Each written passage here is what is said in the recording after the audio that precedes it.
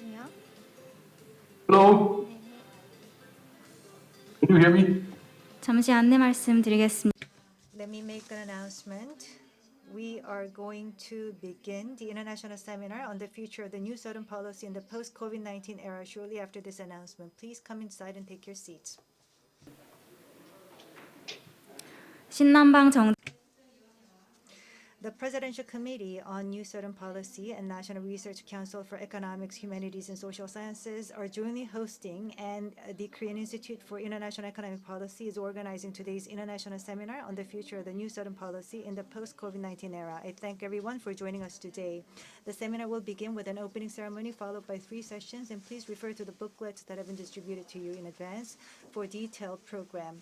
And also, simultaneous interpretation services for Korean and English are being provided throughout the conference. Please use the receivers placed at the tables at your convenience, Korean language from channel 1 and English channel 2. Also, be sure to put your mobile phones on a vibrate mode for the smooth proceedings of the event. We will begin the opening ceremony as soon as the VIPs arrive.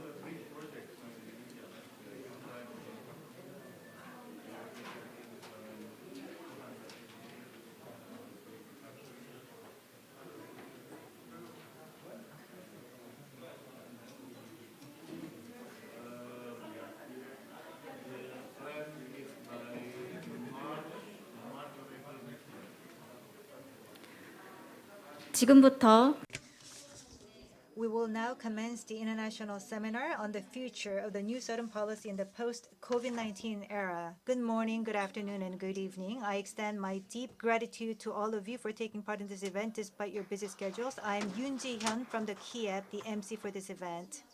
Thank you very much for coming here despite your very busy schedules.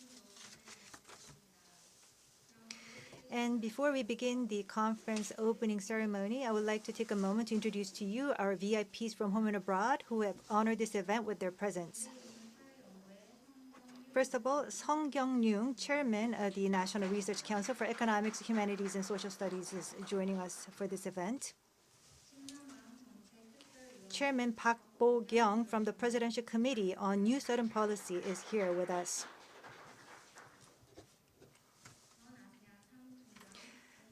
Former Secretary General of the ASEAN, His Excellency Ambassador Oh Kang-yong, is virtually joining us for this event. And President Kim Hung-jong, the Korean Institute for International Economic Policy, has joined us today. And also honorable ambassadors from countries from the New Southern region to Korea are present here today. Thank you very much for your time. And I'll be able to take a moment to introduce them to you once again in session 1. Now with that, we're going to invite to the podium Dr. Kyung-Yoon Sung, Chairperson of the National Research Council for Economics, Humanities, and Social Sciences. We will welcome to the podium for his opening speech.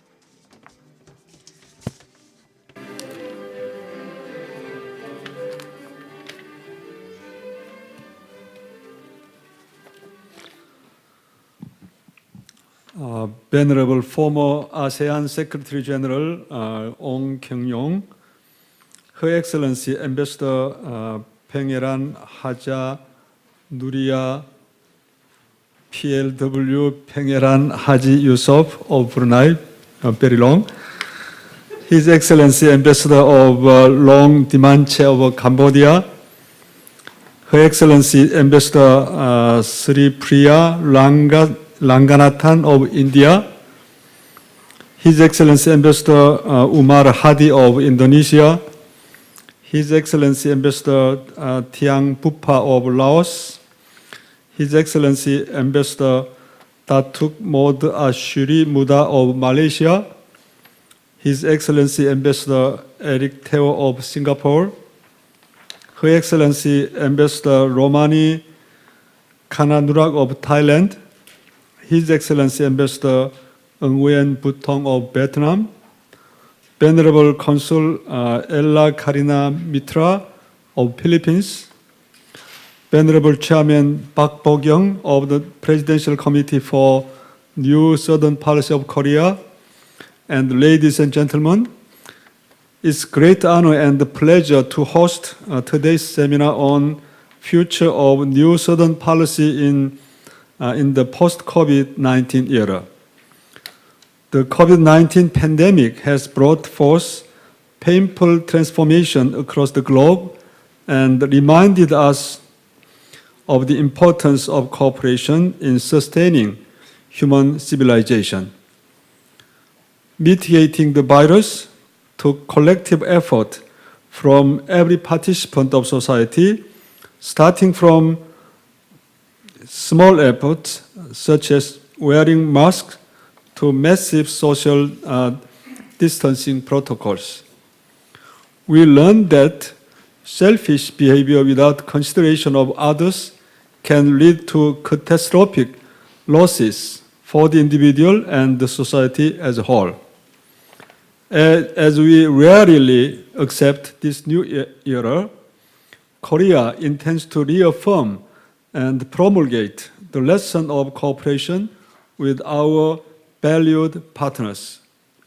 In doing so, the new Southern policy, with its 3P principles of people, peace, prosperity, best encapsulate our philosophy in the upcoming post-COVID-19 era. As the chairman of the National Research Council for Economics, Humanities, and Social Sciences, the collective hub of Korea's 26 national think tanks, it is my task and my personal pleasure to design the future of Korea and a common future for our partners of New Southern Policy through new policy research. And with the drastic changes in our policy environment, I believe it's time for all of us who share ideas and interests to gather together to develop common goals and reach new heights with the new Southern policy. Before I conclude, I'd like to thank President Kim Hong-jong of Korea Institute for International Economic Policy for organizing today's seminar. I would also like to thank our distinguished participants for joining our discussion today. I want to thank the staff of NRC, KIEP, and Presidential Committee for New Social Policy for their hard work in organizing this seminar. Ladies and gentlemen, COVID-19 has showed us how closely interconnected the world is, and we came to be acutely reminded that the safety of neighboring countries is directly linked to that of our own. It is our sincere desire to create new cooperative architecture for Korea and new Southern Policy partner countries under the principles of people, peace, prosperity. We ask for your wisdom and insight as we launch a new wave of cooperation and partnership. Thank you very much. 네, 성경용 이사장님 말씀 Thank you very much. Next, we would like to hear from the chairperson of the Presidential Committee on New Southern Policy, Professor Pook-kyung Park. Please welcome him with a big round of applause.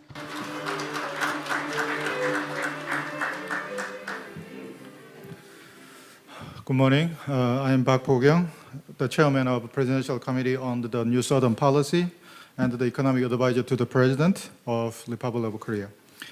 Let me first extend my sincere welcome and thanks to Dr. Song Kyung-yoon, Chairman of the National Research Council for Economics, Humanities, and the Social Sciences, Dr. Kim Hong-jong, President of the Korea Institute for International Economic Policy, Honorable Mr.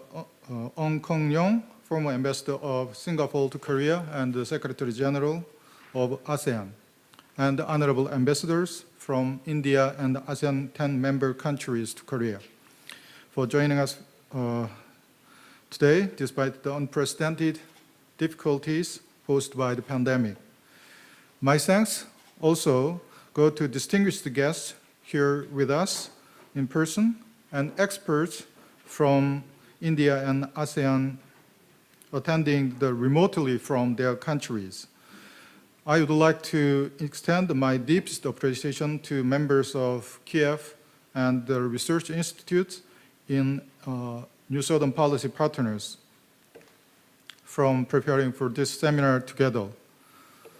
Today, I'm greatly honored to welcome all of you to the international seminar on the future of the New Southern Policy in post-COVID-19 era. Despite the ongoing spread of the COVID-19, I hope that today's seminar will serve as a great opportunity to explore ways to take the cooperative relations between Korea and India and 10 ASEAN member countries to the next level. In particular, I think it is meaningful that we can discuss and share insights on the future of the New Southern Policy in the post-COVID-19 era at this time. Just before ASEAN Summit and the Korea-ASEAN Summit, which are scheduled to be held in upcoming November in Vietnam.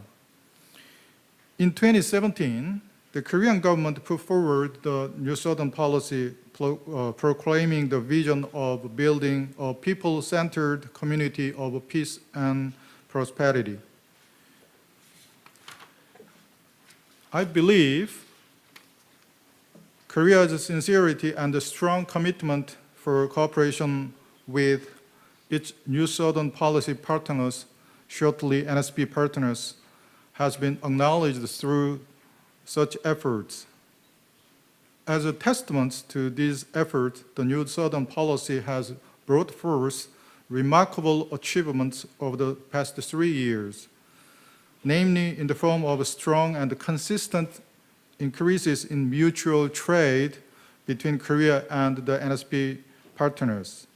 As a whole, the 10 ASEAN member countries have become the second largest trading partners of Korea, and also bilateral trade with India has also consistently been on the rise. Furthermore, mutual understanding of respective culture and bilateral visits have increased very significantly. Distinguished guests, amid the unprecedented COVID-19 pandemic, all sectors, including diplomacy and economic exchange, are now facing unexpected policy environments. In this context, I believe there are important changes or challenges in relation between Korea and the New Southern Policy partners.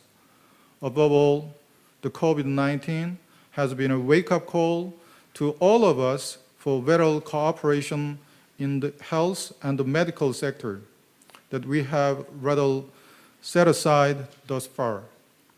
Considering the rapid spread of the coronavirus all over the world, it has become clear that no single country is able to control or contain the pandemic.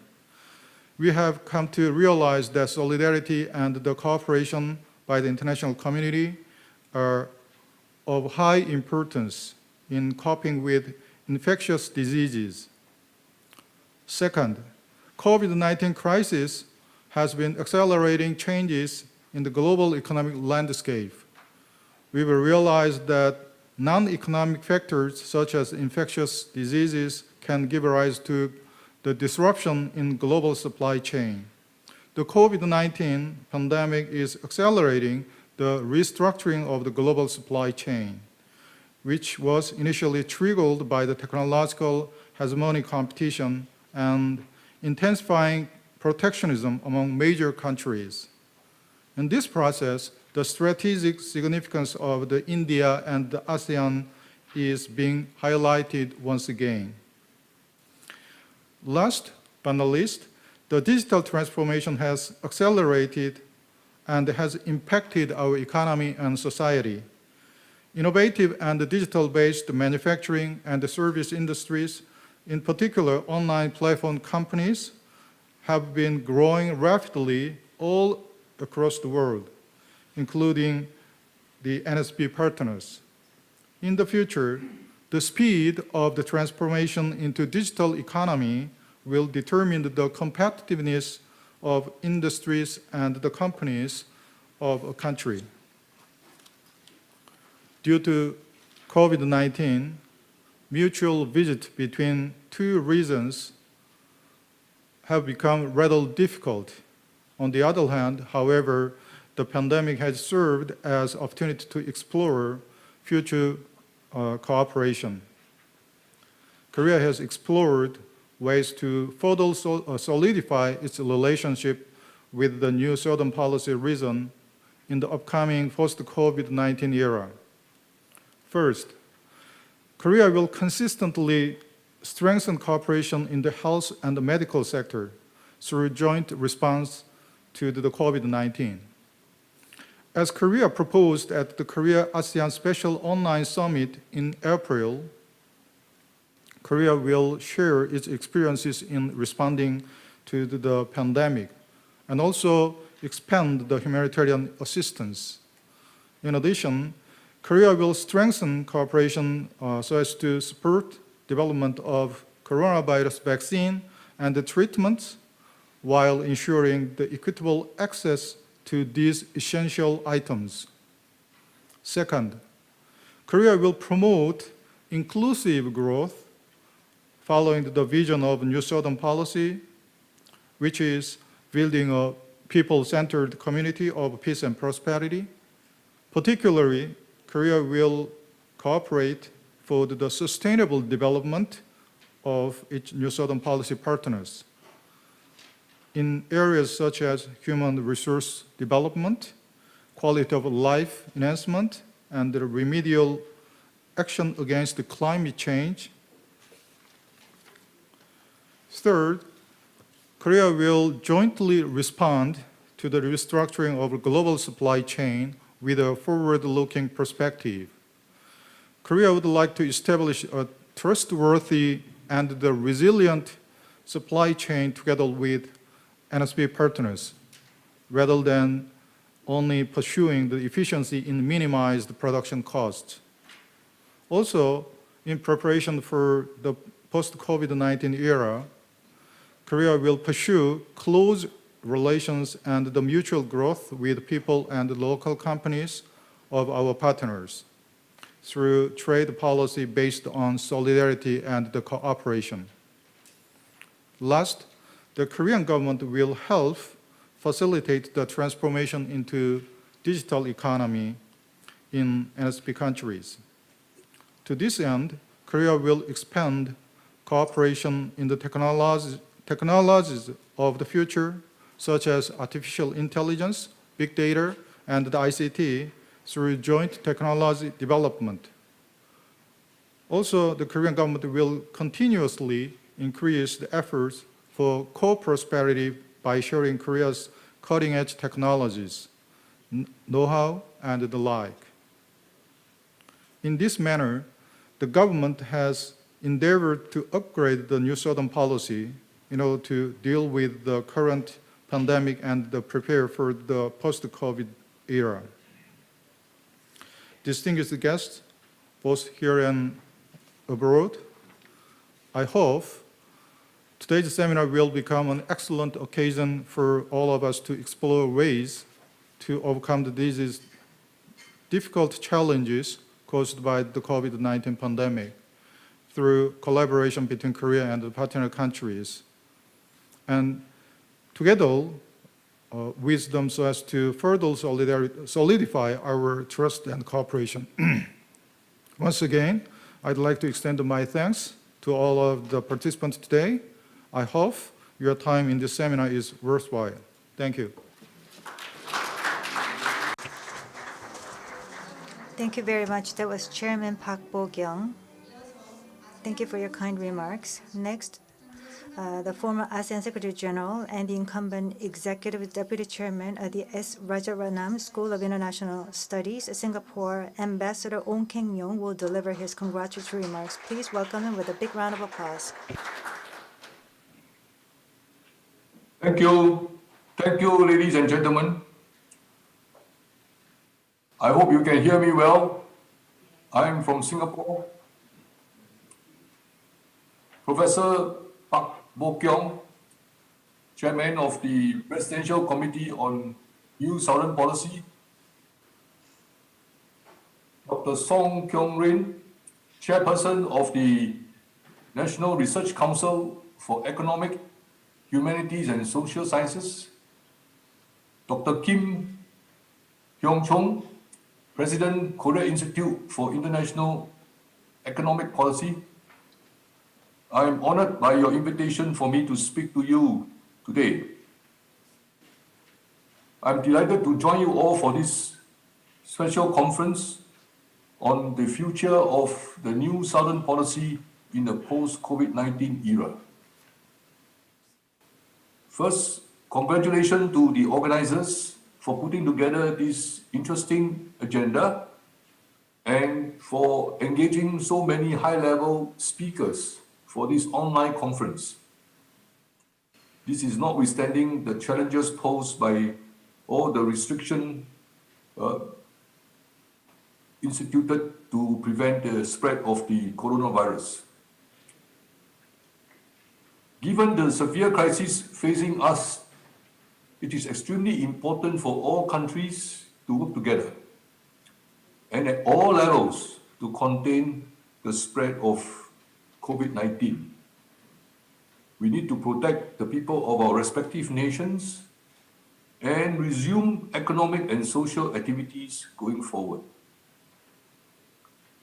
As the saying goes, no country is safe until all countries are safe. This pandemic has served to strongly highlight the interconnected nature of our world today and how countries cannot tackle many problems just on their own. In the context of the relationship between ASEAN and the Republic of Korea, this conference is particularly timely.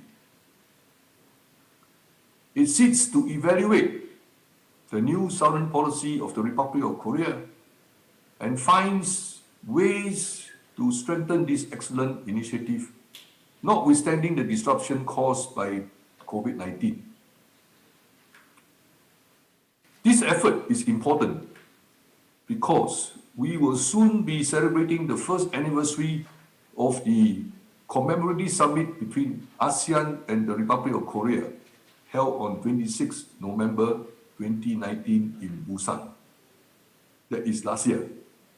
So we are going to reach the first anniversary of this important commemorative summit very soon. President Moon Jae-in has shown great commitment and desire to upgrade relations between the Republic of Korea and ASEAN.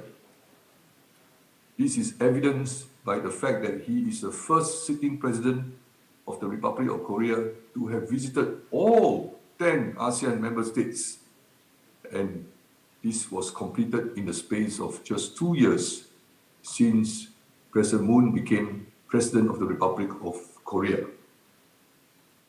Speaking from my experience as a former Secretary General of ASEAN, I would say that this is a very impressive diplomatic endeavor and clearly demonstrated the resolve of President Moon to elevate the partnership between ASEAN and the Republic of Korea to greater heights. Ladies and gentlemen, in every crisis, there are challenges as well as opportunities.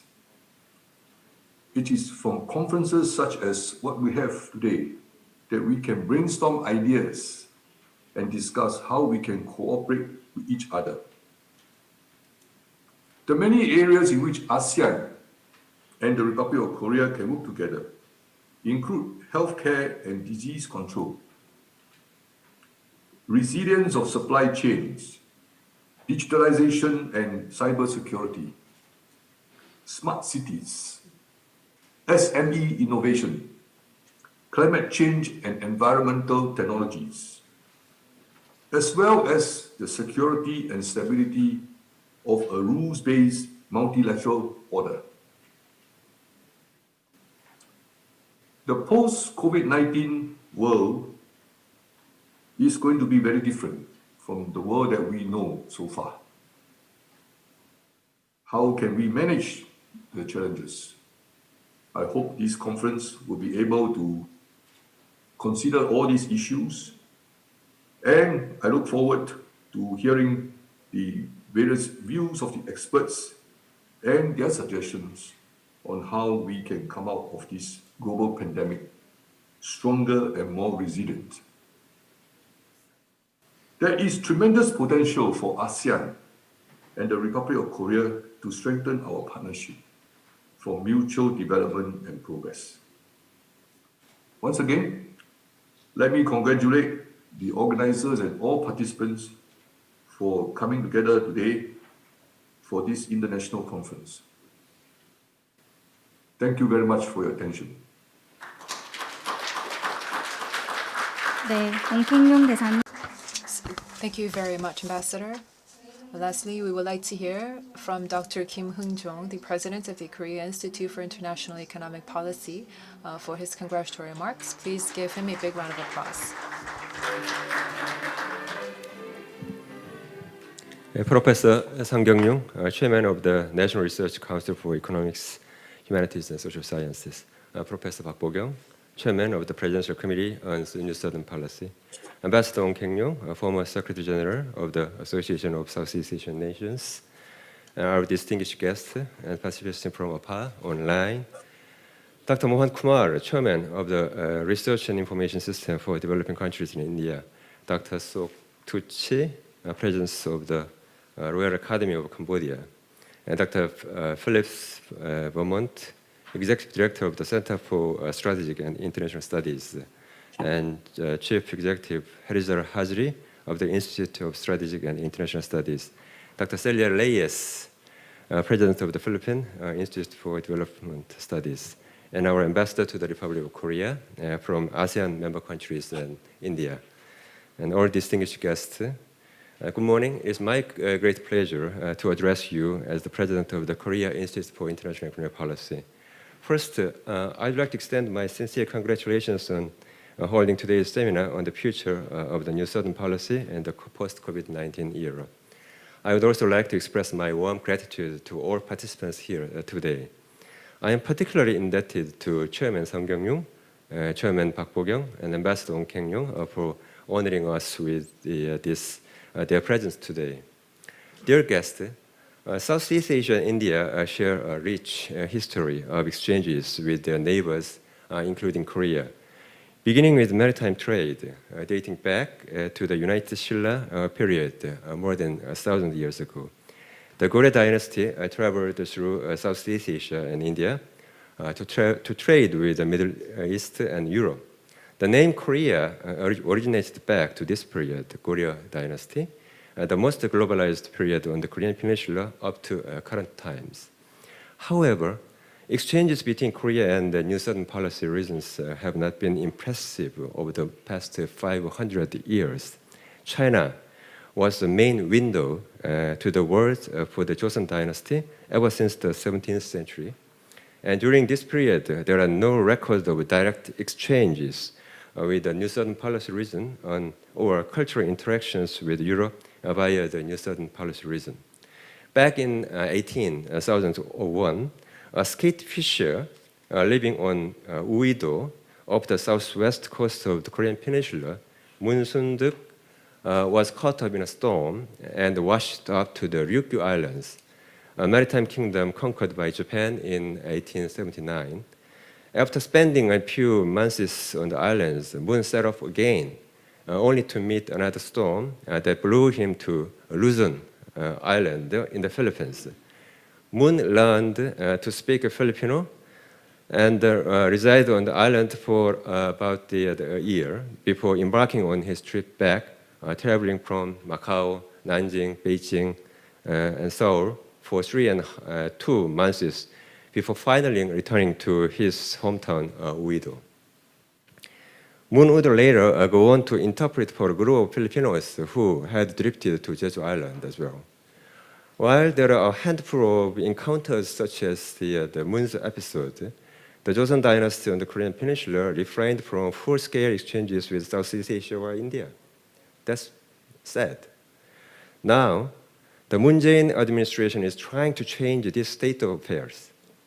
One particularly momentous development was seen in November 2017 when the Moon administration declared the vision of establishing a community of peace and prosperity revolving around the people through the New Southern Policy. Since then, Korea's cooperation with the region has branched out in all directions and developed the partnership into Korea's second largest in terms of trade volume and investment. Korea's precious partnership with ASEAN and India now encompass more than economic affairs and trade, and are now further developing into the areas of politics, security, social, cultural, and foreign affairs as well. Personal exchanges between Korea and the New Southern Policy region have continued to show rapid growth as well. As of 2019, a total of 13.5 million visitors have traveled between the two regions. And more than Korea's neighbors, Japan and China's statistics. Thanks to these active personal exchanges, we are also seeing a wide range of exchanges in the cultural sector, centered around the rise in demand for Korean pop culture as well. Dear guests, the spread of COVID-19 has caused a wide range of changes and setbacks in economic, societal terms, and living conditions. No single country can resolve these issues on its own. We are once again confirming how crucial international cooperation is. The crisis caused by the global pandemic of COVID-19 has not only accelerated changes in global supply chains, it has caused the changes in industrial structures by further promoting digitalization and served as an important opportunity to realize the importance of non-traditional measures to ensure the security of people in the face of threats like virus. When considering these changes in the global environment for cooperation, it will be necessary for the New Southern Policy to adapt in a more sustainable manner as well. While maintaining its major framework and its philosophies, the New Southern Policy must be further developed into taking into account new changes in economic, societal, and policy demand. Upon this backdrop, I consider it particularly significant we have come together today, policymakers and experts in the face of a pandemic crisis, both in person and online, to discuss the future of New Southern Policy in the post-COVID-19 era. If today's discussion helps to produce an advanced form of the NSP to the benefit of all parties involved, we can turn this crisis into an important opportunity for Korea and all our partners in New Southern Policy region. For instance, as we carry out national response measures to contain the spread of COVID-19, Korea and the NSP region could focus their capacities in a more comprehensive form of cooperation in medical services and healthcare. Doing so would bring us one step closer to the NSP's vision for a community centered on people, peace, and prosperity. We must also factor in the changes in economic structure and trade environment caused by COVID-19 to expand the potential demand for cooperation in the digital economy and to establish a stable and resilient global supply network. Dear distinguished guests, the Korean government expanded the scope of the nation's Asian policies out of its traditional focus on Northeast Asia to include ASEAN and India, declaring the bold goal to elevate its relationship with ASEAN and India up to a level on par with the United States, China, Russia, and Japan, leading to the announcement of the New Southern Policy. I am convinced that we will need to upgrade the New Southern Policy into a more comprehensive, reciprocal, and longer-term form if we are to realize this goal in practical terms. I wish for today's seminar, held with experts in the fields from within and abroad, and the Honorable Ambassador to Korea from New Southern region areas, to promote active discussions on new visions for the New Southern Policy and future cooperation directions as we cope with the changes in the global environment for international cooperation in the post-COVID-19 era. I also sincerely hope that today's talks can also add additional momentum for the Korean government's firm implementation of the New Southern Policy while promoting a further discussion on the international scene. Lastly, I should conclude my remarks with my heartfelt gratitude for the effort taken to organize today's event, and once again to the ambassadors to the Republic of Korea, of India and ASEAN member countries for joining us here today. 감사합니다. Thank you very much. That was President Kim Hong-jong. Thank you for your remarks. Now we're going to have a commemorative photo session. We would like to invite all the VIPs to please come forward to the podium for the photo session.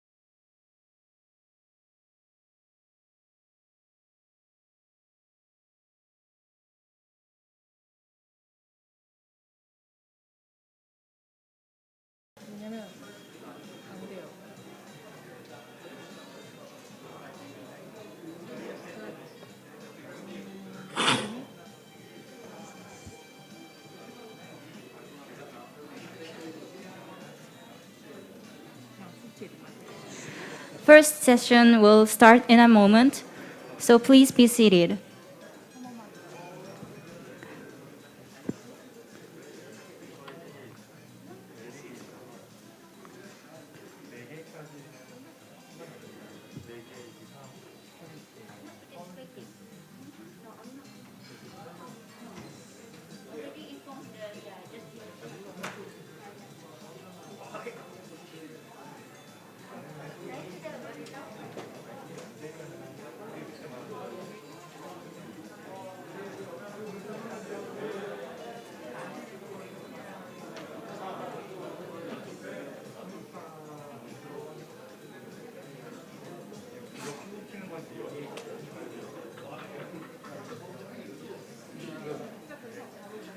여기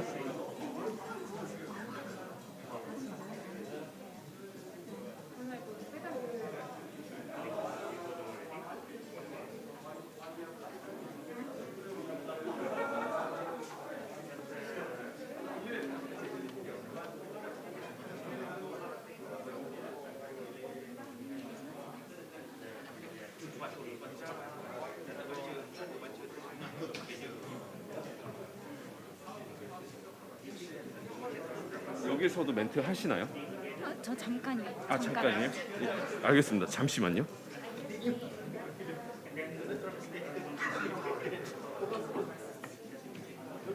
네, 됐습니다.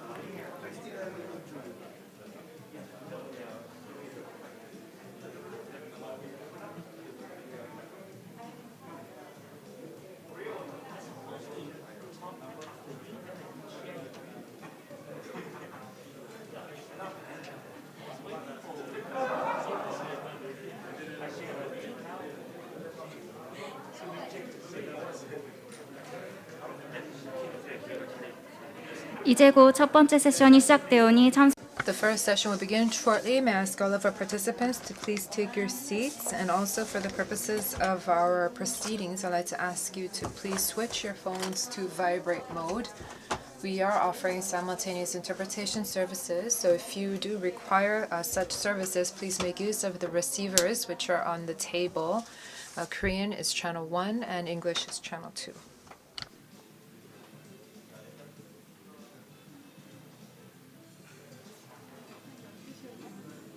잠깐만요. 그럼 지금부터 아세안과 Now we would like to begin the first session titled The New Southern Policy Perspectives from the ASEAN Member States and India Roundtable, which will be moderated by Dr. Kim Heung-jong, President of the Korea Institute for International Economic Policy. We would also like to hear from Mr. Yeo Han-gu, Secretary to the New Southern and New Northern Policies at the Office of the President, as well as the ambassadors to the ROK.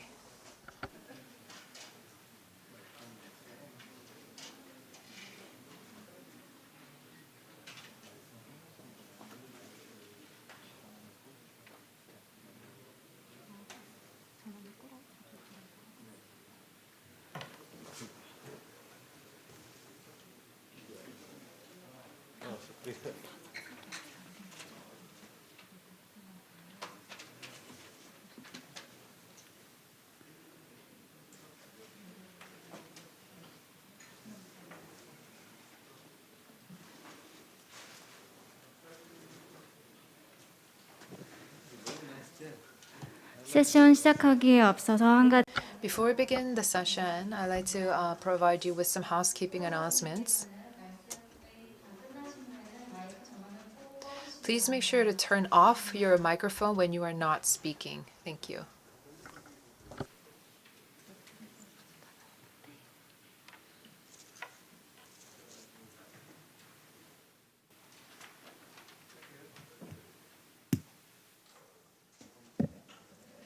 Okay. Once again, I welcome all of you to join this seminar. And then I am Kim Heung-jong, President of the KIEP. We have 11 discussions here in the first session. And then before our discussion, I'd like to introduce the discussants, the ambassadors to you. First, let me introduce the in order of from my right side to the left side. First, Her Excellency Pangeran Haja Nuria, PLW Pangeran Haji Yusuf Ambassador from Brunei. Okay. And His Excellency Long Dimanche from Cambodian Embassy. Her Excellency Sri Priya Langastan from India. His Excellency Umar Hadi from Indonesia. And His Excellency Tiang Bupa from Laos. And His Excellency Datuk Mo Dashri Muda from Malaysia. Mr. Christian de Jesus Charhe Dafe from the Philippines. His Excellency Eric Teo from Singapore. Her Excellency Romani Kananra from Thailand Embassy. And Mr. Chen Chong Tui from the Vietnam Embassy. And Mr. Yo Hang-gu from Committee of the Presidential Committee. Okay. And then in this session, we'll talk about the upgrade of the new Southern policy. But before that, we would like to seek some opinions from you, your evaluation on the new Southern policy, and then what kind of things we need to consider to upgrade the new Southern policy. So let me make this session like this. First, I'd like to raise a question, one question about the evaluation of the new Southern policy from you. So each panelist welcome to answer the questions in 3 minutes. Sorry for the very limited time. And then after that, I will ask you your opinions of the upgrade or reform of the Korean government's new Southern policy. So first question is about like this. Korean government launched the new Southern policy with the 3 pillars: people, prosperity, and peace in November 2017. The new Southern policy is Korea's long-term vision for advancing human, economic, and political relations with 10 ASEAN member countries and India. How does your country receive or view this NSP? So first, discussed for His Excellency Long Dimanche from Cambodia, please. Thank you for having me. And also thanks for the question. Since the President Moon Jae-in launched the new Southern policy with the 3 Ps, is the people, prosperity, and peace in November 2017, Cambodia, and like other ASEAN member states, welcome to the Republic's Korea commitment to the further strengthen relation with ASEAN and India under the new Southern policy. Then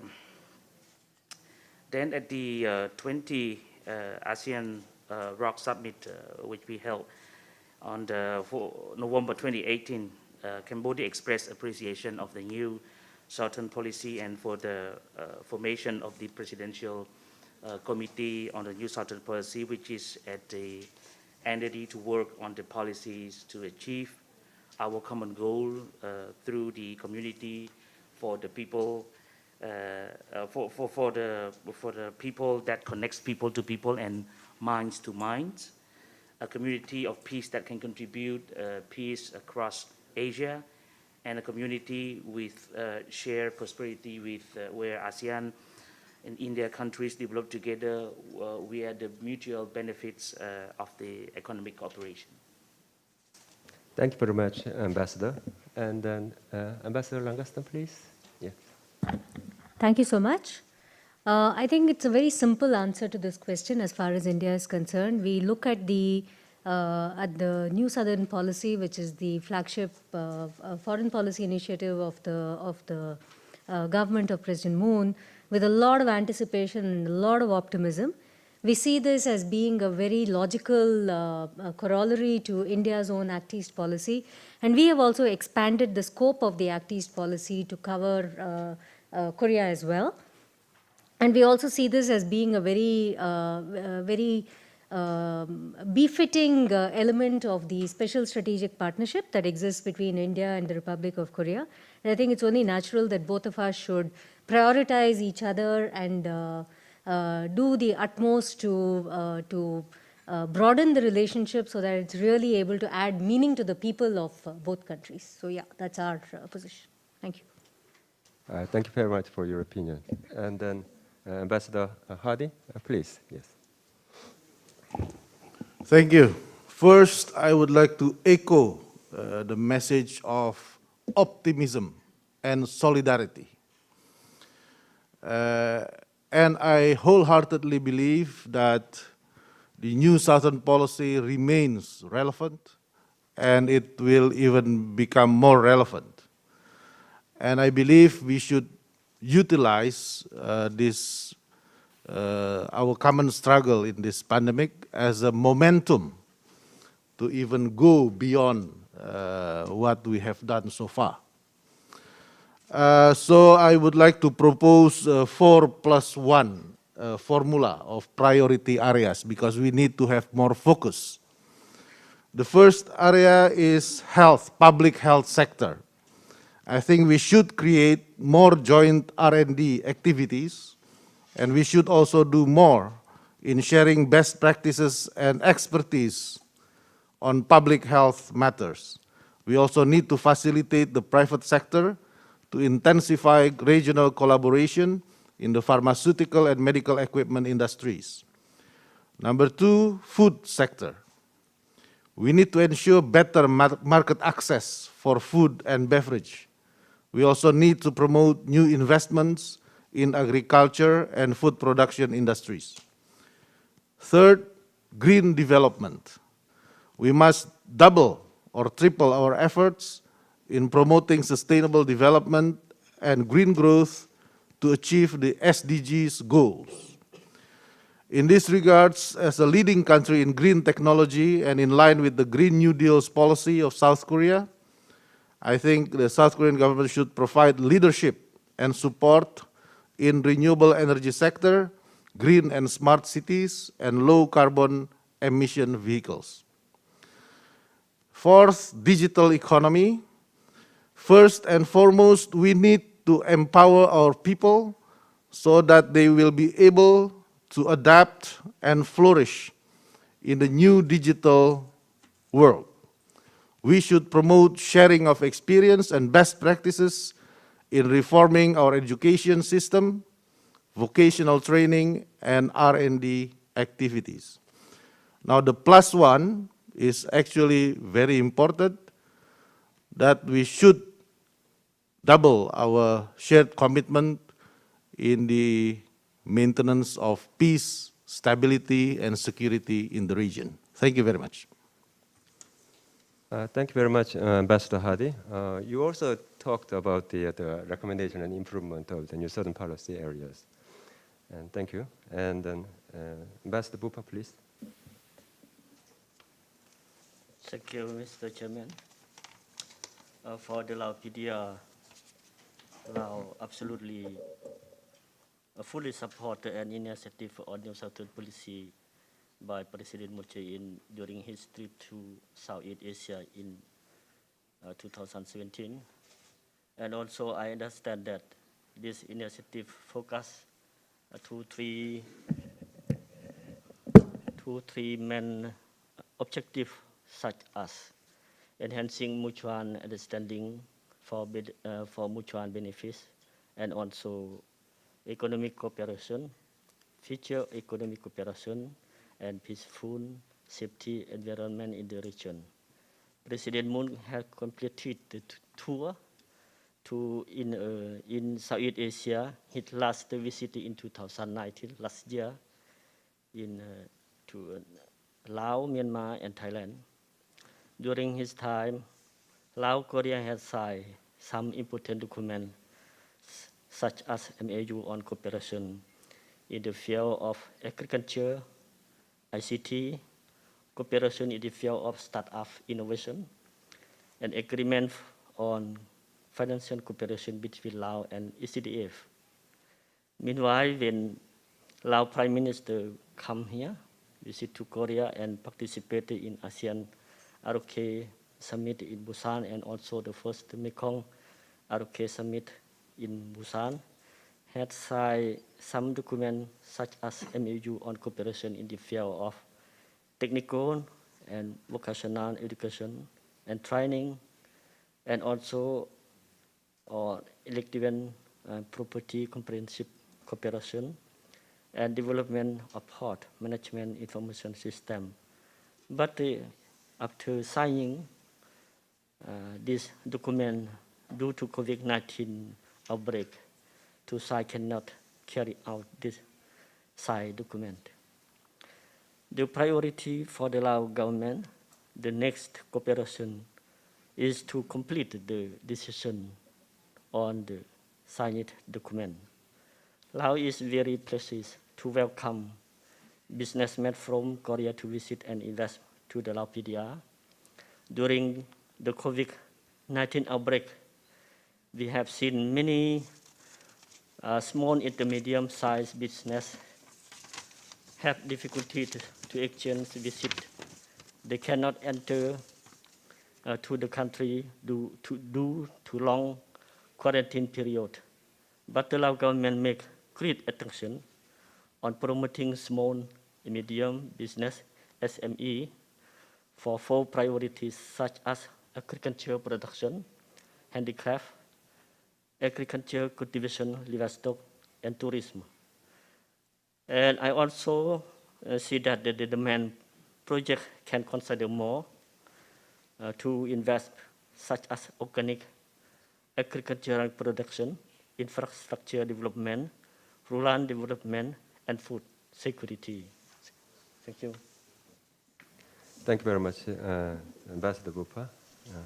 And then now, I'd like to ask the questions to the Ambassador Muda, please. Yeah. Thank you, Mr. Chairman. Excellencies, ladies and gentlemen. First of all, a big thank you to the organizers for hosting this timely conference. I applaud this initiative to review the new Southern policy that was first introduced almost 3 years ago. Taking into account the drastic changes we are forced upon due to the worldwide COVID-19 pandemic.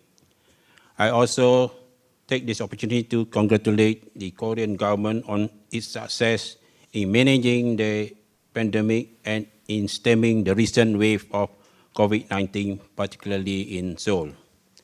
With regard to new Southern policy, Malaysia has always welcomed the policy as we believe it offers immense opportunities for ASEAN member countries, including my country Malaysia, to further strengthen its existing bilateral relationship with the Republic of Korea. Through this policy, we see that the Republic of Korea has strived to elevate its relation with ASEAN and India at par with their traditional important partners, namely the US, China, Russia, and Japan. Malaysia had always recognized the economic might of the 3 East Asian nations of China, Japan, and Republic of Korea. It was this realization that led Malaysia towards its Look East policy, which was introduced and implemented in 1981 by then Malaysia Prime Minister Tun Dr. Mahathir Mohamad. Among the success stories of Malaysia Look East policy is that almost 5,000 Malaysian students successfully graduated from Korean universities since 1980s, and many are now working with Korean companies that had their investment in Malaysia. As you are aware, the Republic of Korea remains as one of Malaysia's main sources of foreign direct investment in manufacturing sector since 1980.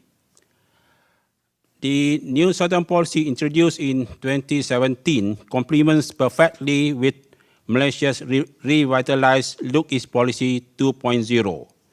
Malaysia looks forward for more foreign direct investment from Korea to foster greater collaboration between both countries, especially in the development of industries related to Industrial Revolution 4.0, namely artificial intelligence, digital economy, robotics, and smart manufacturing. All those have been adopted by the Republic of Korea some time ago. The launching of New Southern Policy is also timely given the fact that ASEAN is a potential partner for Republic of Korea to diversify its foreign policy strategy. Thank you. Thank you very much, Ambassador. You also talk about the explanation of the Korea-Malaysia relations, and thank you very much for this explanation. And then next, Ambassador Teo, please. Oh, sorry. Charles de Jesus, from the Philippines. Thank you very much, Mr. Chair. Allow me to first say that I indeed share and concur with the expressions of optimism, solidarity, and relevance as expressed by the esteemed panelists this morning. And allow me to share my opinion on how the Philippines views the New Southern Policy of President Moon Jae-in. The New Southern Policy, since its inception in 2017, has been getting significant attention in the Philippines. Even before the pronouncement of President Moon, much has already been done for the ASEAN-Korea partnership. With this presidential initiative, this partnership has seen dramatic improvement in the cooperative relationship now between South Korea and ASEAN and India, the NSP countries, both in the bilateral and multilateral levels, which include continued increase in people-to-people exchanges, and in recent months, as we have seen, a more strengthened cooperation in healthcare. The New Southern Policy also provided enhanced economic opportunities for the NSP countries, particularly the Philippines. With this pivot of South Korea to the NSP countries, we, the Philippines and South Korea, will have an improved and expanded bilateral economic ties. Also, being a country with a young and growing population, the Philippines is an attractive market for consumer-based products like food, electronics, garments, and cosmetics. With a population of around 109 million, it would be feasible to establish production facilities in the Philippines to serve the needs of the domestic market as well as our ASEAN and India neighbors. The Philippines is now experiencing a manufacturing resurgence, and we hope that Korean companies seriously consider the Philippines in their expansion plans. Also, in light of the New Southern Policy, the Philippines and South Korea are pushing on with negotiations to conclude our free trade agreement. For us, there is no better time to conclude the FTA than now, given that the economic impact of the coronavirus pandemic on both the Philippines and South Korea. The free trade agreement will aid the Philippines in the recovery, especially of the export sector, reeling from supply chain disruptions. Thank you very much. Thank you very much, Mr. Jesus, for your comments on New Southern Policy's implications to the Korea-Philippine relations. And next, Ambassador Teo, please, from Singapore. Thank you very much, everyone. Good morning. I want to thank the organizer for organizing this very timely seminar. As mentioned by my colleagues earlier, I think since the inception of the NSP, New Southern Policy, in November, 3 years ago, 2017, we have seen an increase in focus by the ROK on the New Southern Policy countries, namely ASEAN countries and India. I think that is a good sign. And these are huge markets by itself. ASEAN population, 650 million. It's a huge population and young population, and a population which is gaining purchasing power. India, likewise, is double that size, 1.3 billion, and also a very growing market in itself.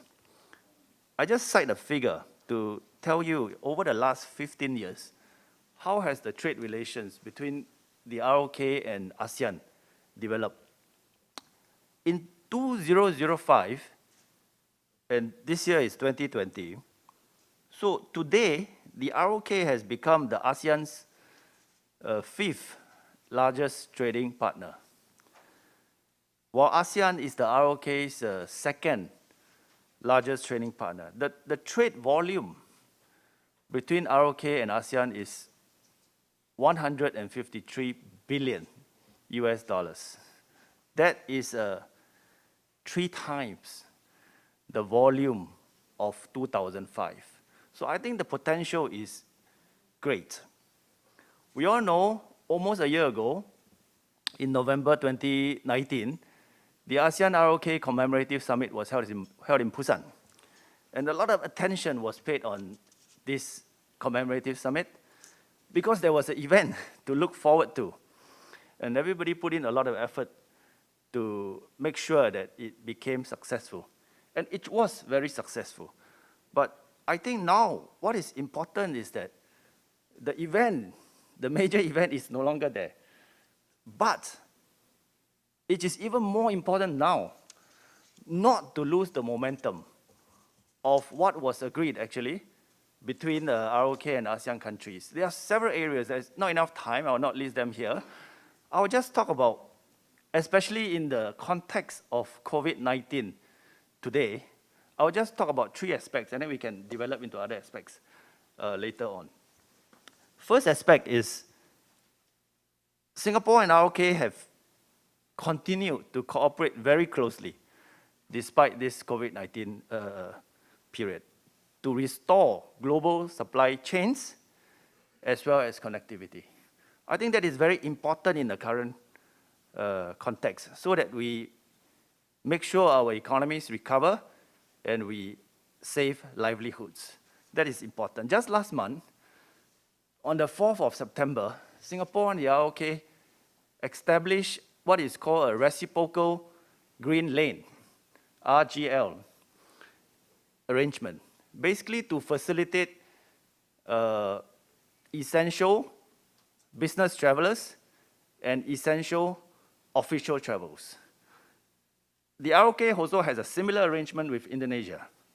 And we encourage, when the other ASEAN countries are ready, I know ROK is also discussing with them right now, when they are ready to do so, I think this should be expanded to the other ASEAN countries.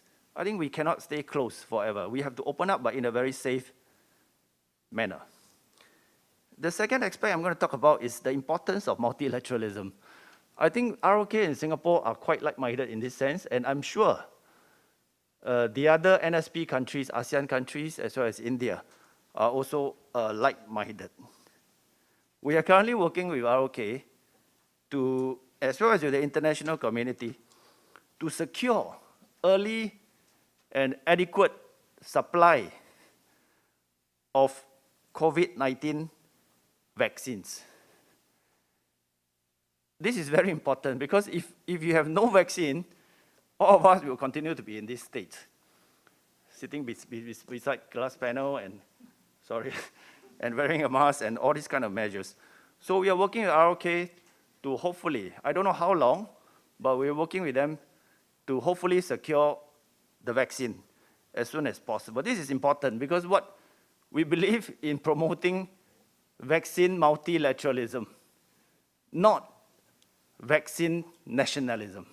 So that is important. The third aspect I'm going to talk about is Korean companies. I talk about trade and all this. Korean companies are big investors in ASEAN countries, as well as in India. I think in this period in particular, Korean companies must think long-term rather than short-term. And I think they are thinking long-term. Yesterday, by the way, I attended a groundbreaking ceremony of Hyundai Motors. They have a groundbreaking ceremony in Singapore. They're going to set up an innovation center in Singapore. And because of COVID, I couldn't travel, so they invited me to their R&D center in Gyeonggi-do in Namyang. So I attended it.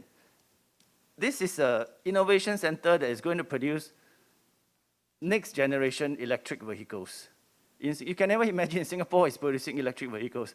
So what I'm trying to say is companies like that are thinking long term, and they should, under the current climate, Korean companies continue to think long term and continue to invest and show their confidence in the ASEAN countries. I think this pandemic is taking its toll on many of us, but I think we should be prepared that it will end one day, sometime next year. But the companies shouldn't be waiting until then, and then it may be too late. So that's my 3 points for now, Chairman, and then we can talk a little bit more later on. Thank you.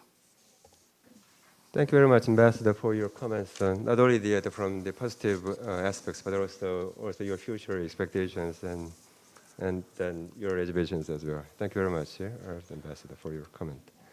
And the next, Ambassador Kanarak from the Thai Embassy, please. Oh. Good morning. Thank you very much for inviting me to this important conference to discuss the New Southern policy, as we now need to strengthen our cooperation to overcome the pandemic and to manage the economy. For Thailand, we fully support the strengthening of cooperation under the 3 pillars, which aim to build a people-centered community based on prosperity and peace. For Thailand, we believe that the resilience and strength of our people is the basis for all cooperation. In particular, we attach importance to cooperation in the areas of education and human resource development. In this connection, we are pleased that Thailand International Cooperation Agency, or TICA, and KOICA have signed the TICA-KOICA Action Plan 2020 to 2022 in September this year. The 2 agencies will work together to provide joint training program for Mekong countries as well. We believe that Korea is a model country for building resilience in the private sector, especially through development of MSMEs, e-commerce, digital economy, innovation, and technological advancement. We hope Korea's experience in this area will help bring sustainability to the regional supply chain in these challenging times. On the sub-regional level, we have seen increasingly active role of the Republic of Korea in the development of the Mekong sub-region through the following developments.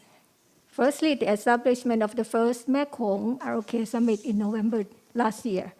Korea pledged to increase financial contribution to Mekong ROK Cooperation Fund from $2 million to $3 million this year. Thirdly, Korea is the first, being part of the first batch of ACMEC's development partners. And fourthly, Korea being the first country to announce financial contribution worth $1 million to ACMEC Cooperation Fund. On COVID-19, we appreciate Korea's contribution of $1 million to the ASEAN COVID-19 Response Fund.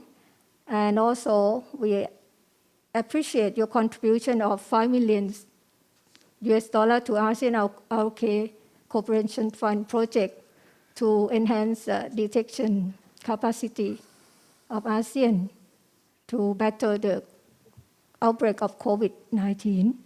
In addition, we also welcome Korea's proposal for the establishment of the ASEAN ROK Health Dialogue Channel, which we see is a timely mechanism that can help expand regional cooperation in the health sector, not only for tackling COVID-19, but for building a resilient health system in the long term. Thank you very much. Thank you, Ambassador. And next, I'd like to introduce the Chun Chung Tui, Deputy Head of Mission from Vietnamese Embassy. First of all, I would like to thank organizers for organizing this very important meeting.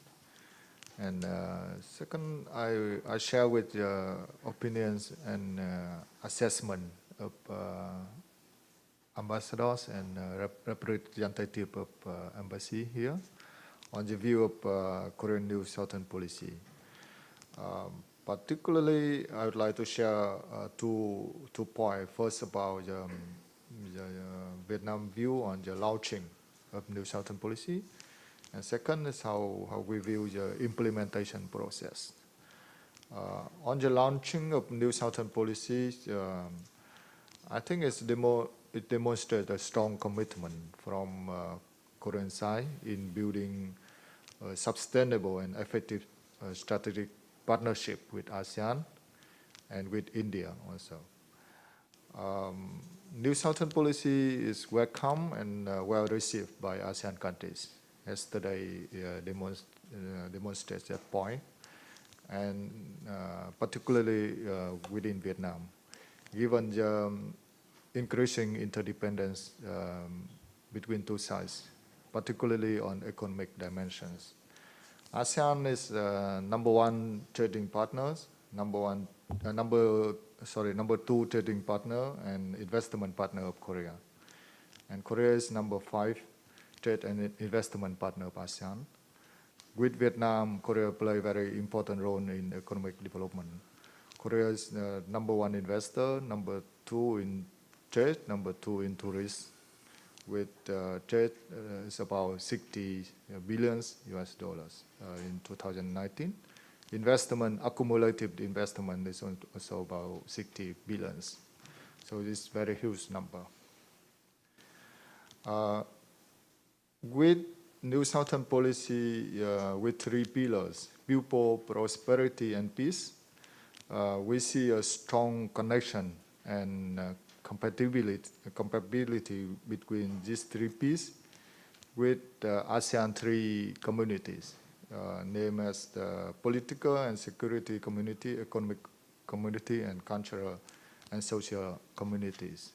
So we have channels for promote cooperation and promote sectoral cooperations. On implementation process, we see Korea have made serious efforts in implementing the New Southern policy, and the reason is huge success. As today's discussion, President Moon made a visit to all 10 ASEAN members within the first 2 years. That is historic development. And Korea successfully hosted a commemorative summit, ASEAN-Korea, and the first Mekong-Korea summit in Busan last year. And Korea has so strong commitment in implementing the cooperation projects and declarations. As Thai ambassador already mentioned about Korea contribute to Mekong Fund, to ASEAN Korea Fund, and to COVID Fund. In relation with Vietnam case, for example, after the first visit of President Moon to Vietnam, both sides agree to set up interagency committee to oversee the implementation of projects with the head of both delegation is Deputy Prime Minister. That's the first time we established this kind of interagency mechanism, and I think it's the first time with other countries. So it's so a strong commitment on the follow-up of the agreement and declaration. So thank you very much. Thank you very much, Mr. Jung Tui. And then 마지막으로 우리 신남방 신북방.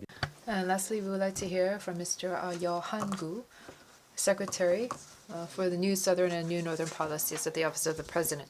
The organizer, first of all, in organizing this very important event. I think it's very rare to meet all these distinguished ambassadors from all ASEAN and India, especially during this the pandemic situation. So I think it's a really valuable opportunity to share perspective on this new Southern policy from both parties.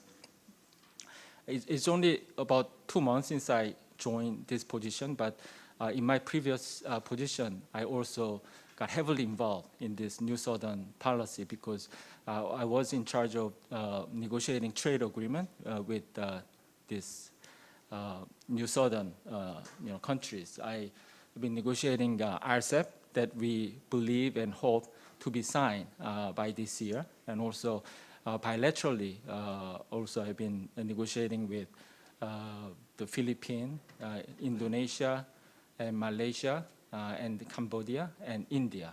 So I think, I'm a big believer and enthusiastic supporter of this new Southern policy. I'd like to say that Korean government and especially President Moon put one of the highest priority on this success of this new Southern policy. I think we all know that the President Moon has visited all these 11 countries in his first 2 years of inauguration. I think this is the unprecedented personal commitment shown by the Korean president. And also, the President Moon established the Presidential Committee on the New Southern Policy, and we have a chairman today here. So these are the actual cases of strong commitment by the Korean government and President Moon for this New Southern Policy. I just would like to emphasize a key distinctive features of New Southern Policy from previous many diplomatic or foreign policy initiative that previous Korean administration has taken. The first, I think in previous administration, Korean government has focused on mostly our neighboring countries. You know that the big power countries, United States, China, Japan, and Russia.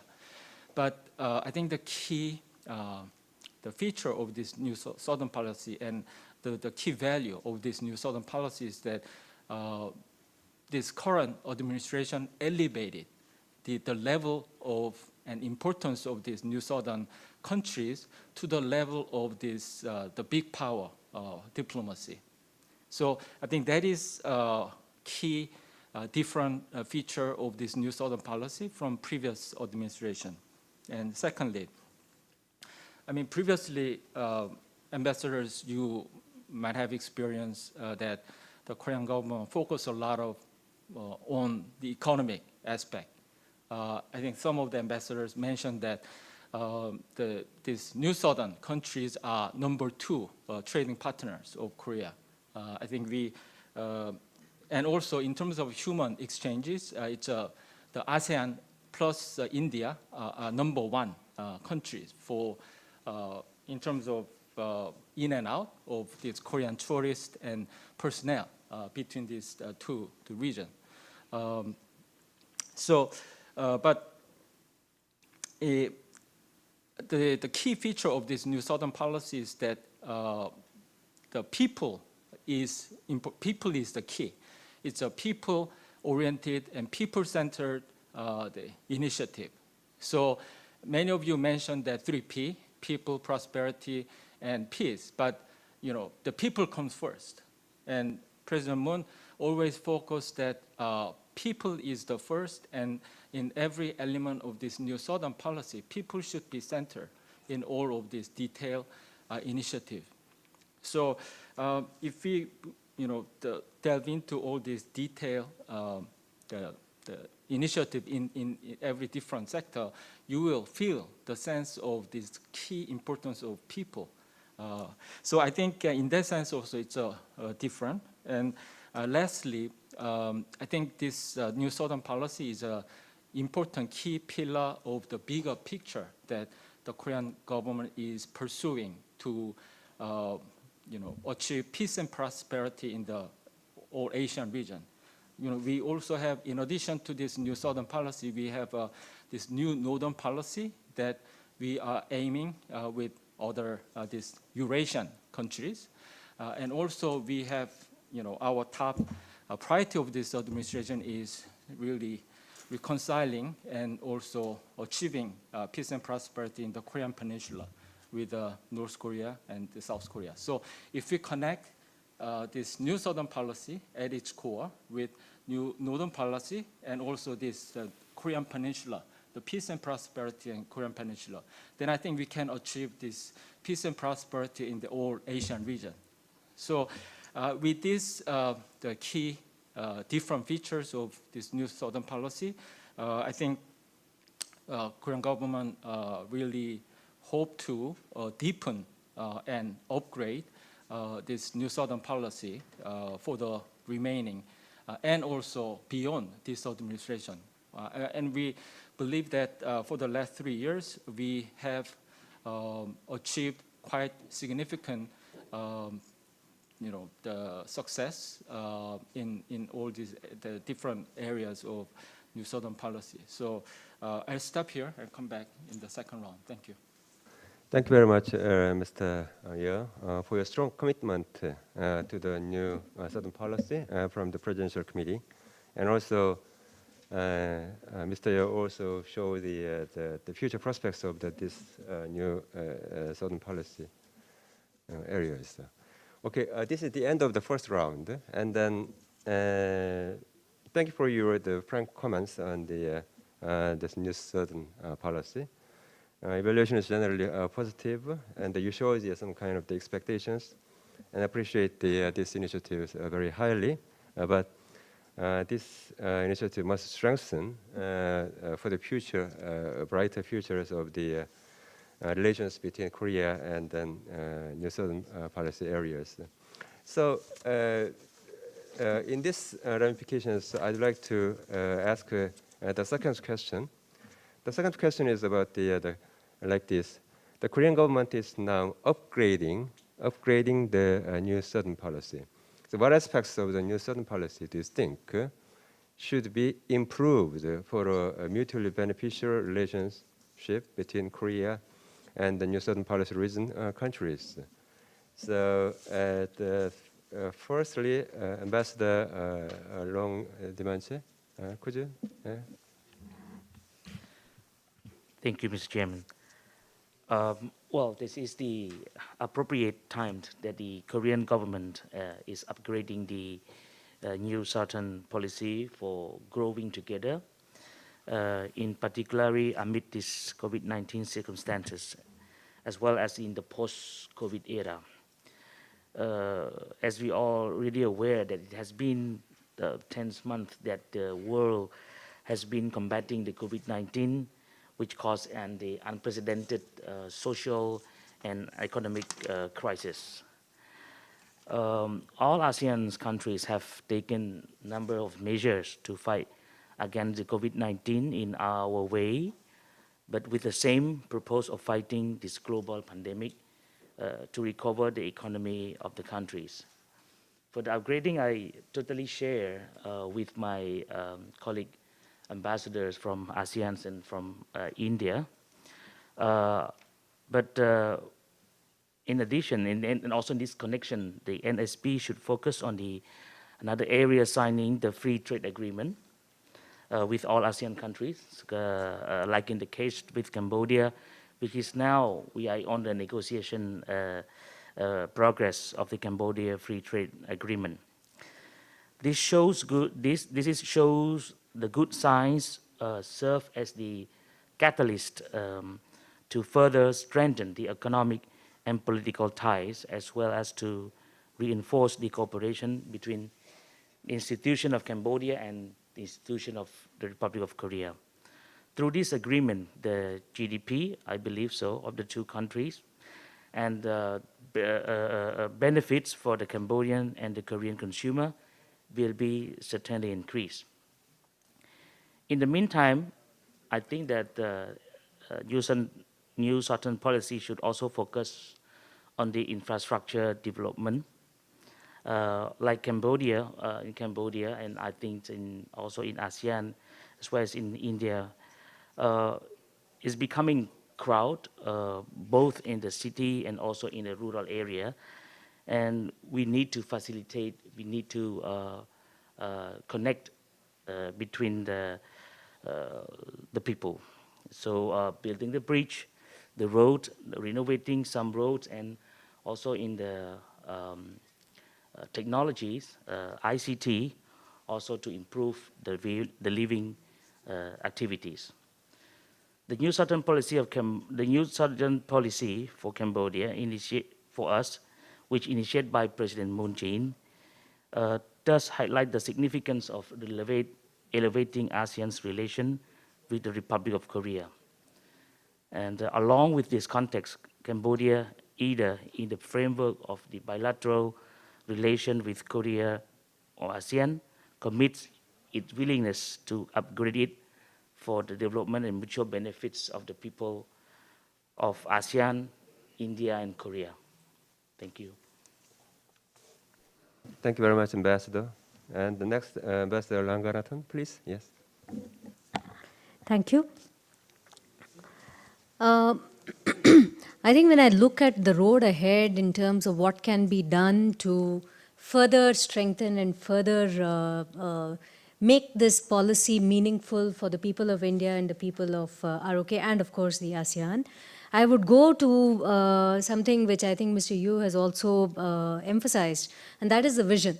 The vision is of a future-oriented partnership for people, peace, and prosperity. And if we keep that vision clear in our minds, I would venture to say that the following steps could be taken, which would make it easier for us to really grasp and achieve the potential of this vision.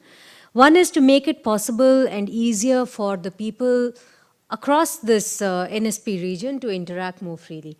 And that means that we need more flights, we need more easier visa arrangements, we need electronic visa, we need visa on arrival. I think these sort of facilities need to be created. In the short term, we are of course faced with this COVID-19 related difficulties, and I think many of my fellow ambassadors have mentioned this earlier, that at this moment what we really need is to have a uniform process, a harmonized process of quarantine procedures. How do we handle the needs of business travelers? How do we handle the public health concerns and the practical needs of business persons and officials who need to interact? So let's put in place a system which works and which is fully understood by everybody in this region so that we know what to expect from each other. The third point I'd like to, suggestion I would like to make is that, there are a lot of opportunities now, certainly in India. I know, again, many of our fellow ambassadors have mentioned the opportunities in the ASEAN. There is, I think, a great deal of synergy between what Korea brings to the table and what India and the ASEAN bring to the table. So if we are able to create a kind of a mechanism whereby the opportunities, I can only speak about India because I know that far more. I can, for example, say that over the next 5 years alone, we are expecting to see about $1.4 trillion worth of investment in our infrastructure area alone. Now, these are all areas in which Korean companies are very strong. So what can we do to enable Korean companies to participate in these opportunities in India? It would be truly a win-win kind of a proposition because the Korean companies bring the expertise, they bring the technology, they bring the financial support. The Indian agencies bring the opportunities, the partnerships. There is a lot of, I would say, synergy going over here. borrowing from the example of the ASEAN, and this is an area where I'm deeply envious of my colleagues from the ASEAN, I think there are a lot of organizations, or at least 2 organizations that have been set up specifically to nurture ties between the ASEAN and the ROK. One is the ASEAN ROK Center, and the other is the ASEAN ROK Cultural Office in Busan. I think we need something like that with India as well. I have suggested that perhaps the Indian Chamber of Commerce in Korea, which is a pre-existing organization, that could be adopted and expanded to fit into this framework, so that we are able to use its energy and its expertise to really take the relationship to a completely new level. I have many more things to say, but because of want of time, I will just say one last thing. President Moon made a very far-sighted and to the people of India a very touching message on the occasion of Hangul Day, when he said that the affection for Hangul in India is the most anywhere in the world, and also that India means a great deal to Korea. And is a key partner within the new Southern Policy framework. Now, if we are to, and he also acknowledged that the government of India has included Hangul as one of the elective advanced languages in our school system. Now, if we are really to be able to make the most of this opportunity, we would be seeing a whole lot more of young Indian people learning Korean. And I think that could serve as a very unique bridge between India and Korea.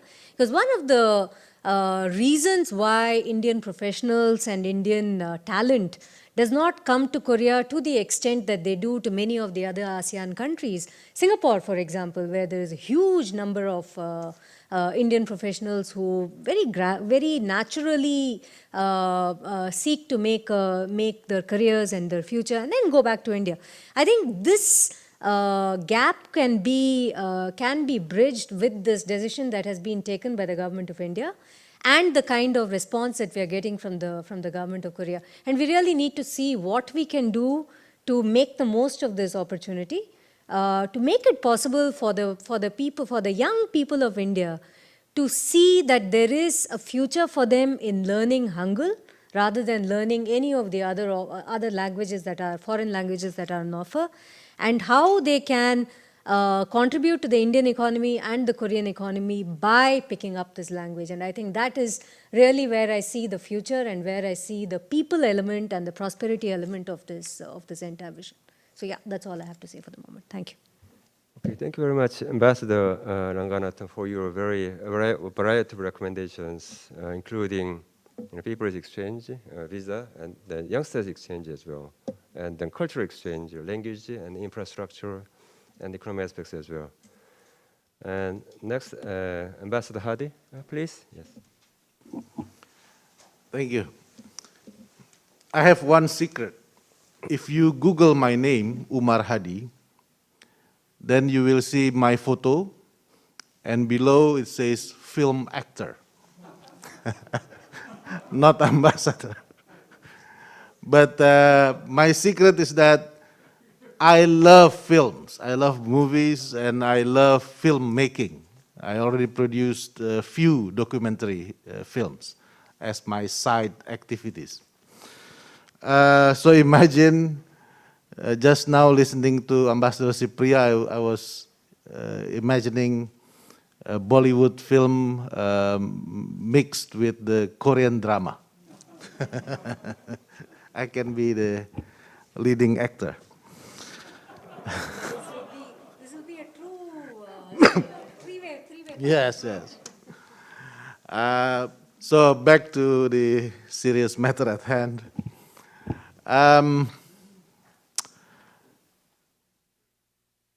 I think also, aside from being optimistic, we need to be realistic. This pandemic will end one day, but countries will have different pace. Some countries might have or might see the ending of this pandemic earlier. Some countries might have it later.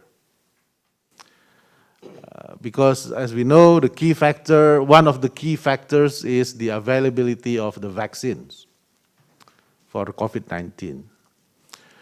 Therefore, I think one key message that this New Southern Policy platform could echo is solidarity, solidarity, and solidarity. That's one, the public health issue. But then again, we have at the same time the economic fallout of the pandemic, right? And this economic fallout doesn't come as a one-off event.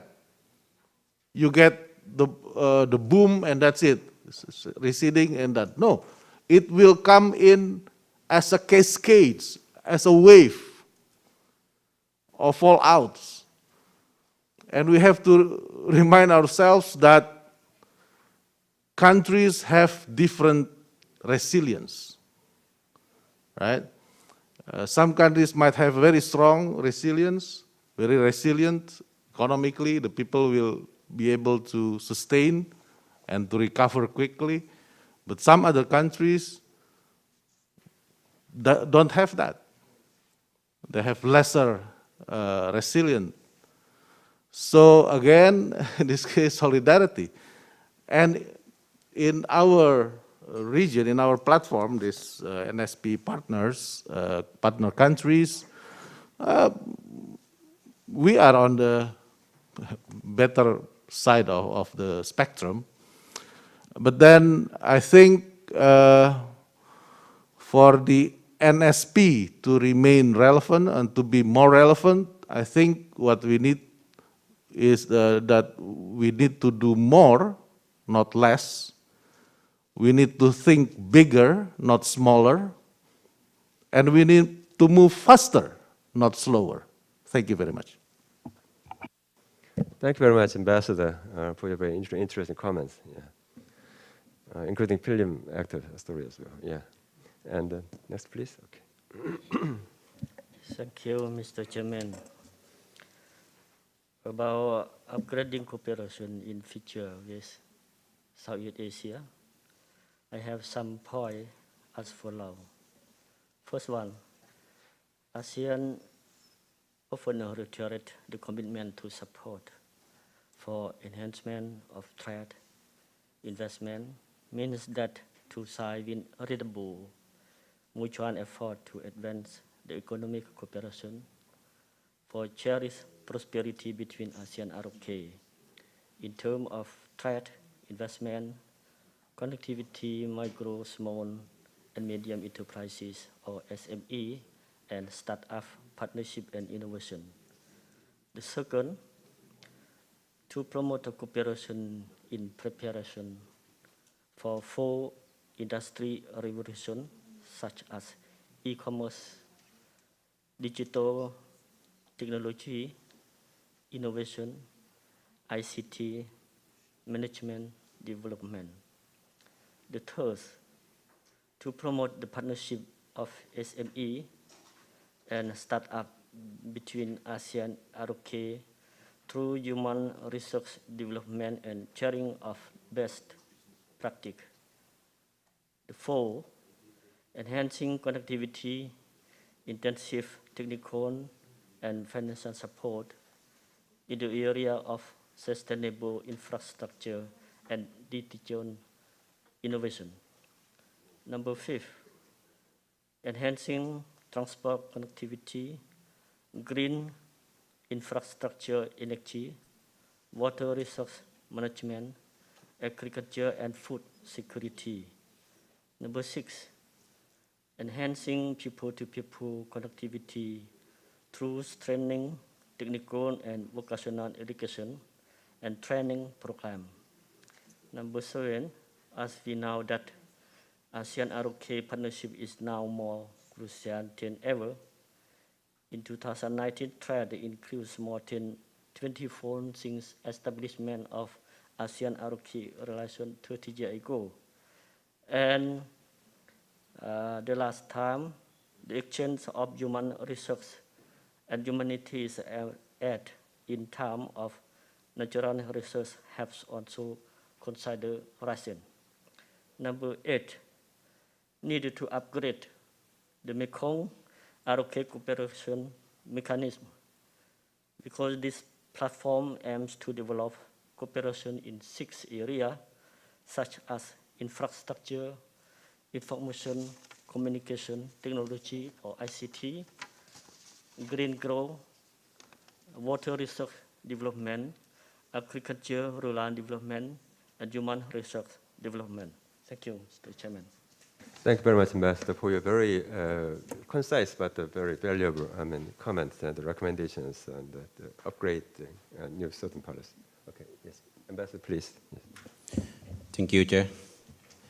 The second question, I could say that for Malaysia, upgrading the new southern policy could further complement our Look East Policy 2.0, as both countries are now in the process to elevate their relations into a strategic partnership. It is also our hope NSP will continue to contribute to Malaysia's industrialization strategy in promoting investment in high technology, knowledge, and capital-intensive industry. Taking into account our current predicament, perhaps upgrading the NSP could expand the existing cooperation in healthcare and medical science to address the challenges posed by COVID-19, as well as to reduce the likelihood of future pandemics. There is potential for collaboration in the development of vaccine and treatment drugs against the pandemics. Yesterday, I listened to a keynote address by a well-known and Nobel winner economist Joseph Stiglitz at the Korea, ASEAN, and India Business Week.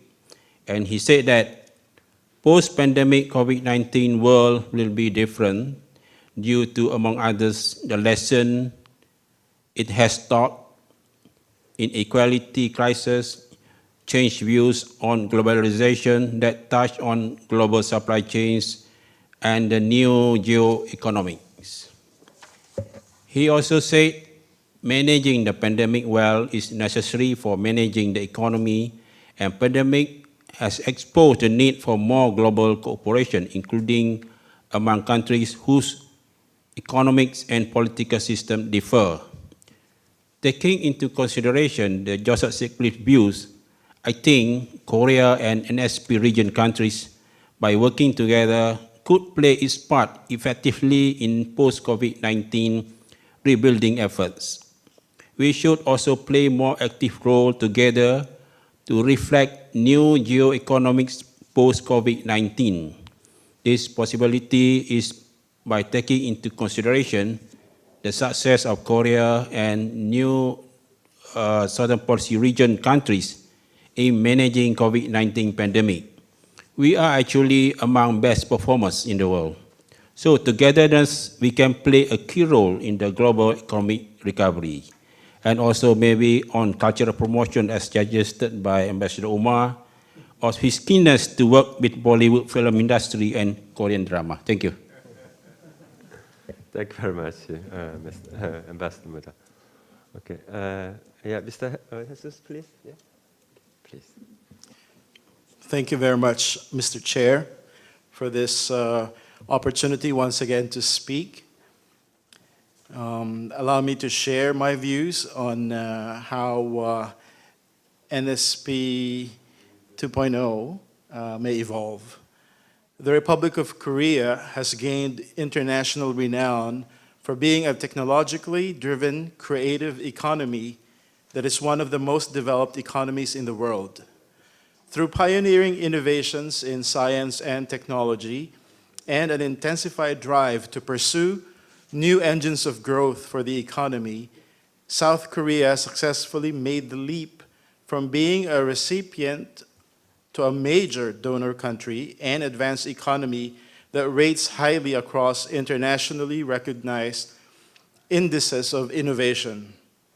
In view of South Korea's prominence as a technological powerhouse and its keen interest to augment its ODA to NSP countries, there are many opportunities to tap Korean expertise, and we need more strengthened cooperation and opportunities to tap Korean expertise and appropriate technologies. For one, the Philippines can benefit from pursuing enhanced collaborative linkages with South Korea in the areas of infrastructure and transportation, science, technology, and innovation, agriculture, marine, and transportation, fisheries cooperation, climate change response and mitigation, development of MSMEs, development of electric vehicles, and other areas. Moreover, transnational and non-military threats, such as acts of terrorism, cyber attacks, and large-scale disasters, are also pressing issues of the world, and not just the region. In light of the present situation, we hope that South Korea and ASEAN and India can exercise joint leadership in sectors such as disaster response, anti-terrorism, cybersecurity, and maritime security. Also in recent months, due to the spread of COVID-19, travel in the region has been adversely affected. While tourism and people-to-people exchanges have been greatly limited, all sites can greatly benefit from unrestricted travel of essential persons such as business leaders, medical professionals, and humanitarian workers. The flow of economic and people-to-people exchanges, trade, investment, and essential goods through our borders is an important growth engine of the global economy in this time of pandemic. ASEAN and India and South Korea must overcome this crisis together and work together to minimize the negative repercussions of COVID-19 on our economy. Thank you very much. Thank you very much, Mr. Jesus. And next, micro to Ambassador Teo, please. Thank you very much, Chairman. I'm very happy to hear about the plan to upgrade the NSP. I think it's timely, and we look forward to the NSP 2.0 in time to come. I think it is very important under the current COVID-19 situation that we must get ready for a post-COVID world. I think we should not be despair, even though we may be very affected by COVID. I think we should look forward and get prepared and get ready for a world that will be very different from what we have lived through all these years. In that context, I want to talk about another 3 aspects which I think will be important for us to get prepared for a post-COVID world. The first, I'm very happy to hear that there's the mention of the conclusion of the RCEP, RCEP was mentioned. I think the plan is to sign the RCEP within this year, 2020. I think because of COVID, in particular because of COVID, I think the urgency to sign RCEP has become even more pronounced. So I think we should not delay it further. I think RCEP basically promotes further liberalization and further multilateralism. I think we should carry on and sign the RCEP within this year. Other countries which are ready in the future will be most welcome to join us in time to come. That is my first point. RCEP is very important. My second point is about the digital partnership agreement that Korea and Singapore are currently negotiating. I think the plan is to conclude it, hopefully within the year. I think under the current climate of COVID, this type of agreement has gained more importance in order to prepare countries for a future economy. We believe that this DPA between Korea and Singapore, in time to come, it will be concluded, can be expanded to include other new Southern policy partners when they are ready to do so. I think we need to tap the opportunities offered by the digital economy.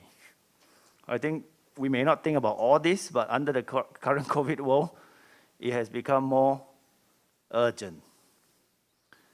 My third point is that beyond economic cooperation, I think this is the point that Ambassador Umar Hadi may be happy to hear, is that the allure of Hallyu has not declined. Actually, because of COVID, the attractiveness of Hallyu has actually increased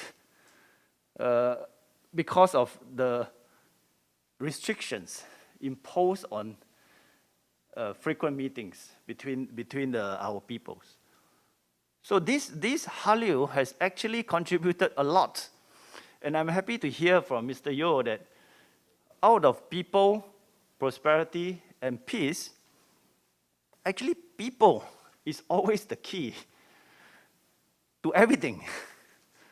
If there's no people, there's no prosperity. If there's no people, there's no peace. So people is key. So I'm happy to hear that point from Mr. Yeo. In terms of the exchanges must continue, but in a steady and safe way. So I just cite some figures. The tourism figures between Singapore and the ROK in 2019 was close to 1 million. I mean, still there's room for expansion. The number of Korean tourists actually ASEAN is the #1 travel destination for Korean tourists. And above 10 million Korean tourists go to ASEAN every day. And again, there is room for expansion. Although this has been affected by COVID, I believe that once the situation stabilizes, these exchanges between the two sides will resume again. But of course, under the current COVID climate, we have to resume in a very safe and calibrated way. Just want to share a survey conducted by Singapore's Straits Times newspaper last week. So the Straits Times polled total 6,000 respondents on which are the country or countries Singapore wants to, or the respondents want to establish what we call air travel bubble with. Guess which country came out on top? Korea came out on top.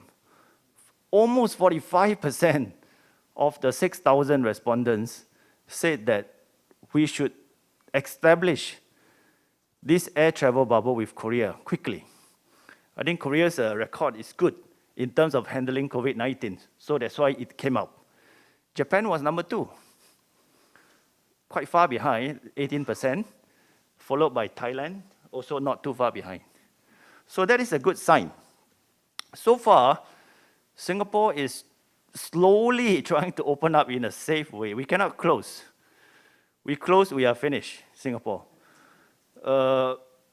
And I'm not joking, because we are so dependent on the external economy and the exchanges. So we have to open up, but we have to be responsible and open in a safe way. So far, we have what is called air travel bubble with 4 countries. So with Brunei, with New Zealand, with Vietnam, and also with Australia, minus Victoria State, because they are not ready. So 4 countries. What is air travel bubble? So air travel bubble basically means we allow travelers to come into Singapore without the need for 14-day quarantine. Because the 14-day quarantine is the one that will deter people from coming, because it's too long, right?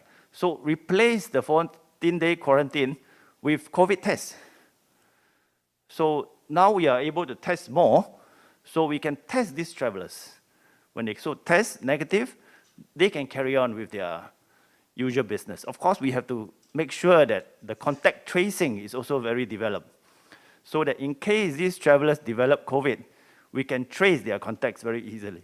So we look forward, when countries are ready, including Korea, to establish this air travel bubble with Singapore. So just to sum up, I think Singapore supports and welcomes the New Southern policy of President Moon Jae-in, and we welcome even more the NSP 2.0, and we look forward to its launch. So far, it has been very successful in strengthening the ties between NSP countries and the ROK. I think as the ROK has been preoccupied and is preoccupied with engaging its top 4 partners, as well as its neighbor up north, I think there is room for the ROK to engage NSP countries more deeply and more substantively, so that we can bring our relations to new highs. I think, as I say, don't waste a crisis. So we should use the crisis to do even more. Thank you, Chairman. Thank you very much, Ambassador Teo, for your very valuable and comments covering not only the RCEP and Digital Partnership Agreement, but also the other issues related to people's exchange, and also very interesting and encouraging survey data and Straits Times. So, thank you. And the next ambassador, please. Next from Thailand, please. Well, with President Moon's visit to all the NSP countries and agreements reached at the ASEAN ROK Commemorative Summit and the first Mekong ROK Summit held in Busan last year, I believe we have a comprehensive and integrated plan of cooperation for enhancing our strategic partnership.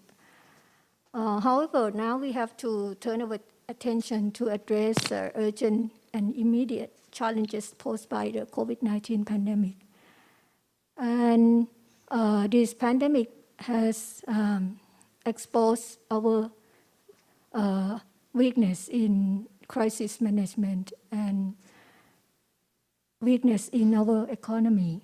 So we should focus more on healthcare, food security, R&D, and digital and innovation in order to equip and prepare ourselves for the post-COVID-19 era and also for future pandemics. Another point I think it's very important for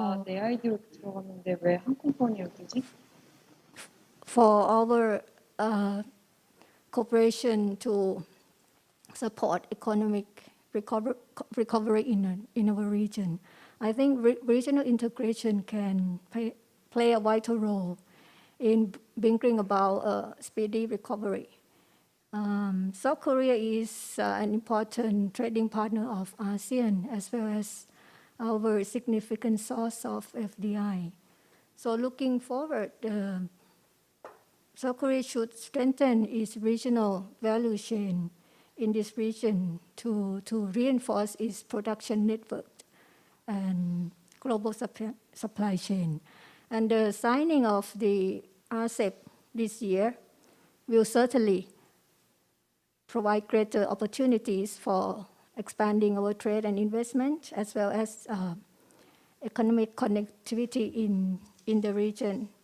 In this connection, since Korea has an high technology and expertise in smart infrastructure, we would like to encourage Korea to enhance regional connectivity by working with ASEAN to implement the infrastructure project under the Master Plan on ASEAN Connectivity 2025. Another point that I would like to raise is I think there's another potential area that I would like to propose is that we should work together to promote green recovery.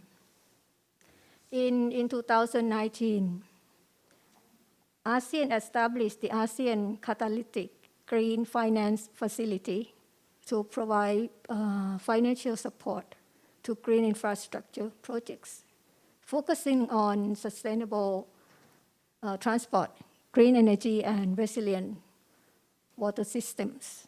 We appreciate the government of Korea's contribution to this facility, and we think this green recovery effort can perhaps work in tandem with President Moon's Green New Deal, which is part of the overarching Korean New Deal. Thank you very much. Thank you very much, Ambassador, for your talking about the ASEAN connectivity and also Korean New Deal as well. Yeah. And then next, Mr. Chun Chung-tui, please. Yes. Thank you. I think now Korean government want to upgrade the New Southern Policy to New Southern Policy 2.0. That means we have to look at what aspect and what dimension of the version 1.0 that can be promoted and can be strengthened, right?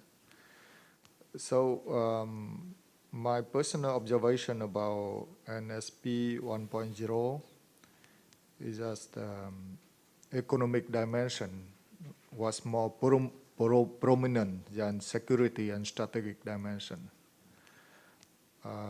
Diplomatic activities was more prominent than norm and rule protecting dimension. On sectoral cooperation with IC cultural, tourism, people-to-people relation was more prominent than education and science and technology cooperation. So my general suggestion is to make NSP 2.0 more balanced. That does not mean not promote cooperation in the strong areas, but my suggestion is to put more emphasis on not very strong dimensions. So specifically, my suggestion is that for Korean government to put more emphasis on security and strategic dimensions. Given the complexity of US-China rivalry, small and medium powers in Indo-Asia Pacific need to promote cooperation and coordination among themselves to hedge against uncertainty. On norm and rule protecting, I think Korea and ASEAN and India also, we have the same interest to work together to uphold principles of international law and norms, such as peaceful settlement of disputes, to maintain the rule-based international orders and regional orders, and to guarantee the maritime security and safety in the region. Particularly, I think most of ASEAN countries is expecting AOK to voice its concern and position more frequently and more openly on common security. I think they agree with me. On common security issue in South Asia, such as the South China Sea issues. If we compare Korean position with other major partners of ASEAN, for example, US, Japan, India, Australia, or European Union countries. This partner voice quite frequently and openly about the South China Sea issue. And I think AUKUS and ASEAN countries should also continue cooperation and coordination in multilateral platforms, such as ASEAN Plus 3, EAS, AIF, UN, G20, and sub-regional cooperation, especially Mekong Korea cooperations. On other aspects, I see still more room for promotion, cooperation in education and science and technology. This area of cooperation still lag behind other areas and do not reflect the capacity of Korea. Korea has very strong capacity in education and science technology. And I agree with other panelists on we should promote cooperation in dealing with pandemic and post-COVID-19 development. Thank you. Thank you very much, Mr. Chan Chong-tui, for your comments. And then lastly but not the least, Mr. Yeo, please. Yes, thank you, Chair. First of all, I'd like to highly appreciate all the valuable and insightful comments from ambassadors. Actually, the Korean government right now is in the process of developing this upgraded, version of this New Southern Policy, and I think your vivid voices felt from ASEAN and Indian perspective really helpful for us to develop better plan. I'd like to just pick up some of the points made by ambassadors. First, I think we are facing completely new reality, completely new world, which is post-COVID-19 world, and every country is struggling to balance between the public health and economy. And I think the lessons that we are learning from our trial and error experience is that both of this public health and economy are important. We cannot just too much sacrifice one over the other. So in that sense, I think Ambassador from India mentioned this essential flow of business people and key individuals. I think Korean businesses consider the limitation of this free flow of key essential business people between Korea and these ASEAN countries and India is one of the key obstacles to normalize these business activities between Korea and these countries. And as I said, I think the public health is something that we cannot sacrifice. But I think there are also diverse ways in which we can balance the public health with this continuing needs of business and economy. So in that sense, I think the G20, the ministers, they agreed on this general principle of developing these new guidelines on the movement of essential business or key personnel between these member countries. So I think one of the key areas that we need to develop is the transparent and predictable guideline or procedure by which these key business people from Korea and ASEAN and India can move in and out in a way not to compromise this public health and this quarantine. Of course, also I heard from many of these business people that the 14-day quarantine is a key obstacle. They can go, but when they come in, they have to be locked down and locked in their home for 14 days. It is a very heavy burden to those business people. So I think that is one of the areas. And secondly, I think a few ambassadors also mentioned digital. Digital, I think digital is key.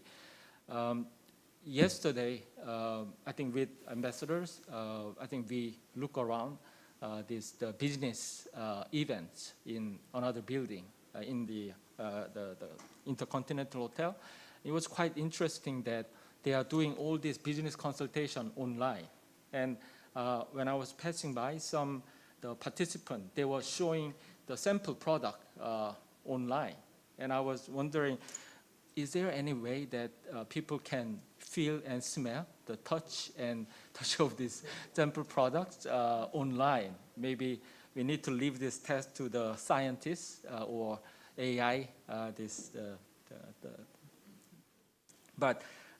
So I think it's a now new reality. We don't know how long this COVID-19 and this status of the world could last. Maybe a few more months, one more year, we don't know. But what is clear is that this new trend is emerging, which is this online, digital, and I think yesterday one of the presenters explained the big potential of ASEAN market in terms of booming this e-commerce sales and new venture the capitals and so on and so forth in this area. So I think the digital, as the ambassador from Singapore mentioned, the digital agreement could be one of the areas that we can think about.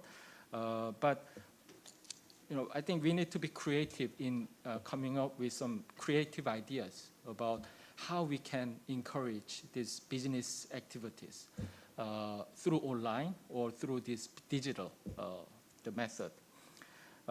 There's a second point, and also lastly, I also want to pick up the point made by the ambassador from the Singapore, this RCEP.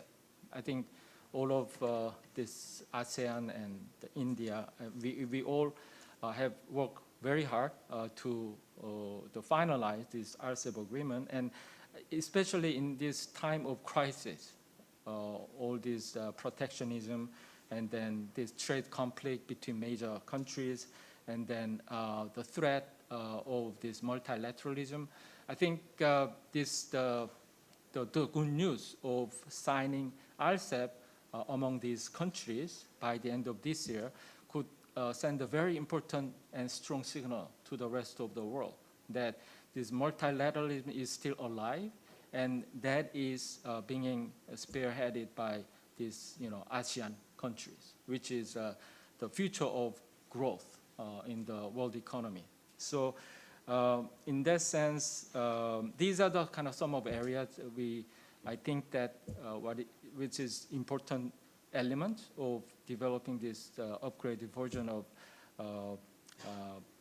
this new Southern policy. But I also appreciate all the other comments, regarding this peace area and all the other areas of promising the cooperation areas. So thank you.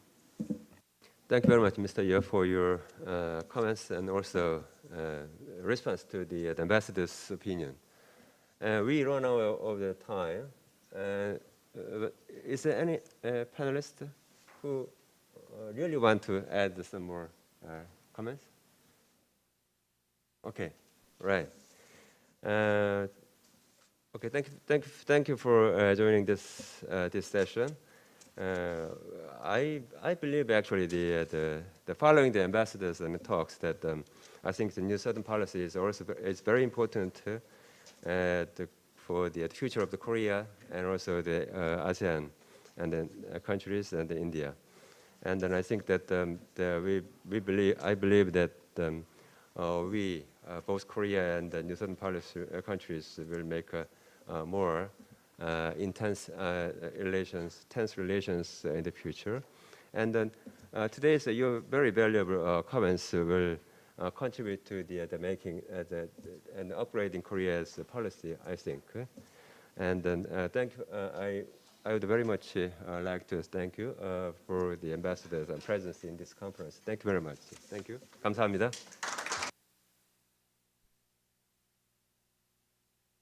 수고해주신 자장님. Please give another big round of applause to our moderator and to our panelists. This concludes the morning session, and we'll now move into our luncheon. We will be providing lunch boxes to you at your seat. As for our VIPs, I'd like to ask you to please move to the VIP room. To walk to the VIP lounge for luncheon. 다음 두 번째 세션은 오후 2시부터 시작될 예정이오니 참석자분들께서는 2시까지 자리로 돌아와 주시기 바랍니다. 감사합니다. The next session will begin at 2 o'clock.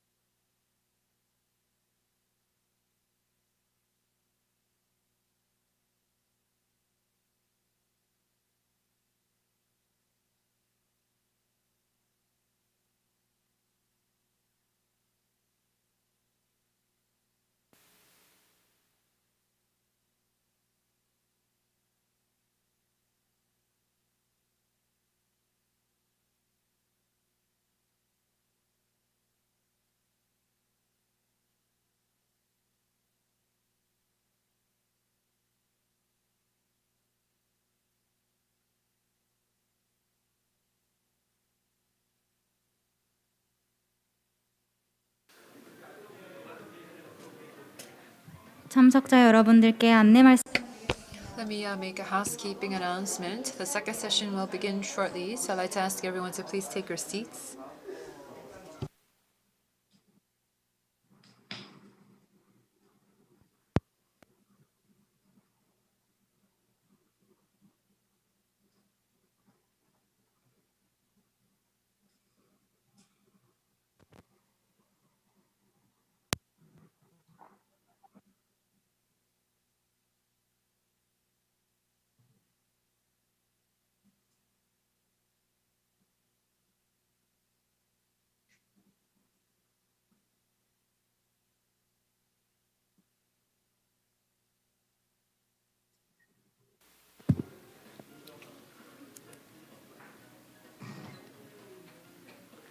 지금부터 두 번째 We will now begin the second session under the theme of upgrading the new Southern policy in the post-COVID-19 era. I'd like to invite the moderator, Professor Hyun-Chul Kim of Seoul National University, along with our speaker, Dr. Young-Sik Jung, Senior Research Fellow of Kiev. Professor Kim is an economic advisor to the president of the ROK and also sits on the committee of the Presidential Committee on New Southern Policy. He is currently the professor of SNU. Please give him a big round of applause.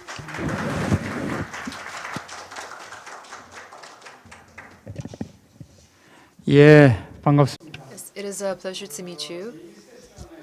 In the first session, we had the opportunity to listen to the ambassadors here at the Republic of Korea coming from different NSP countries who spoke from their perspective what they thought would be best to upgrade the NSP going forward. In this session, second session, we're going to take the opportunity to hear from Dr. Young-Sik Jung, 업그레이드하면 좋은지 who is from Kiev, the organizer of this international seminar, and he's going to share his thoughts on how we should upgrade the NSP policy.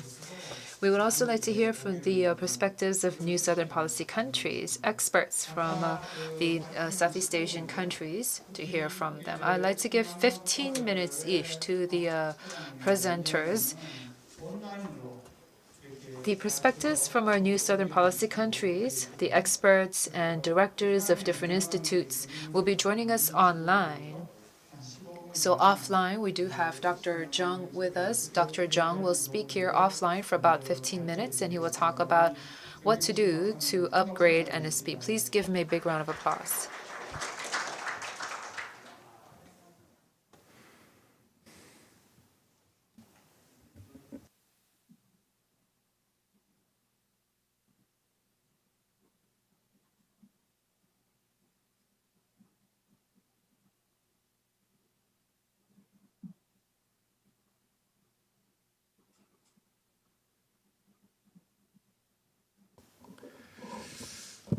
Good afternoon, distinguished guests, ladies and gentlemen.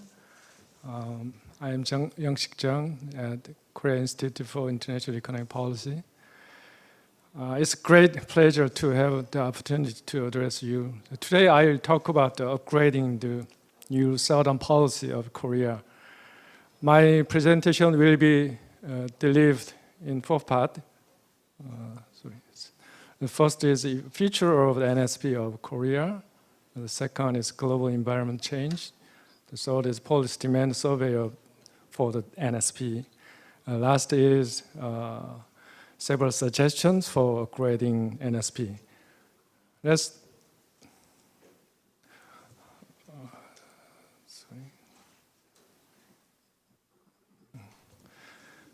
So NSP is one of the key pillars of Northeast Asia Plus community of responsibility implemented by Moon Jae-in administration. I think NSP has three major features that are distinctive from previous Korean regional policies in terms of policy target region, policy scopes, and the cooperation level, so level of cooperation. In the NSP expanded, I mean the policy target region and the policy scopes has been expanded And so diplomacy level, I mean, the degree of cooperation has increased compared to previous policies. Let's move on to global environment change after 2017, when President Moon Jae-in officially declared New Southern Policy. The major global environment after 2017 include intensifying US-China conflict, spread of protectionism, weakening of the multilateral system, and the COVID-19 pandemics. Those environments change have various impact on ASEAN and India, as well as global front. This change contribute to increase US-China strategic competition and risk of spreading protectionism in the region. And then this changes, environmental changes, raise the possibility of restructuring supply chain and expanded financial market volatility, the raise financial crisis risk when the monetary policy and fiscal policy of advanced countries are normalized in the future. So let's move on to policy demand survey for the NSP we conducted this year. Earlier this year, we conducted the survey on the Korea's NSP for Koreans and foreigners in order to assess the NSP and make some suggestion for the upgrading NSP. In overall evaluation of the NSP, both Korean and foreigners considered vigorous ASEAN-Korea exchange and enhancing the comprehensive partnership with the ASEAN, some major achievement of the NSP. As a result of a survey on the overall awareness of the NSP, surprisingly, around 40% of foreign respondents chose this I know well, I know very well. It's quite surprising the result, I think. So, according to Korean respondents, most important factors to be considered when upgrading the NSP. They responded the customized approach, considering region and the national demands, followed by the promoting policy based on the practical and mutual benefits, followed by the development of representative projects, and promoting understanding with ASEAN and India. So in the case of the prosperity sectors, according to the Korean respondents, they answered that the priority areas for upgrading the NSP are facilitating business activity, supporting SMEs, export and investment, the building initiative of cooperation at government level, and the differentiations from major competitors in infrastructure development, ICT, and the cultural industry. According to the the respondents, they answered that the building platform or the initiative to expand bilateral economic cooperation and the contribution to fostering human resources, the expanding development financing and the supporting digital capacities. In the comparisons between the Korean and foreigners, Korean respondents led by the businessmen So more focus on improving business environment. While the foreign respondent, led by non-businessmen, they more focus on suggesting areas of cooperation at government level. So, due to the time constraints, I would like to skip several slides showing detailed results. This slide shows an interesting result. When we ask this about the economic sectors required for sustainable growth and further takeoff of ASEAN and India, the foreigners responded. So post-industrial revolution and transition to digital is the most, while the Korean respondent the least. That is quite an interesting result.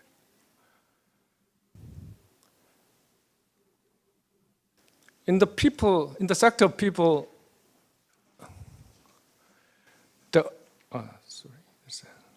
according to the Korean respondent,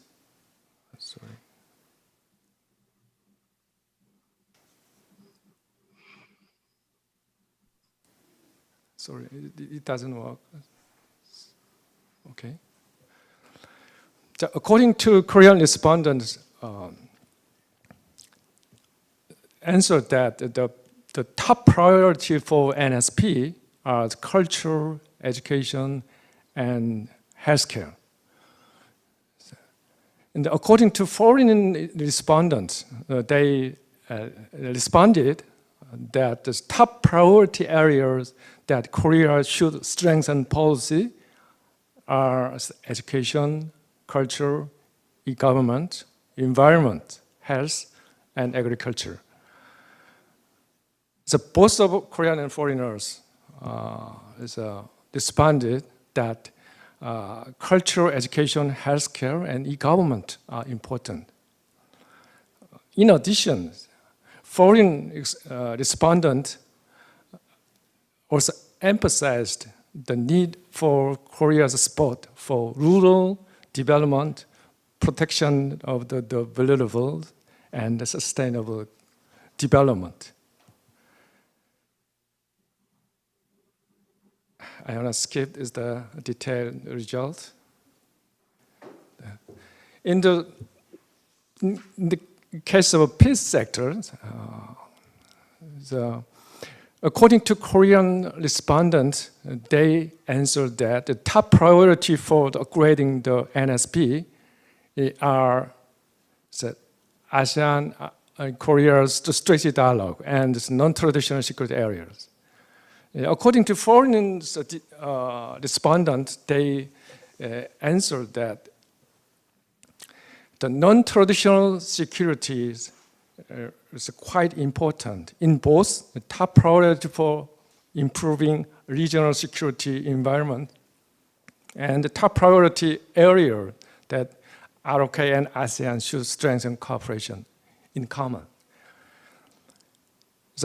Both of Korean and the foreigners responded that the need for enhancing strategic dialogue and non-traditional security is quite important. In particular, disaster response is a much more important cooperation in terms of the peace sector. However, foreigners ranked cybersecurity as the top priority, while the Korean respondents ranked the healthcare as a top priority. There's quite a difference between the Korean and foreigners. So now let's move on to some suggestions for upgrading NSP. That I would like to suggest for strategic directions in terms of policy framework and policy task project and the implementation method. based on various inputs we have done this year. Before I move to explain the strategic direction, I would like to stress one point. A basic framework, which consists of the vision, 3 pillars, and goals of the NSP, should be maintained to ensure policy consistency and to obtain the policy trust from ASEAN and India. The first, the strategic directions I would like to suggest is balance and harmony as a suggestion for policy framework. In terms of policy composition, NSPs need to expand the people principle among the 3 principles. So in order to mitigate as a policy composition that is relatively focus on prosperity sectors.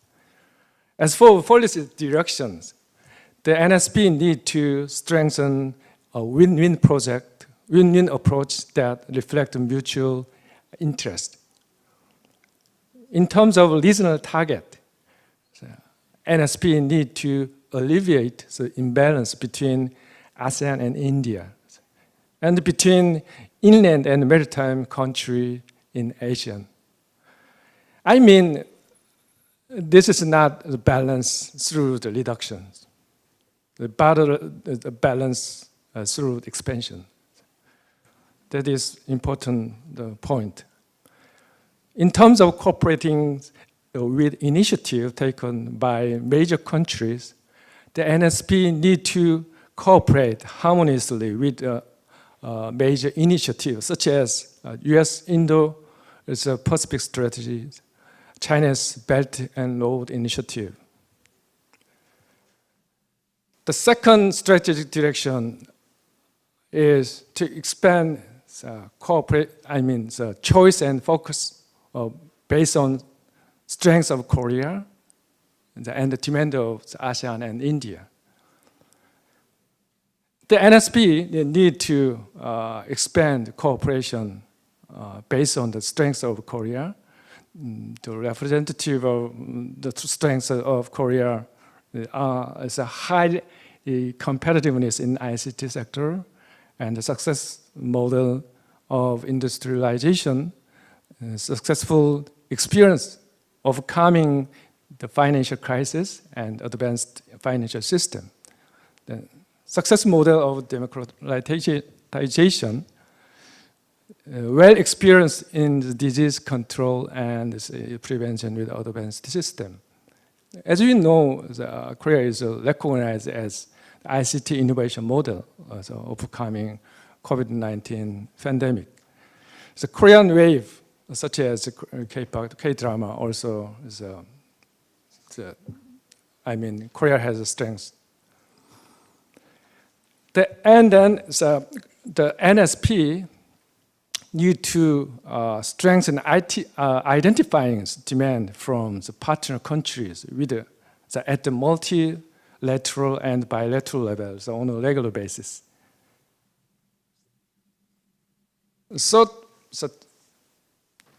the strategic direction we can suggest is a customized approach by region and country as a suggestion for policy task and project. As you know, ASEAN and India is very diverse in terms of economic scale, stage of economic development, ethnicities, culture, religion, and institution. For instance, India is characterized by high-speed growth. So 1.3 billion people, and industrial structure based on ICT and service. Cambodia, Laos, Myanmar, those countries are characterized by participating in the global value chain and the segment of the production activities progress. And Indonesia, the Philippines, and Vietnam, this group is characterized by the focusing on the formation of industrial clusters and the technology transfer through selective overseas investment attraction strategies. And the Malaysia, Singapore, Taiwan, it's a focus on those countries are characterized by in the process of building innovation hub using capital and technology. Last, not least, the strategic suggestions, strategic directions I suggest is strengthening cooperation channels as the suggestion for implementation method. So strengthening cooperation channels such as building networking and economic cooperation platform, building various development cooperation platform, strengthening institutional foundation is quite important in order to enhance effectiveness and efficiency of cooperation project. In particular, NSP need to, NSP need that the government to play a role in linking or coordinating with ASEAN-led initiative and the policy of neighboring country. And then NSP need to strengthen cooperation channel at a higher level, as well as enhance existing initiatives that agreed upon. For instance, I would like to propose one idea. The promoting establishment of a Korean version of area, and the joint initiative is a cooperation channel at the government level. In particular, the Korean version of area can conduct the research in the field of ICT, health, and culture in which Korea has strengthened and formulated a master plan for this field. Thank you for listening. 예, 감사합니다. Thank you very much. In relation to the New Southern Policy, you have conducted a quantitative survey, which is quite lacking, actually, out there in the field. But I think KIAP has conducted a very effective and useful survey. So you were able to listen to the opinions of the ASEAN member countries and India, and at the same time you were able to listen to the Korean respondents as well. Those Korean companies that are operating their companies in the ASEAN market, and you gave us a very good comparative analysis between the two regions. Now we're going to listen to our research directors and the presidents from the local NSP countries, and they're connected virtually to this meeting. From India, We would like to hear from Dr. Mohan Kumar, who's the chairperson of Research and Information System for Developing Countries in India. Dr. Kumar.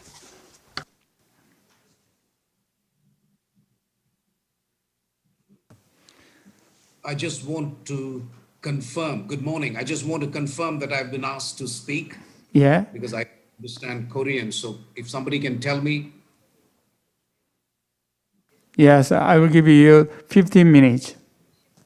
Okay, thank you very much.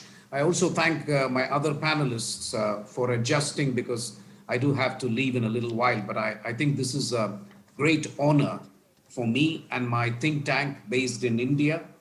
I want to thank the organizers from the bottom of my heart for having given this opportunity. Thank you very much.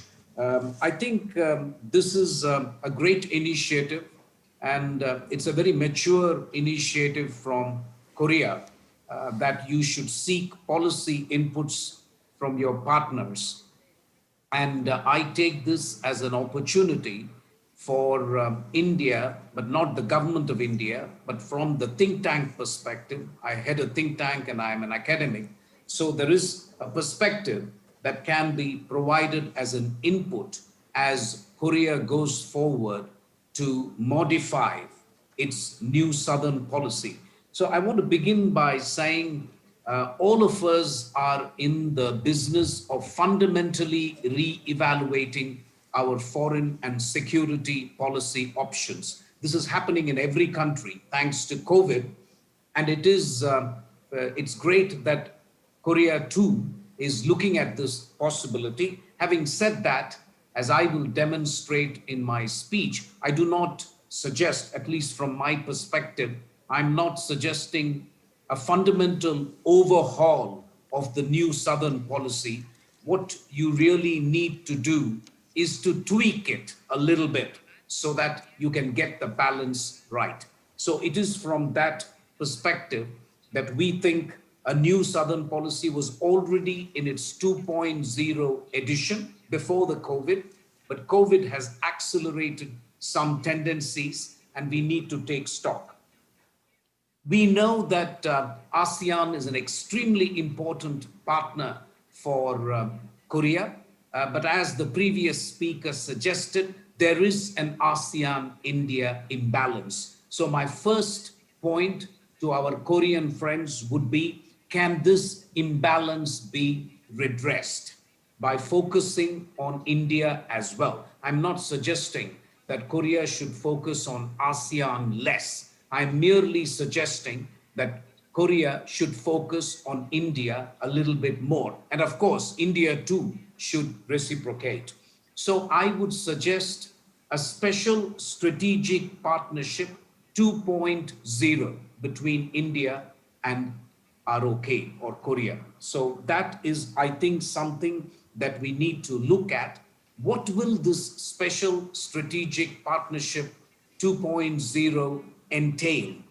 I think one of the recent developments has been a meeting between the quadrilateral group plus ROK, Vietnam, and New Zealand.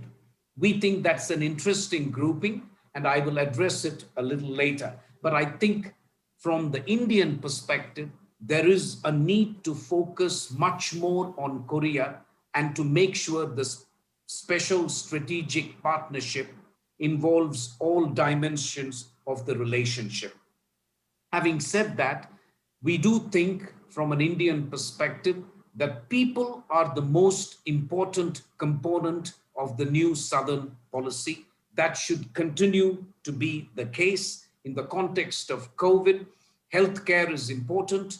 South Korea, Korea has been a paradigm model as to how COVID can be tackled. So we would like to learn a little bit more from Korea about how they have tackled COVID, which they have done very successfully. The role of the state is something that I would emphasize.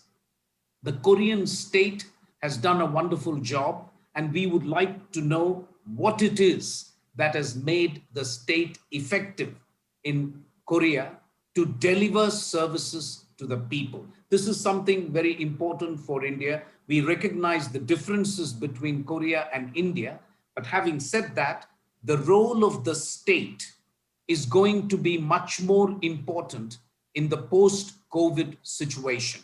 We therefore think India can learn from the role played by countries like Korea. The second issue with regard to the new Southern policy would be prosperity. And we think that there is a need to focus on the economic dimension much more. Here, I would say the onus is frankly on India. We need to do much more to make sure that a CEPA, which is the Comprehensive Economic Partnership Agreement, is concluded between India and Korea. I would frankly put the onus on India. We need to do much more to be able to conclude CEPA with Korea. We also think that Korea has an extremely important region to jumpstart the economy in the Asian region, not just in ASEAN, but also in the broader Asian region. Korea has successfully managed COVID. Your economy is off to a start. We therefore think you should do much more to serve, to jumpstart the economy in the Asian region. In the context of this, I would say that there is a move towards resilient supply chains. And these resilient supply chains, as opposed to the previously installed global supply chains, is that you need supply chains between countries based on trust and confidence. We have seen sometimes in the recent past that this trust has been broken. So we need resilient supply chains. There is a resilient supply chains initiative in the region. We would think that India and Korea and our ASEAN friends can play an extremely important role in trying to update the resilient supply chains. I come to the important aspect of peace and prosperity in the region. We think that the reason for the special strategic partnership between India and Korea is based on common values. These values are rule of law, an open, free, and inclusive rules-based region. So we need to support these values. And I think the Indo-Korean partnership, along with our ASEAN friends, should be able to support a region that is inclusive and rules-based. I would say that it is remarkable that we have had this so-called Quad Plus meeting recently. I believe, and this is just my humble suggestion, that the new Southern policy needs to accommodate the security dimension much more than has been done in the past. And I would say that one of the fundamental features of our region is that if Asia has to have a future, Asia has to be multipolar, not unipolar. There is no future for Asia if Asia is going to be unipolar. It doesn't matter what that unipolar is. It can be one pole or the other. There is no future. So I believe that the new Southern policy of Korea should contribute to a multipolar Asia. It already contributes to a multipolar Asia, but I believe it can do much more to make sure that Asia remains multipolar. Asia becomes even more multipolar. Asia is full of resilient supply chains, and Asia depends on people's prosperity. The inequalities, one of the recent features of the post-COVID situation is that inequalities within countries, but also between countries, are widening. Previously, we saw that inequalities between countries were declining. But now, post-COVID, we again observe that inequalities between countries are widening. And this is not a good thing for Asia. We have to make sure that we have inclusive economic growth. We have to make sure that our region is rules-based, open, and inclusive. And finally, we do believe that the new Southern policy, cooperation between ASEAN, India, and Korea have to ensure that Asia remains multipolar and that we have a region in which every country can have a role and make sure that people in our countries are not left behind so that inequalities don't widen so much. So I would support what the previous speaker said in terms of public health, in terms of focus on ICT, in terms of focus on the fourth industrial revolution, robotics, AI, and artificial intelligence. These are areas where India would be very, very interested because we see Korea as a giant in terms of these areas. And we think that cooperation in these areas can be mutually beneficial between India and Korea. So once again, I would like to thank the hosts for giving me this opportunity. My speech is made available to the organizers. So if I spoke badly or you couldn't understand me, please take a look at my speech. Thank you very much for your attention. 예. 원장님 감사합니다. 또 원장님은 Thank you very much. The president will have to leave soon. I believe the chairperson Kumar will have to leave soon. But now we would like to move on to Dr. Sok Touch, President of the Royal Academy of Cambodia. 여러분 You have your booklets, which include presentation materials and also the script, so you can refer to them at your convenient time. Dr. Sok Touch, nice to meet you again. Could you please start your presentation? Thank you. Good afternoon. I'm very happy to join to conference. Thank you so much.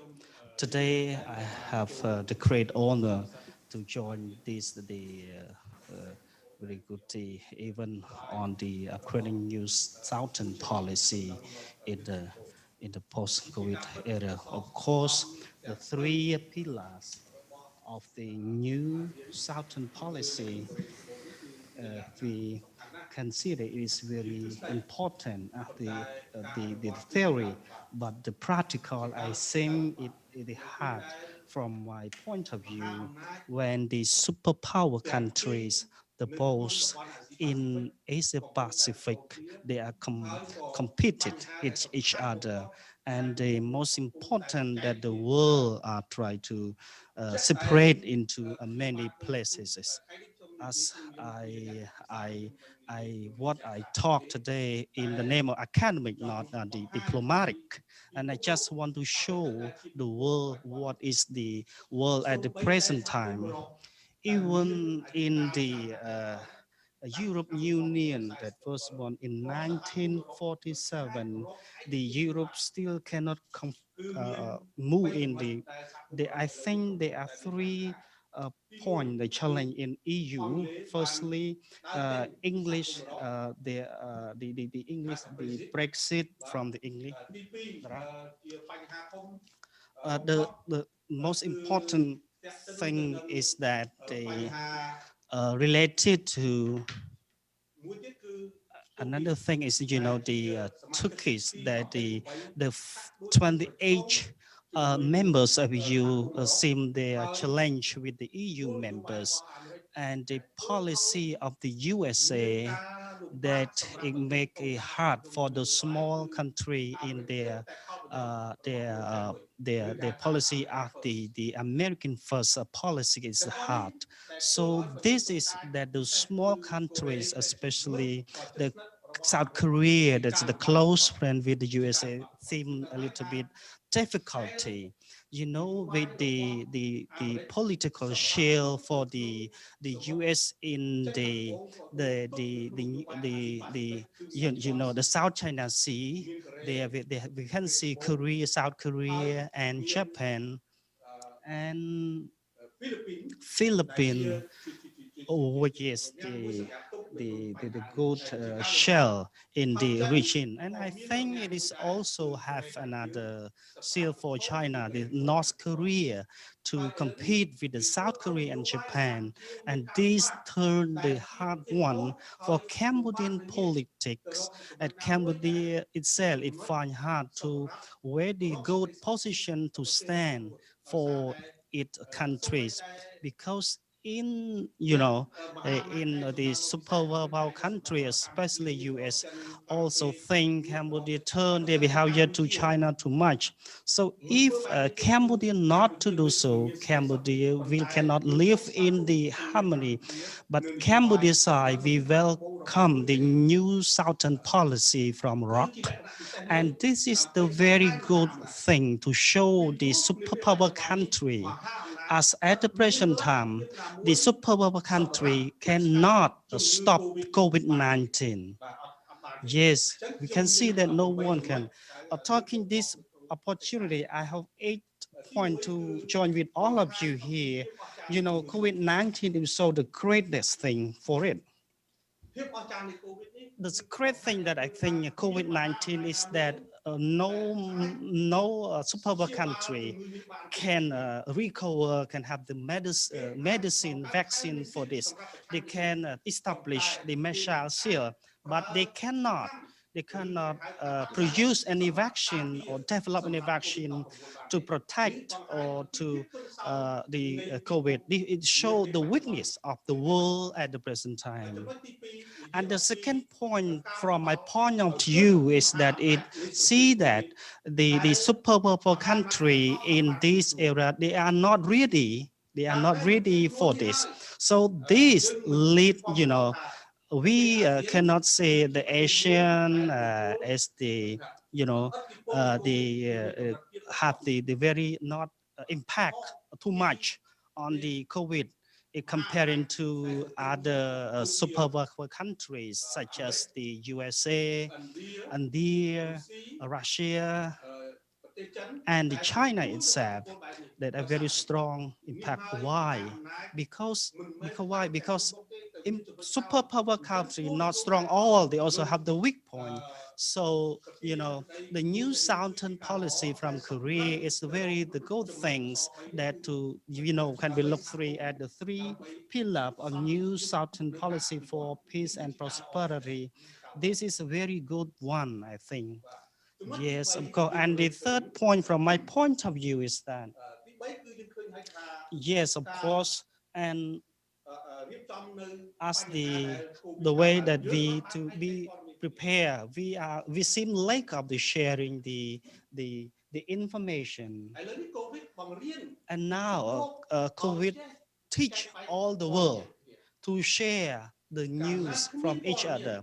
When they do not have enough the information, it is the good for COVID. Before the superpower country, they try to keep their information. So when the reason that this, when they have the nuclear weapon, they just show when they can succeed.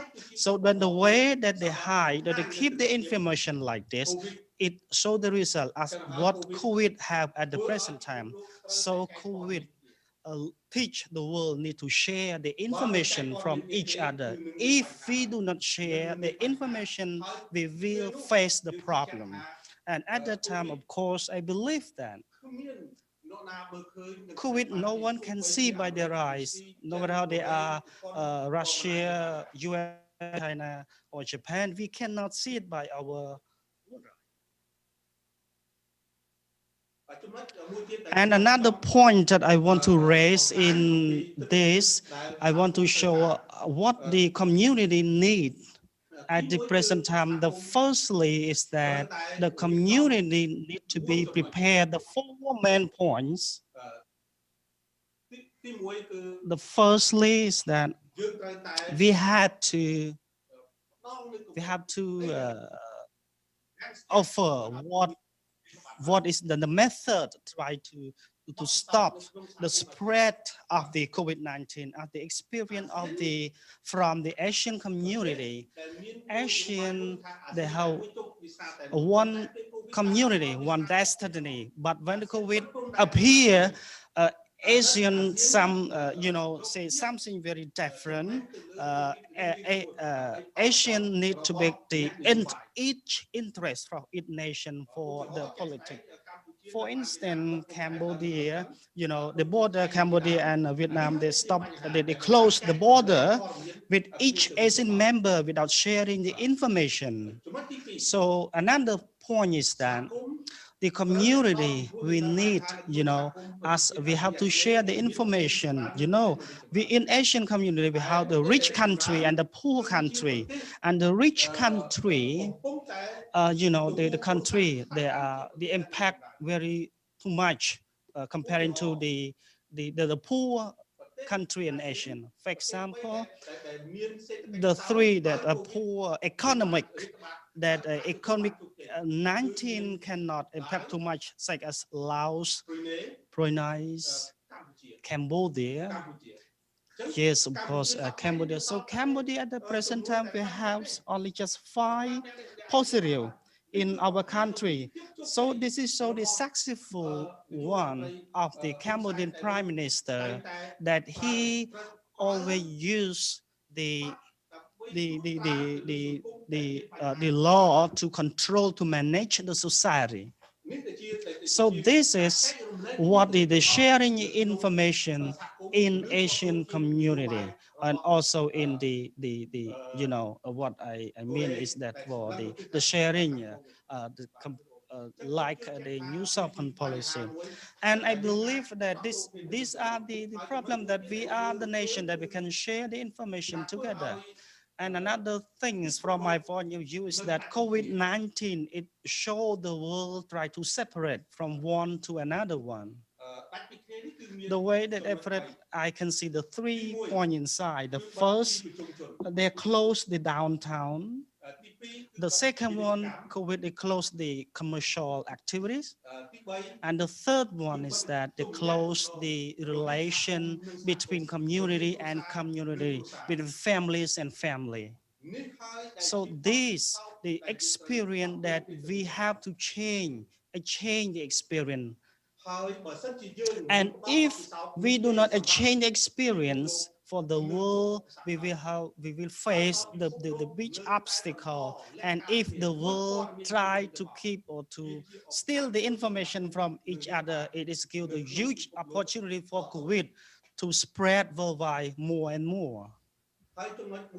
And another point I would like to raise this, about the COVID, it show, the poorer countries, poorer and poorer, because the poor country not really, not prepared for what will, when they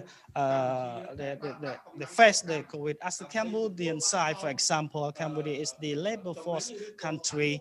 When the COVID present in our society, they affect it in a society. But Cambodia got successful in the way that they control, but it affect too much on the labor force in our country, especially in economy. But Cambodia side, they can only work in their country. In Cambodia, in 100 people, just only 5 people are wearing a mask. Just only 5 people wearing masks among 100 people. So working here, it is too much easier comparing to the other countries. So, what we should, the experience from COVID, I suggest 5 points. First thing is that how to record the discipline, the discipline in society. If without discipline, they cannot control the COVID-19. For example, USA, the democratic one, the country that love their country, is spread very quickly until only the president also got the positive in the COVID-19, not just only the people. So I believe the discipline play a very important role in this situation to control the COVID. And the second suggestion is that the way that we share the information. I always share my slogan is that the information, it is the requirement, not just only super poor country, but also the small. When they do not share the information as what we got the result at the present time, the COVID-19 spread through the world. Because super power country, they are the big, they are the strong, but they themselves, they cannot stop COVID because of the closing the information, do not sharing each other. And another suggestion I want to see from my point of 속도 원장님 좀 이제는 Dr. Soktoch, in the interest of time, I would like to ask you to please wrap up your presentation. If you could just jump to the conclusion before you close the presentation, because we're running out of time. Okay, I got that. Thank you.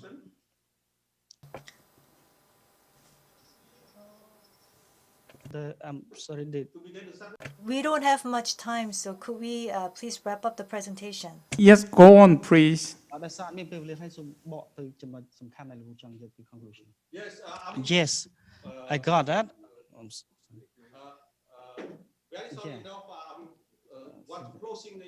I just go to the conclusion.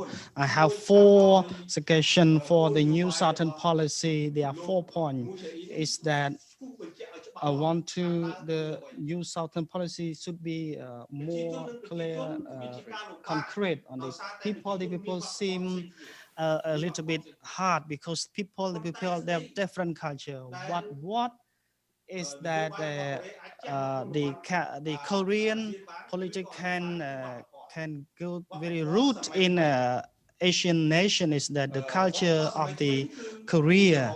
You know, for example, of us the Korean arts, and the second about the technology as the Samsung that very popular in Asian nation. And the third point, we have to the way that to the the human resource development in the region. If do not have the do not have any much human resources, it find hard. And I believe that everyone can work and can develop the human resources together, especially in the. Thank you very much.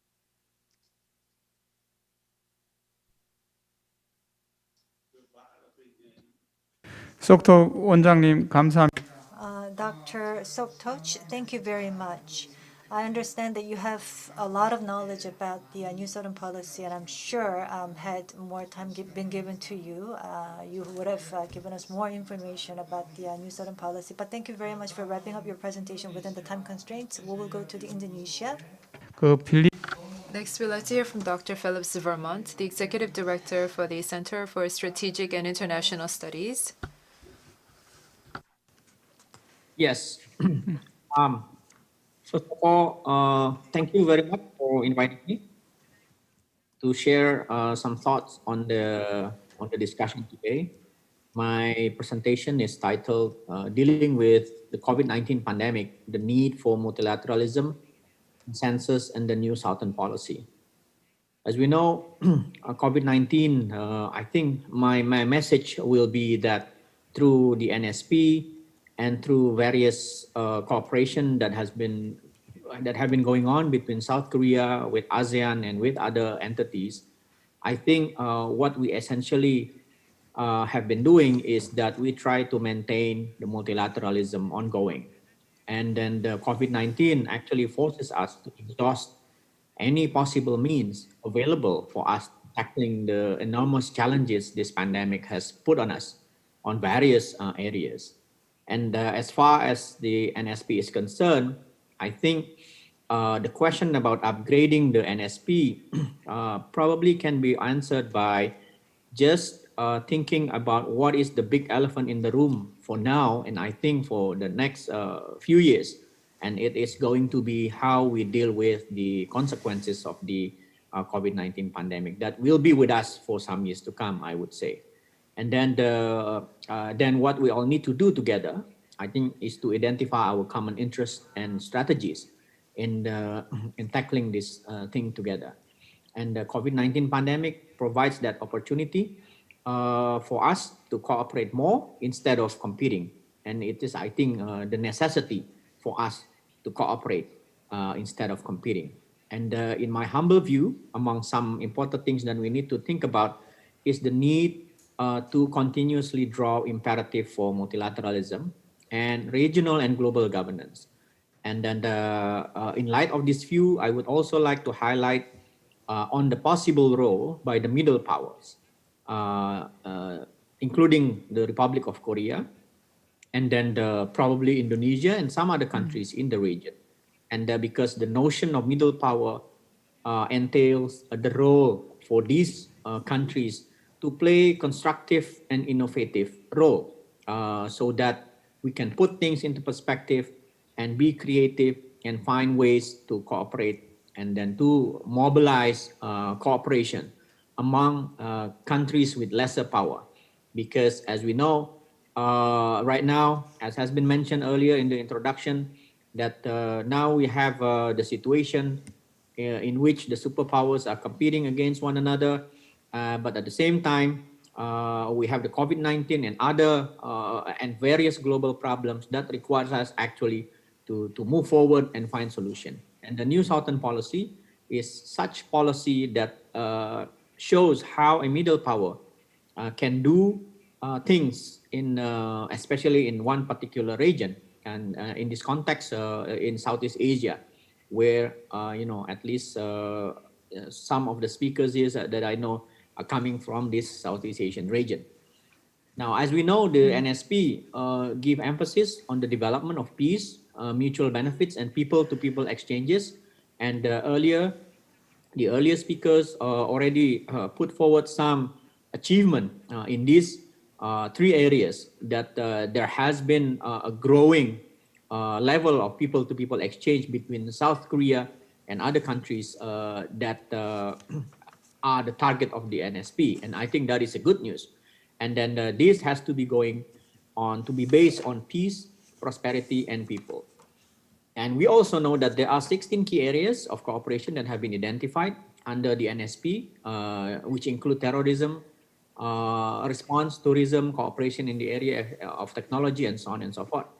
Now, I would say the COVID-19 pandemic necessitates us to expand and to focus the cooperation on one particular area that can be done through the deepening relation between the South Korean, the ROK and Southeast Asian country, especially in the area of public health.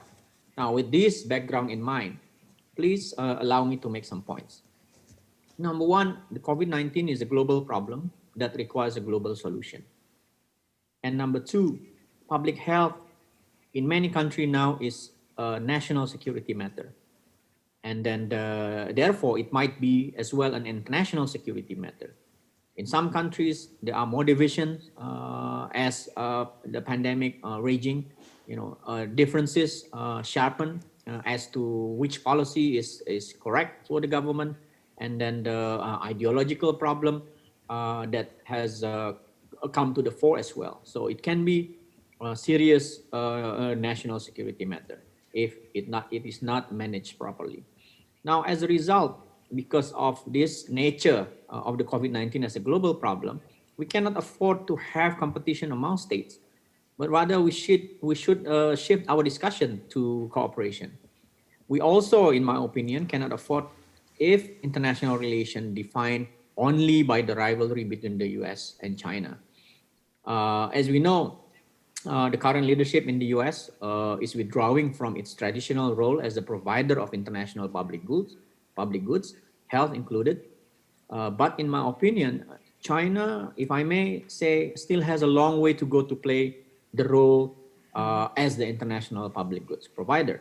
So therefore, there is a strong need, I think, for all of us, South Korea, ASEAN countries, and for that matter, India as well.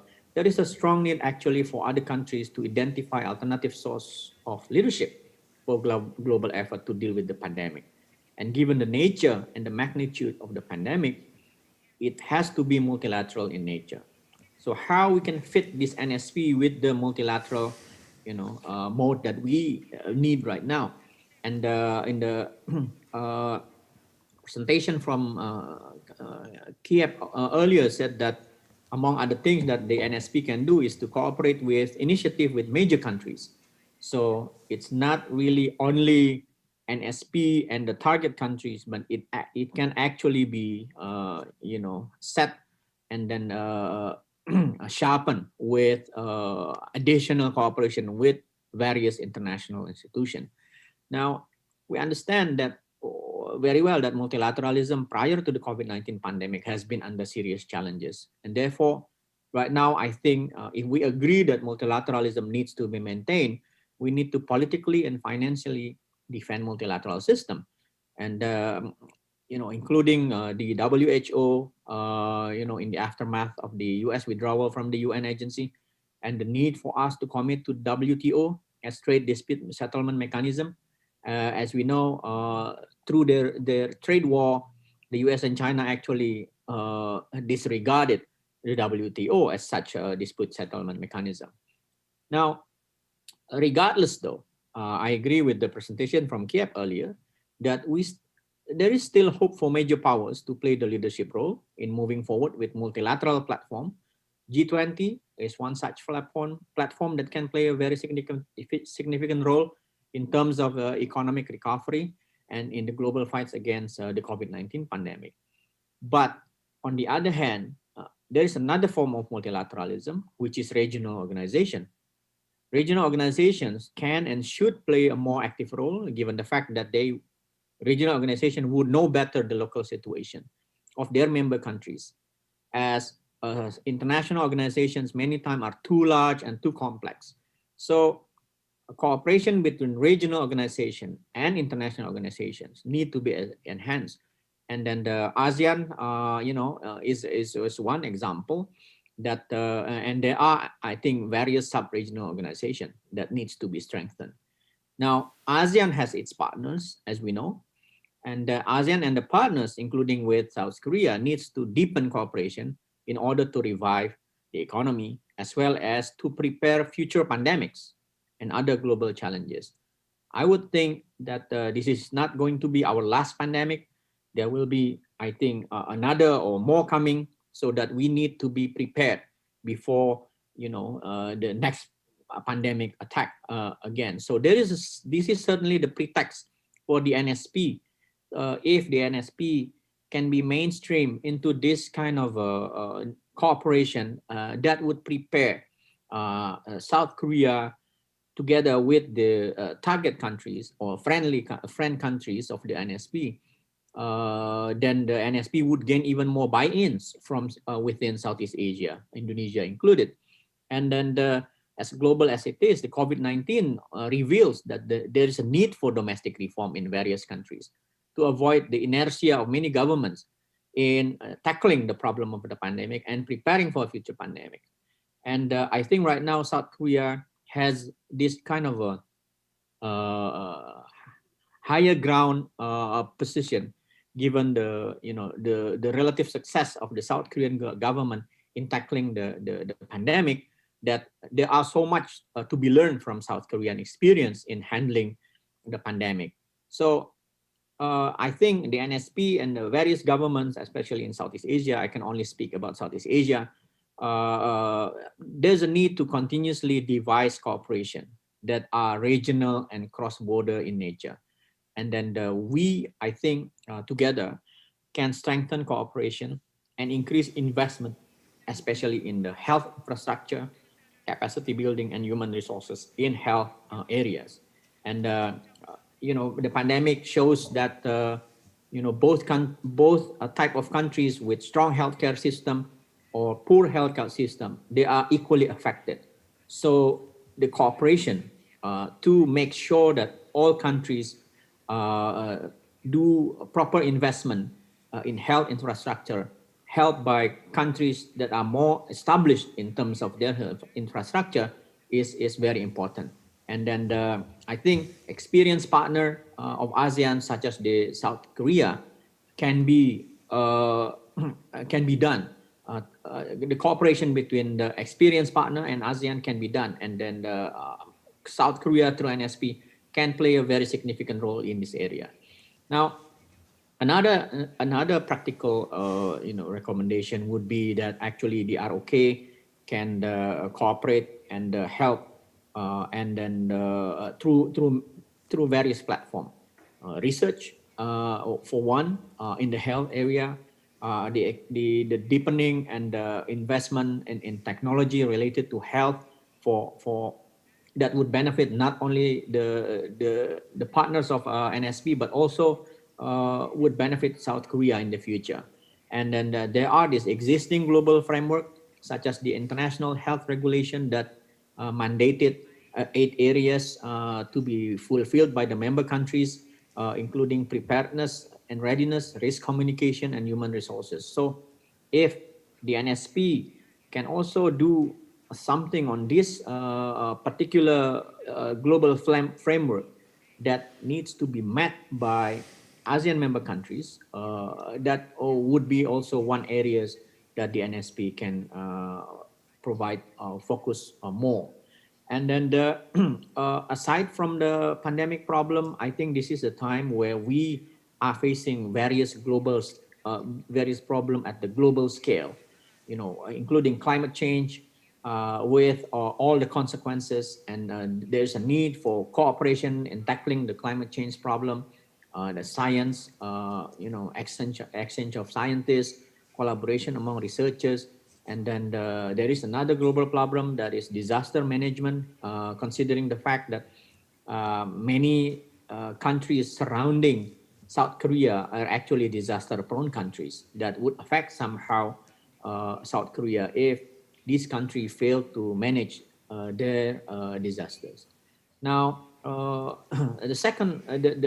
next point that I would say in regard the NSP is that still regional cooperation can be too large and too complex. Now, then minilateralism has also been considered as a way forward. ASEAN has a mechanism of ASEAN Plus, ASEAN Plus 3, ASEAN Plus 1. So there can be cooperations among certain ASEAN countries with certain partner countries. The ROK, for example, and Indonesia, we are members of MICTA, a grouping of like-minded middle powers, including Mexico, Indonesia, Korea, Turkey, and Australia. And this is also something that I think we can think about and then use it as a platform, multilateral platform, to tackle certain problems that can be done through these like-minded countries in minilateral setting. Now, lastly, the point that I'm trying to raise is that we should always find ways to maintain and increase multilateral cooperation to deal with the consequences of the COVID-19 pandemic and other global issues, non-security, but right at the question of the survival of the citizens, and which is, I think, the constitutional mandates of any countries in the world to protect their citizens. And then the questions like the COVID-19 pandemic should not be seen through the lens of the geopolitical competition and so on, but because all countries, I think, requires to be cooperative and open-minded. For this purpose, I think middle powers like South Korea enjoys the acceptance level because being middle power, South Korea will not be seen as too threatening compared to if a country is seen as a superpower, then all eyes will see the country in question as some kind of threat, and then that would prevent full cooperation to be bloomed. So the role of middle powers, South Korea and the ASEAN as a group is important going forward, given the flexible and unique nature of South Korea and the middle power in promoting cooperation instead of competition. Thank you. I should stop there, and I return the microphone to the moderator. Thank you for listening. 예, 아유, 감사합니다. 다음은 똑같이 Next from Malaysia, from Institute of Strategic and International Studies, ISIS, Dr. Herzal Hazri, who's the Chief Executive, is joining this meeting virtually. Can you start your presentation, please? Thank you very much. Hope everyone can hear me. First of all,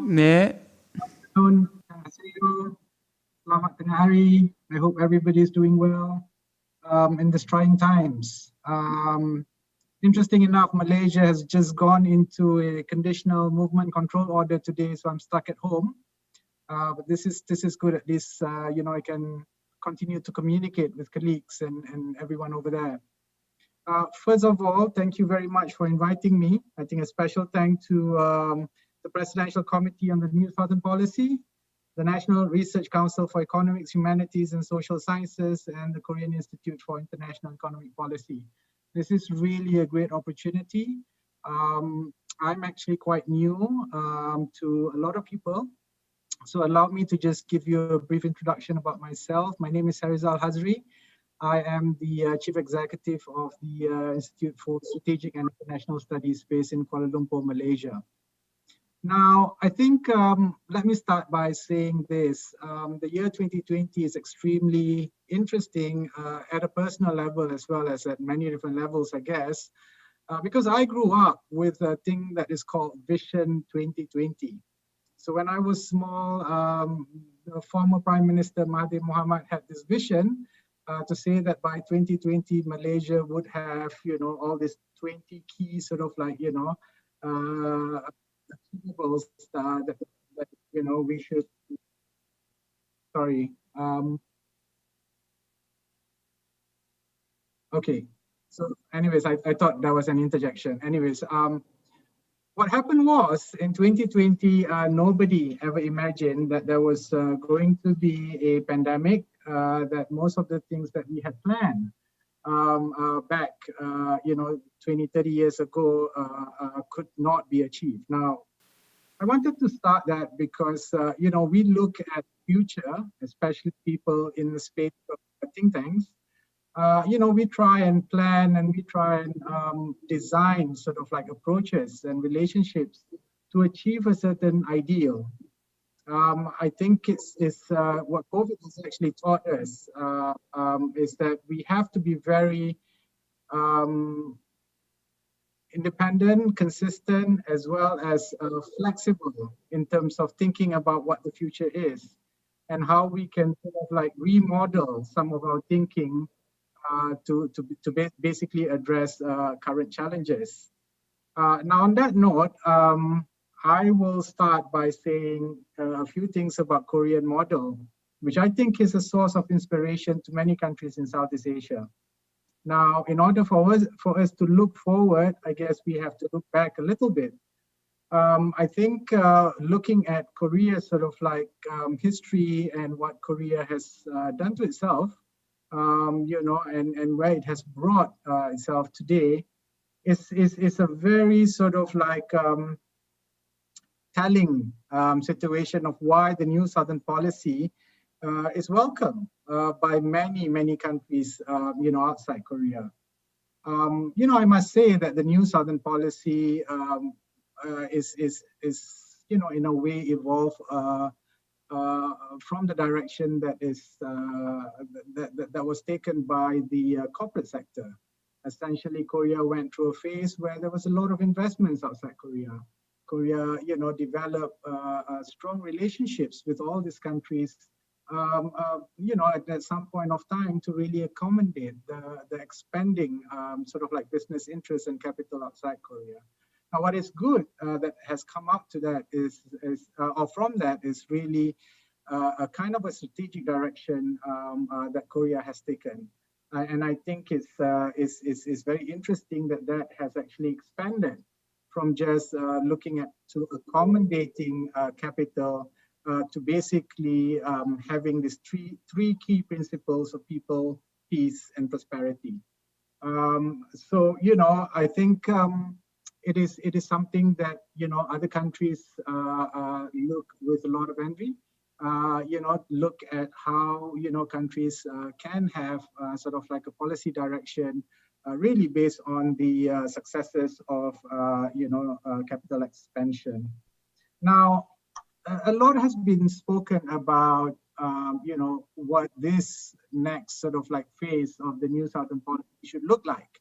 Now, I probably will not add on to that because I don't intend for this to be a sort of like wish list from a small country like Malaysia. But instead, what I intend to do is to think of ways how we can work together with Korea within this framework of the new Southern policy. So bear in mind that this is not really something that, that I feel Korea should do. But in fact, I'm trying to place of what, countries like Malaysia can do together with Korea to try and achieve some of these really, really good principles of, the new Southern policy. And I think that's the direction, at least from my point of view, moving forward. I really don't think it's about Korea, developing certain sort of like policy direction, to benefit, countries, around Korea, but it's really thinking about how Korea can work together and invite these countries to fit within a certain framework. And what we're talking about today is really the new Southern policy. So, in more sort of like practical ways, I'd like to talk about three things that I feel will cover the, people, peace, and prosperity sort of like, troika. Specifically, and these three things, falls into the category of also sort of like, reacting or preparing both Korea and countries, around Korea within this new Southern policy to basically deal with, challenges of, crisis. It could be a pandemic, it could be something else, environmental sort of like challenges we might face. My colleague Philip Vermont from Indonesia just mentioned the same thing. This might not be the end. In fact, this might just be the beginning of a series of many other challenges that we are seeing in the future. Now, within that, specifically, there are three areas that I'd like to talk about. One is agile governance. Second is food security and diplomacy. And really, number three, looking at the youth in terms of people's to promote sort of like people's relationship, within the new Southern policy. Now, I would like to start with agile governance. I think one of the most important thing about the new Southern policy, again, I go back to how this has actually evolved from accommodating capital to sort of like, being a strategic, country policy. I think the agile governance approach really rests on its capability to address time-sensitive issues, of which there are more than plenty today, by combining nimbleness on the part of policymakers and other relevant stakeholders together with new enabling technologies that make the bread and butter of the fourth industrial revolution. I think it's very important that the agile sort of like approach brings together, government and non-government to ensure that government reacts to challenges as well as changes, in the market to try and come up with the best policy to accommodate both capital as well as, development progresses in the country. Now, what I think is like, I've already mentioned, but what I think is really important is that the pandemic has shown us that all this government needs to prepare to be more agile in the future. More often than not, policy changes takes time, and by the time governments react, it might just be a little bit late, and the impact or the cost of the impact is already very high. Now, today is more imperative than ever that we try and find ways to change the old ways of policy making, establish new processes to adapt to the new, and those in the policy circles like ourselves, new ways of doing things. This makes the case just about everything, from coping, with the coming sort of like challenges, as well as trying to find ways to flourish in what we have now famously called as the new normal. Now, agile governance requires three main things. Number one is paradigm shift in how we view governance and policy making. Number two, the adoption of new enabling technologies. And number three, policy framework allowing the new enabling technologies to meet its potential, yet at the same time providing sufficient safeguard of for public interest. Now, through its agility governance, Seoul has interestingly integrated two critical databases to bolster its management of the COVID-19 pandemic, just to look at that as an example. The first is the Global Infectious Disease data gained from National Health Authority, and the second, mobile data provided by telco company Korean Telecom. To this, contact tracing measures were given a shot in the arm, lending itself to South Korea's successful management of the pandemic in the early days, while others were still struggling. Now, this is an excellent sort of like example of how governments can react very quickly using the means that it has. And I think the more agile the government is, the better it could react to any sort of like, crisis. We also have to remember that as much as Korea wants to build this relationship that leads towards, prosperity, for instance, between Korea and other nations within the framework of the NSP, I think it's also very important that all these countries bring themselves up to a certain level whereby it could actually then operate, within the demands during crisis times.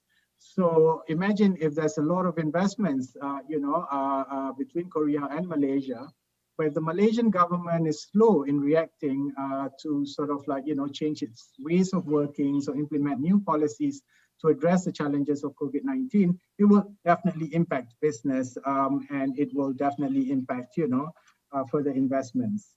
Second point is really food security and diplomacy. I'd like to start by, mentioning this, right? The year 2020 was supposed to be the year of plenty. Earlier this year, the US Department of Agriculture projected that 2020 would witness a bumper crop as far as rice and wheat were concerned. The production of these two staple grains was predicted to reach an unprecedented high of 1.26 billion tons this year. After taking consumption into account, this should have led to a record excess inventory of 469.4 million tons. So actually the production of rice and wheat was anticipated to be well in excess of what the world would even consume. But in the initial months of the pandemic, what we have witnessed was the total opposite. Major disruption of global food supply chain was actually seen. Lockdowns consequent to COVID-19 affected more labor-intensive parts of the supply chain, such as meat slaughtering and the fruit and vegetable agriculture sectors. Protectionism has made matters worse, with food exporters curbing overseas sales while importers attempt to build stockpiles. Now, the world has thus far managed to avert a global food crisis, but this won't be the last time that we will witness severe disruptions to the global food supply chain. Climate crisis, for instance, is going to exacerbate the current tensions and vulnerabilities. For example, South Korea's food inflation in August 2020 ranked the third highest among members of the OECD due to record-long summer monsoon season, followed by consecutive typhoons. You see, in preparation for times of crisis and to strengthen relations in the new normal, like-minded countries that are dependent on the free flow of international trade in food need to band together, as no country can solve food shortages on its own.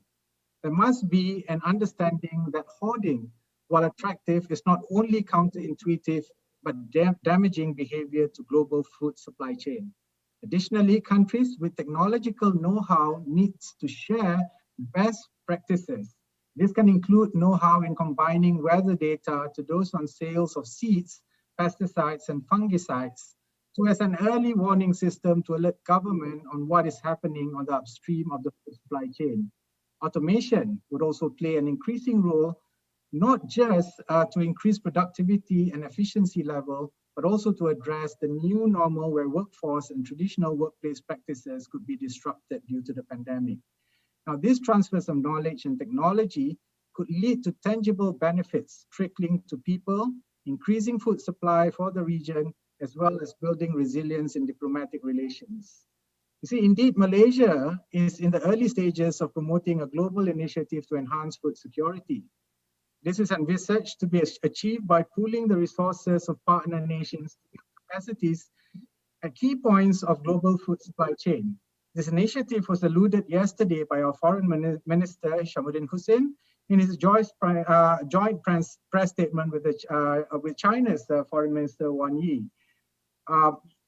ISIS Malaysia is very interested to look at this as a long-term sort of policy development area.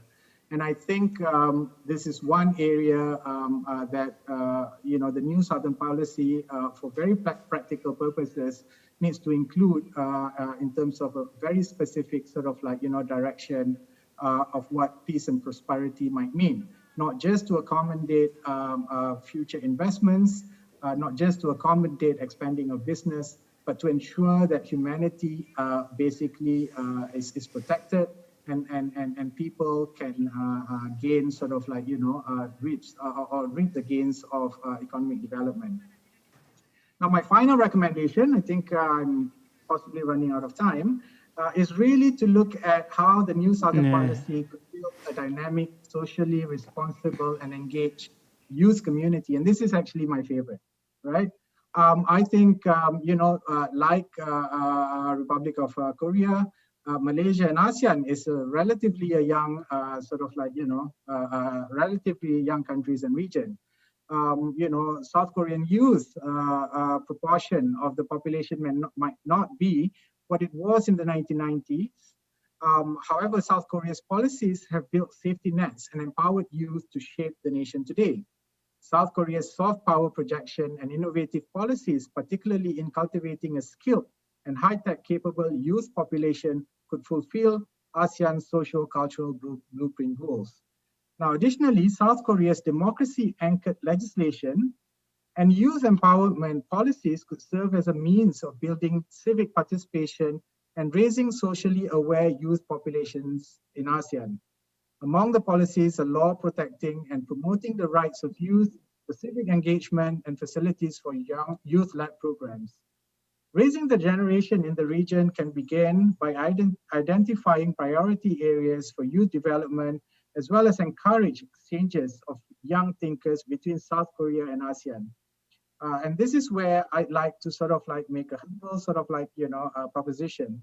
I think there is a lot of value to think about how think tanks and organizations within Korea, as well as countries that are very much within the focus in this initiative, the new Southern Initiative policy, should actually build a formalized platform of maybe Track 2 and other organizations to think about policy directions and how all these countries can contribute back for not just for Korea but also for the region at large. So in conclusion, I think the call to how the new Southern policy will basically be successful is really to look into the practicability of it, how it actually affects the population, and how it can react, during tough times. And it is interesting that we are going through this, and we are thinking about what's the next step for all these countries, as well as Korea, within the framework of NSP.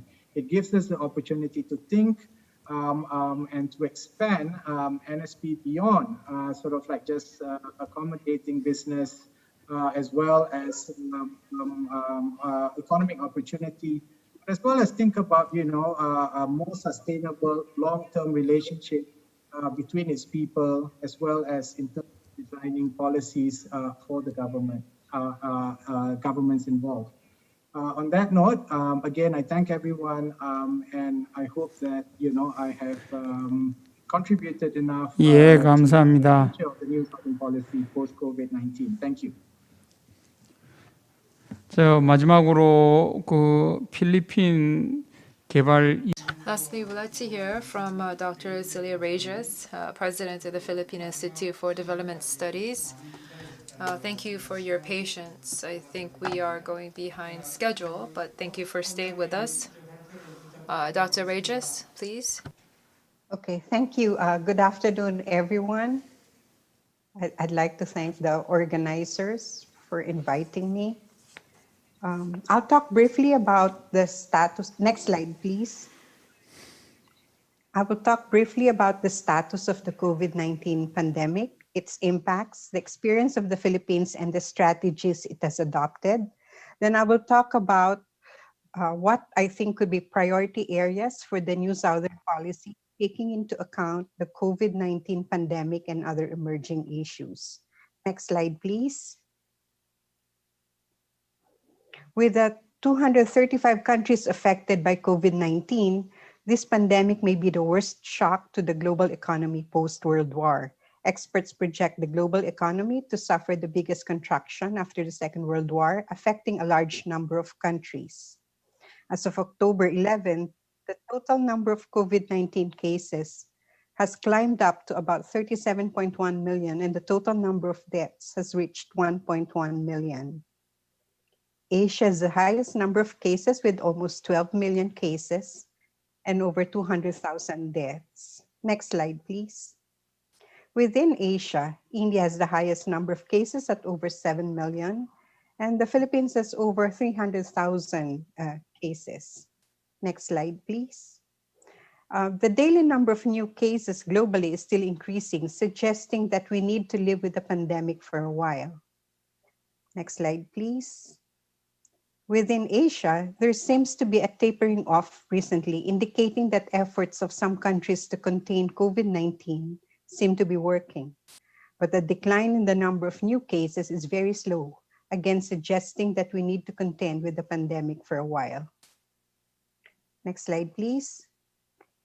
We are seeing contraction in many countries and only very few posting positive growth during the first semester of 2020.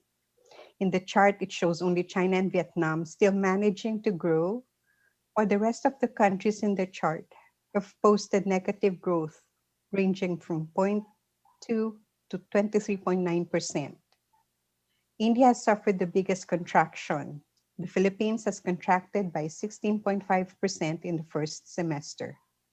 The pandemic disrupted many sectors, and the most heavily affected are trade and production and the tourism industry. Next slide, please.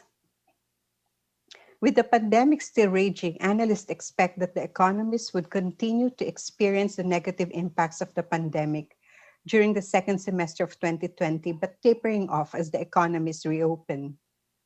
The World Bank estimates that the global economy will contract by 5.2% in 2020. Only East Asia and the Pacific is forecasted to post positive growth in 2020, owing mainly to the positive growth of China. In 2021, when vaccine is assumed to be available, the economy is expected to recover, although not still to the pre-COVID state. Next slide, please. The Philippine economy declined by 16.5% during the first semester as the country imposed community quarantines to contain the virus. Hardest hit was the accommodation and food service activities and transportation sector, which contracted by 68% and 59% respectively. This was followed by construction, mining, manufacturing, and real estate. Only a few sectors posted positive growth. Public administration and defense posted 8% growth because there were no layoffs in government, followed by information and communication at 6.6%, as everyone turned to Netflix and YouTube for entertainment, and many had to work from home.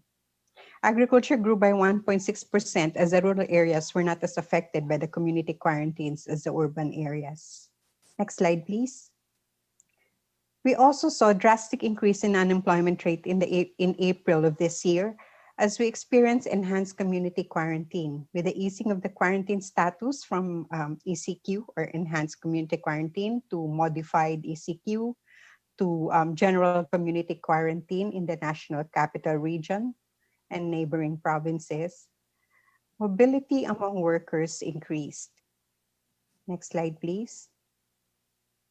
The government closed the economy in the middle of March.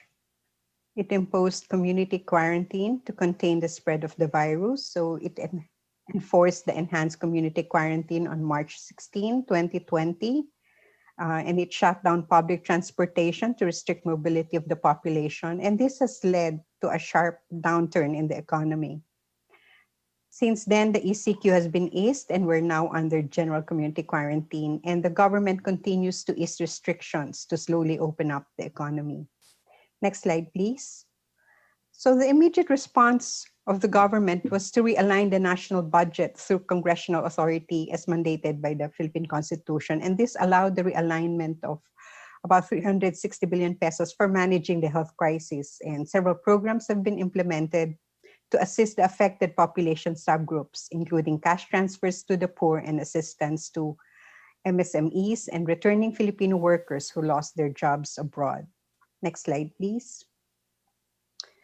As we gradually transition to the post-COVID-19 era, the NSP can be more responsive to present and emerging policy issues through the following strategies, among others. First, facilitate the technology transfer between and among countries in order to share and disseminate best practices. Korea has been in the forefront of technological innovations. Countries like the Philippines can benefit from these new technologies and best practices. Foreign direct investment is a good vehicle for technology transfer. Two, emphasize the use of e-government in supporting public administrative capacity and enhanced governance within the NSP target countries. We have seen the limitations of the traditional way of delivering public services during the COVID-19 pandemic. Many government services were curtailed when face-to-face interactions were restricted. E-government will increase efficiency and improve delivery of public services to the people and make services more accessible to everyone. It will make it easier to monitor government transactions and promote transparency and accountability. It will make it easier to transact business with the government. Korea can share its best practice in e-government and encourage other countries to adopt similar innovations. Three, expedite bilateral FTA or free trade agreements with major NSP target countries. This will provide greater economic opportunities and help target countries to recover faster from the pandemic. This will also provide local MSMEs access to foreign markets. Four, strengthen research and development cooperation responding to the fourth industrial revolution and the post-COVID-19 era. With the fourth industrial revolution, research and development will be crucial. New industries and global value chains will emerge, and this will present economic opportunities for many countries. Five, pursue technical cooperation in advanced healthcare to avert future pandemics. As observed in the experience of other countries, investment in healthcare and technology has become imperative to survive the crisis. For example, the reliable and robust healthcare infrastructure in South Korea enabled the country to swiftly cope with pandemics, including the COVID-19 crisis. Technology adoption through digital contact tracing also proved to be effective in containing the virus, as seen in the experience of Taiwan, South Korea, China, and Singapore. This technical cooperation could be extended not just to the health crisis, but to other emergencies such as natural disasters. Next slide, please. So let me just point some specific areas for international cooperation. So for instance, we note that the economies will not be able to reopen fully without the vaccine. There are many efforts in this area. There are some that are already in clinical trial stage, and we see that Korea, Japan, Taiwan, India, Singapore are actually involved in this development of vaccines. Thus, some are hopeful that vaccines would be found soon. The next question is, how can countries who are not directly involved in the development access this? International cooperation is very much needed in ensuring equitable distribution of vaccines. Next slide, please. Global public goods are important to address the risk from communicable diseases, such as climate change and risk from communicable diseases, climate change, terrorism, and others that directly affect the well-being of populations. However, resurgent nationalism and populist leadership may have led to the unraveling of international cooperation agreements, and this can pose threats to international cooperation in providing public goods. So what we find is there's some under-provision of global public goods, and this is where you need global cooperation. Many global public goods cannot be provided by any one country alone.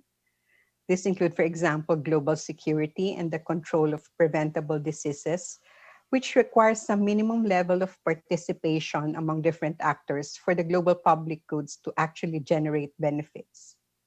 Also, the cost of providing global public goods may be prohibitive for countries to take on individually, but may be more financially viable when shared. However, as I mentioned, there need to be greater effort to ensure that there's international cooperation given the rise in nationalism, resurgent nationalism, and populist leadership. Next slide, please. This is, okay, my last slide. What we're also going to be seeing, and what we've actually been seeing, is that there's economic restructuring accelerated by the fourth industrial revolution. Trade and investment will provide economic opportunities for many. There's also a need to strengthen research and development cooperation to fully realize the benefits from these technologies. Also, upskilling the workforce through sharing of best practices in education would be very helpful. For instance, Korea's best practice in linking technical vocational schools with industries is something that we can learn from. Also, digital technologies is transforming the way we live, work, communicate, and do business. This is another area where international cooperation is much needed. The movement of goods, capital, and people will be profoundly affected by future innovations in digital technology and the internet. So these are just some of the more specific areas where Korea can contribute significantly to a faster global economic recovery and a people-centered community of peace and prosperity for all. Thank you. 예, 원장님 감사합니다. 특히 시간을 지켜주시. Thank you very much, and especially finishing your presentation within the time constraints. So from each of the countries over here, we were able to listen to the views of the most renowned experts. Of course, it would have been great if we had the time to have a Q&A and further discussion with these experts. But in the interest of time, we would need to conclude the session 2.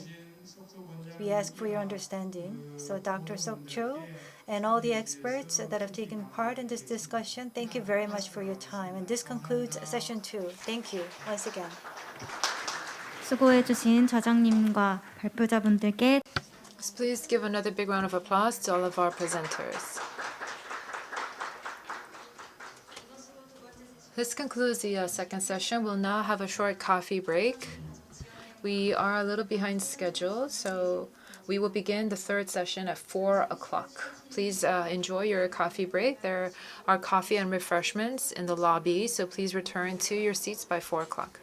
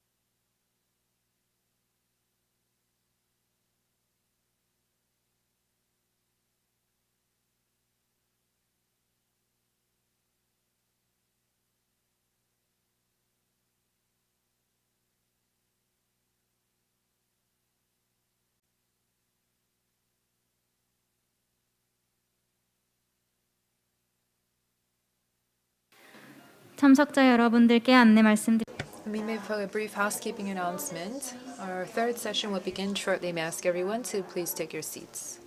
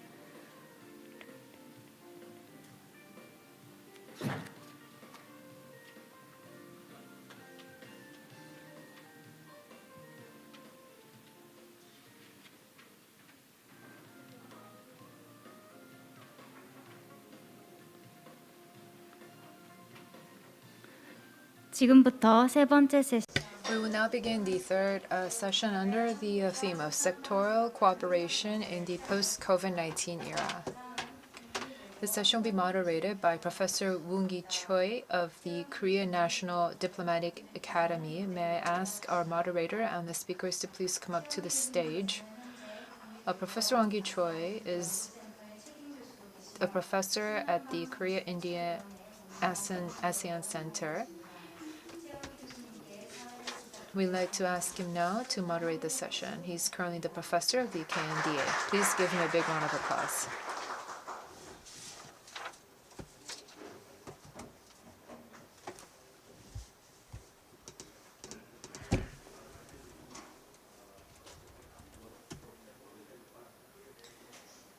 Please turn on the microphone.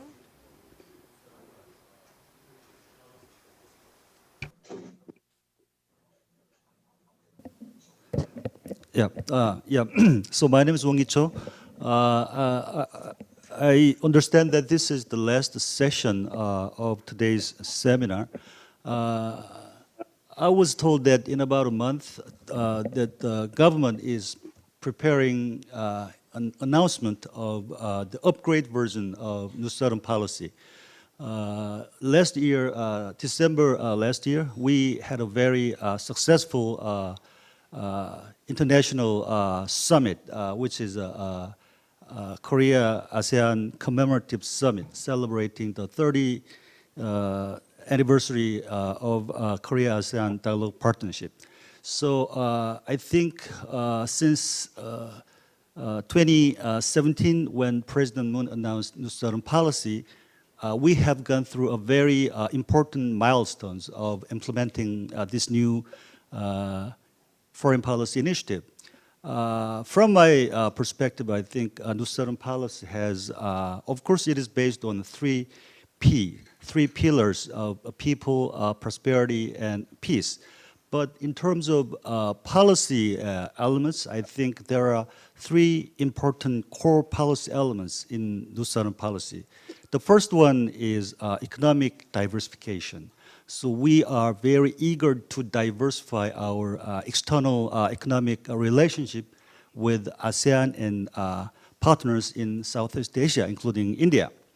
The second element of New Southern Policy is the diplomatic expansion, the upgrading, the strengthening of diplomatic ties on a bilateral and regional, unilateral basis with ASEAN and India.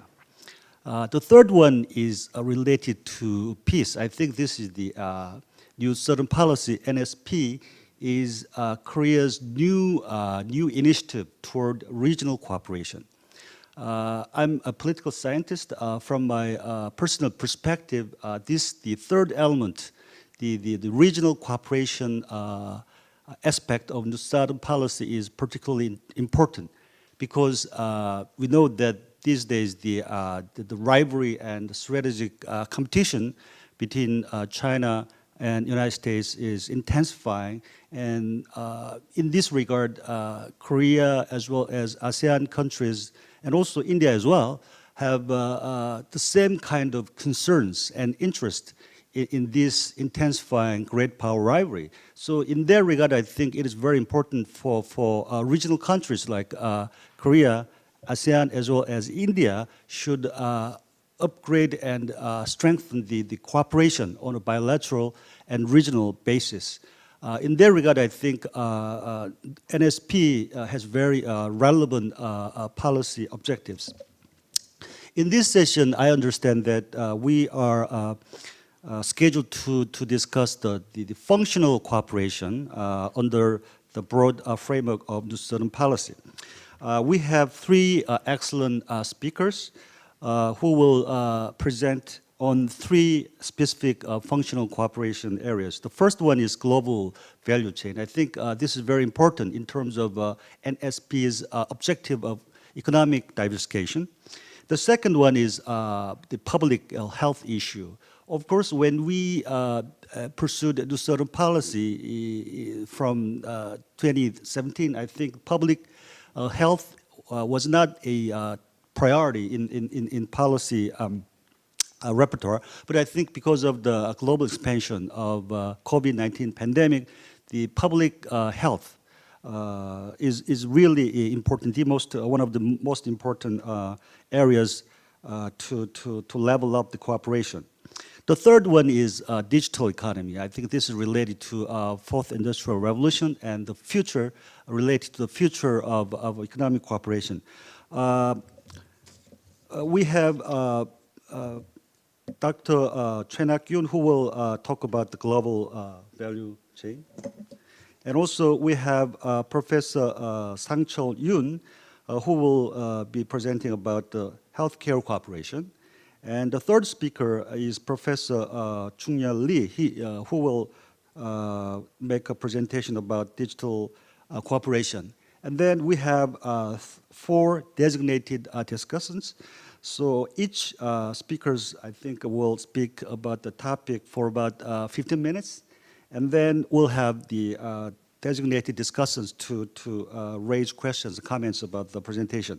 So without further ado, I will turn to the first speaker, Dr. Nak-yoon Choi, please. Okay, thank you, Chair. I am very honored to participate in today's seminar, and I'm very pleased to present my opinions on the global value chains in the post-COVID-19 era. Okay, I'll start with the first section on challenges in the post-COVID-19 era.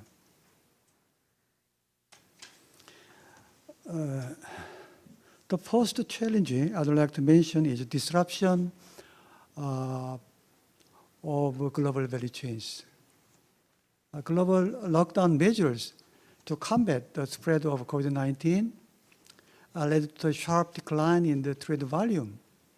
As you can see in the table at the bottom panel of the slide, world trade volume decreased by 15% in the second quarter of this year, and all regions recorded declines, with exports falling most sharply in North America. In Asian case, the exports fell by about 6% as Asia began to emerge from imposed lockdowns and demand for its input goods. But I'd like to emphasize that GVCs, global value chains, based on the seamless connectivity, ended up being almost frozen. Let me move on to the second challenge. As we are well aware, the US-China trade war is about the economic system and institutional framework. United States claimed that the Chinese system regarding the state capitalism, government subsidy programs for state-owned enterprises, and violations against the US intellectual property rights, among others, need to be addressed and improved to meet the global standards. But it seems to me, however, China is not willing to accept the U.S. Proposals, and then I think that it will not modify its state party system. So problem is that the U.S.-China trade disputes may be intensified, thereby causing competitive protectionism. As you can see in this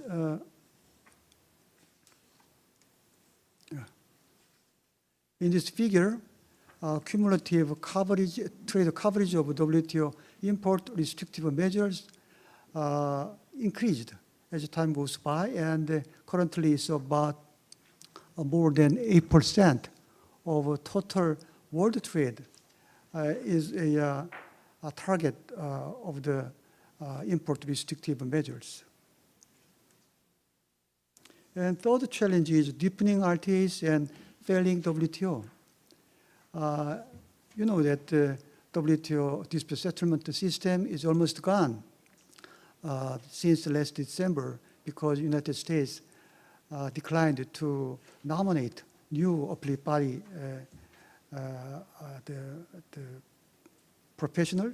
So, but on the other hand, the FTAs have a tendency to increase in recent years. Furthermore, the recent trade agreements can possibly serve as stepping stones for multilateral agreements in that they are not only complementary to multilateral rulemaking system, but also consistent with the GATT Article 2. And fourth challenge, I think, is the ongoing industrial revolution driven by the intelligence information technology. The digital transformation that has disruptive effects on the production processes and business models of the established industries.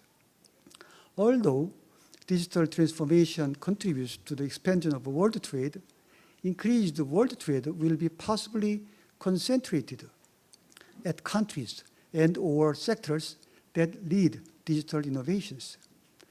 According to the OECD simulations, the digitalization of production may become the biggest game changer for the future of global value chains. That's the fourth challenge in the post-COVID-19 era, I think. Let me move on to the second section on global value chains in ASEAN, India, and Korea. In this section, I implemented statistical analysis methods to investigate the global value chains. Basically, I used multi-region input-output database as well as a UN Comtrade database.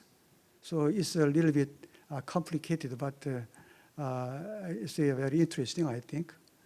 The global value chains are characterized by an increasing share of intermediate goods in total gross value, trade value, which results in decreasing share of domestic value added in total value added in exports.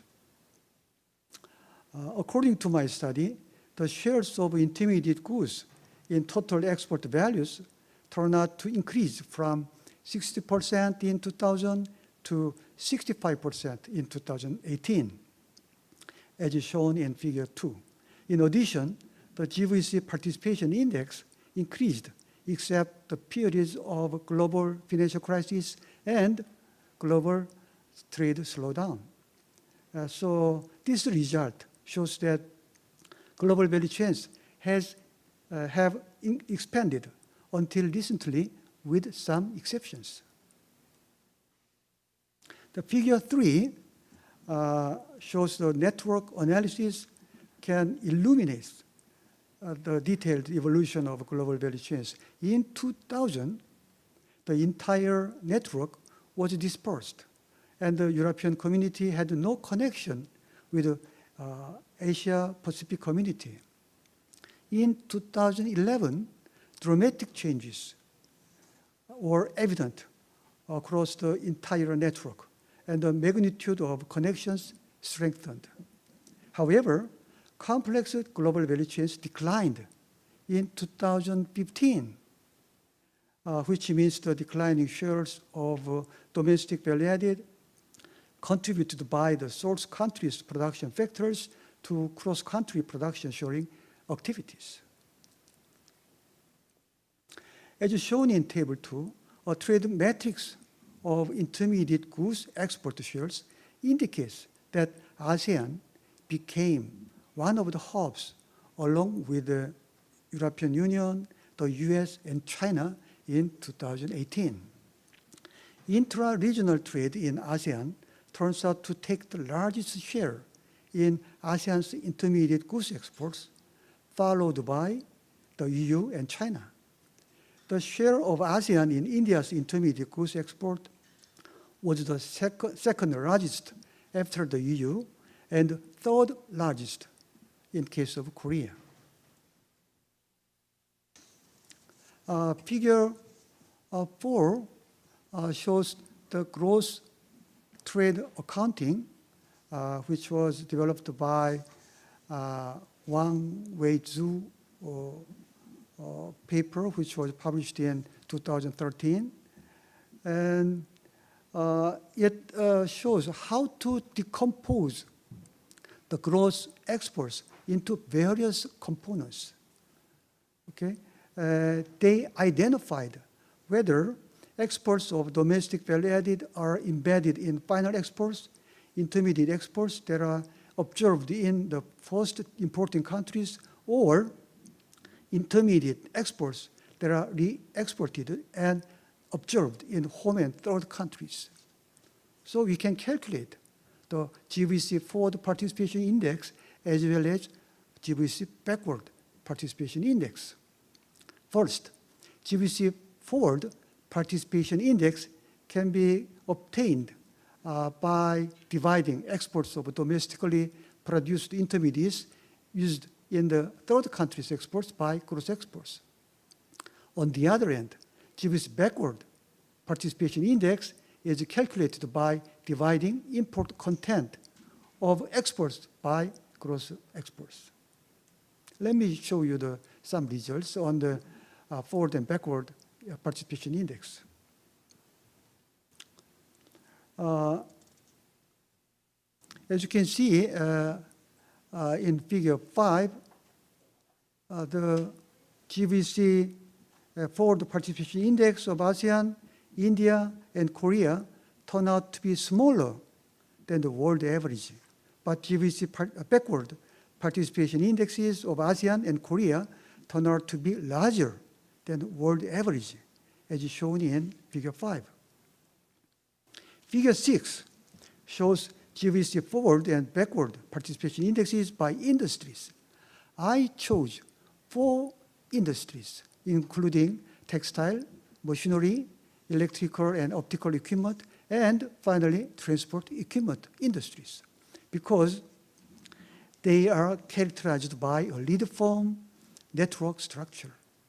It's very interesting to see that all of the ASEAN's forward indexes turn out to be smaller than world average, and all of the India's backward participation indexes in all the 4 industries are smaller than world average. However, Korea's forward participation indexes are larger than world average in the case of textile and electrical and optical equipment industries. This result indicates that ASEAN tends to participate in global value chains by assembling the imported parts and components for exports, while India has not yet been integrated into global value chains. On the other hand, Korea's exports of intermediates in textile and electrical and optical equipment industries are more used in third countries' exports than world average. Now, I'd like to turn to the discussion on foreign value-added content of exports and share of exported intermediate inputs using the same methodology proposed by Wang Yi and Zhu. Let me first discuss foreign value-added content of exports. As shown in the figure 7, the rest of the world, the US, EU, and China take the most of the total foreign value-added of exports. It's about 89%. It's a huge number. Okay, so I'd like to focus on only Asian partners. In case of ASEAN, intra-ASEAN trade turns out to be the largest share. And on the other hand, in case of Indian foreign value-added, ASEAN also was the largest contributor. However, in case of Korea, China is the most important contributor with 27% among Asian partners to Korean exports. Now, I'd like to move on to the next slide for discussion on figure 8. As you know, imported intermediate inputs are re-exported after being processed in the production of goods and services. Figure 8 shows that the share is 31% in 2000 in the world, which goes up to 33% in 2018. When you calculate the shares of re-exported intermediates, it turns out that it increased from 42% in 2010 to 44% in 2011 to 2018 in case of ASEAN. Okay, and in Korean case, it's the number is hovering around the 40% level, but in India case, it's about 10 to 15%.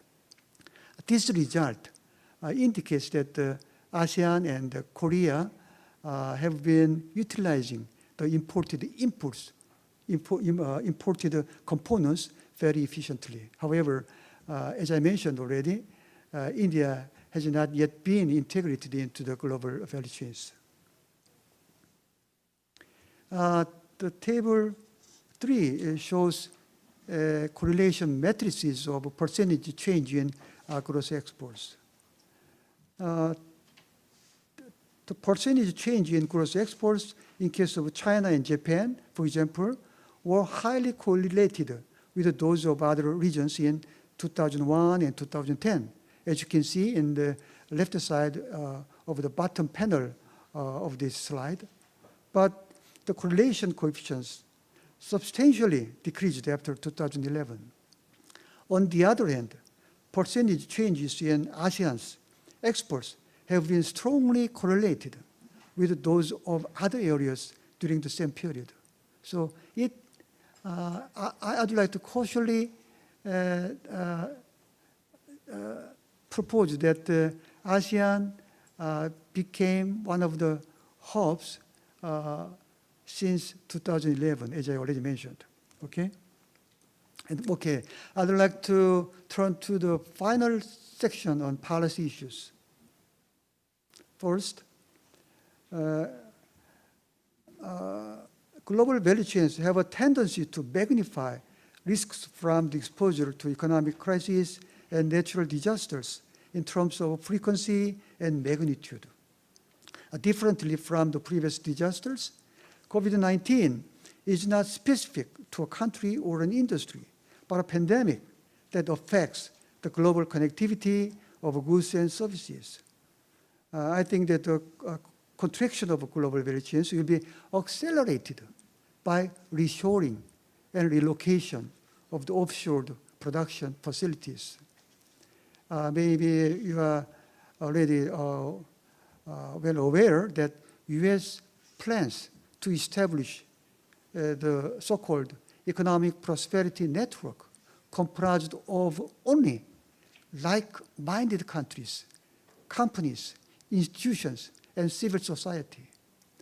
On the other hand, China declared a so-called dual circulation strategy to establish self-reliant supply chains by relying less on global integration and more on expanding domestic commerce.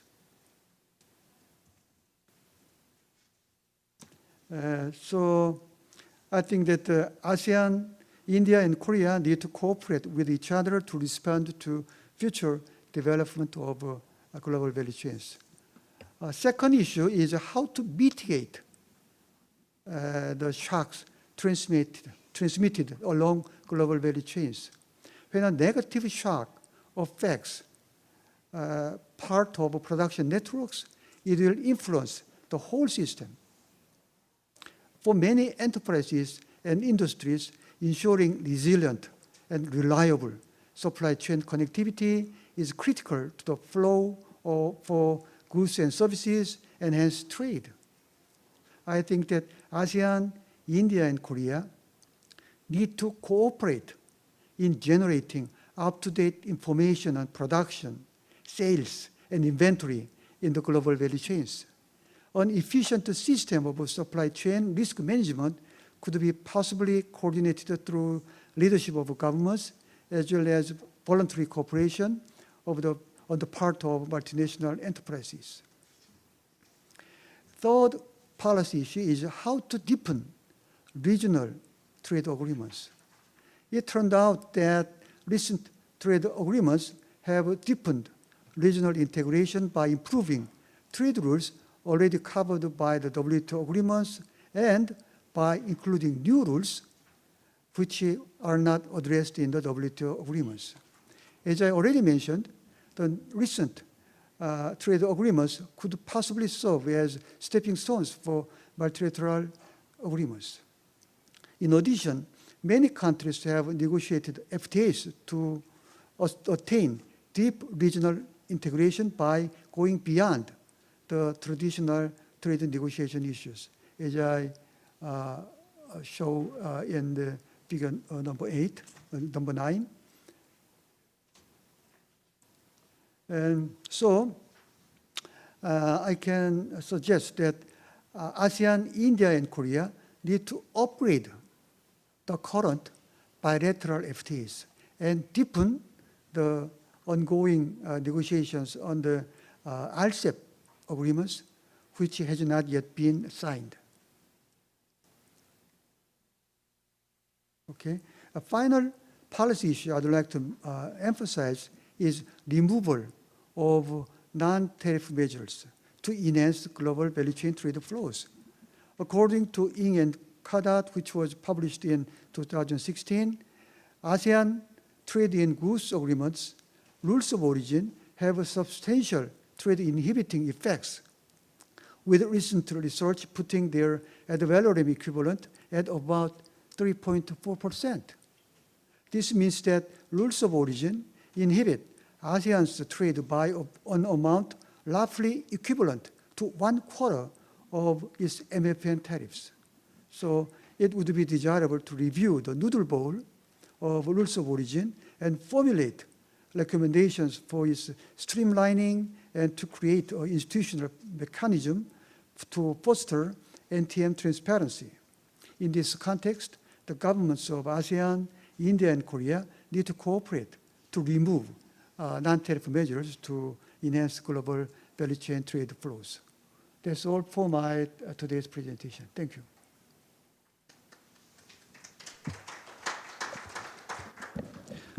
Thank you, Dr. Cho, for your excellent presentation.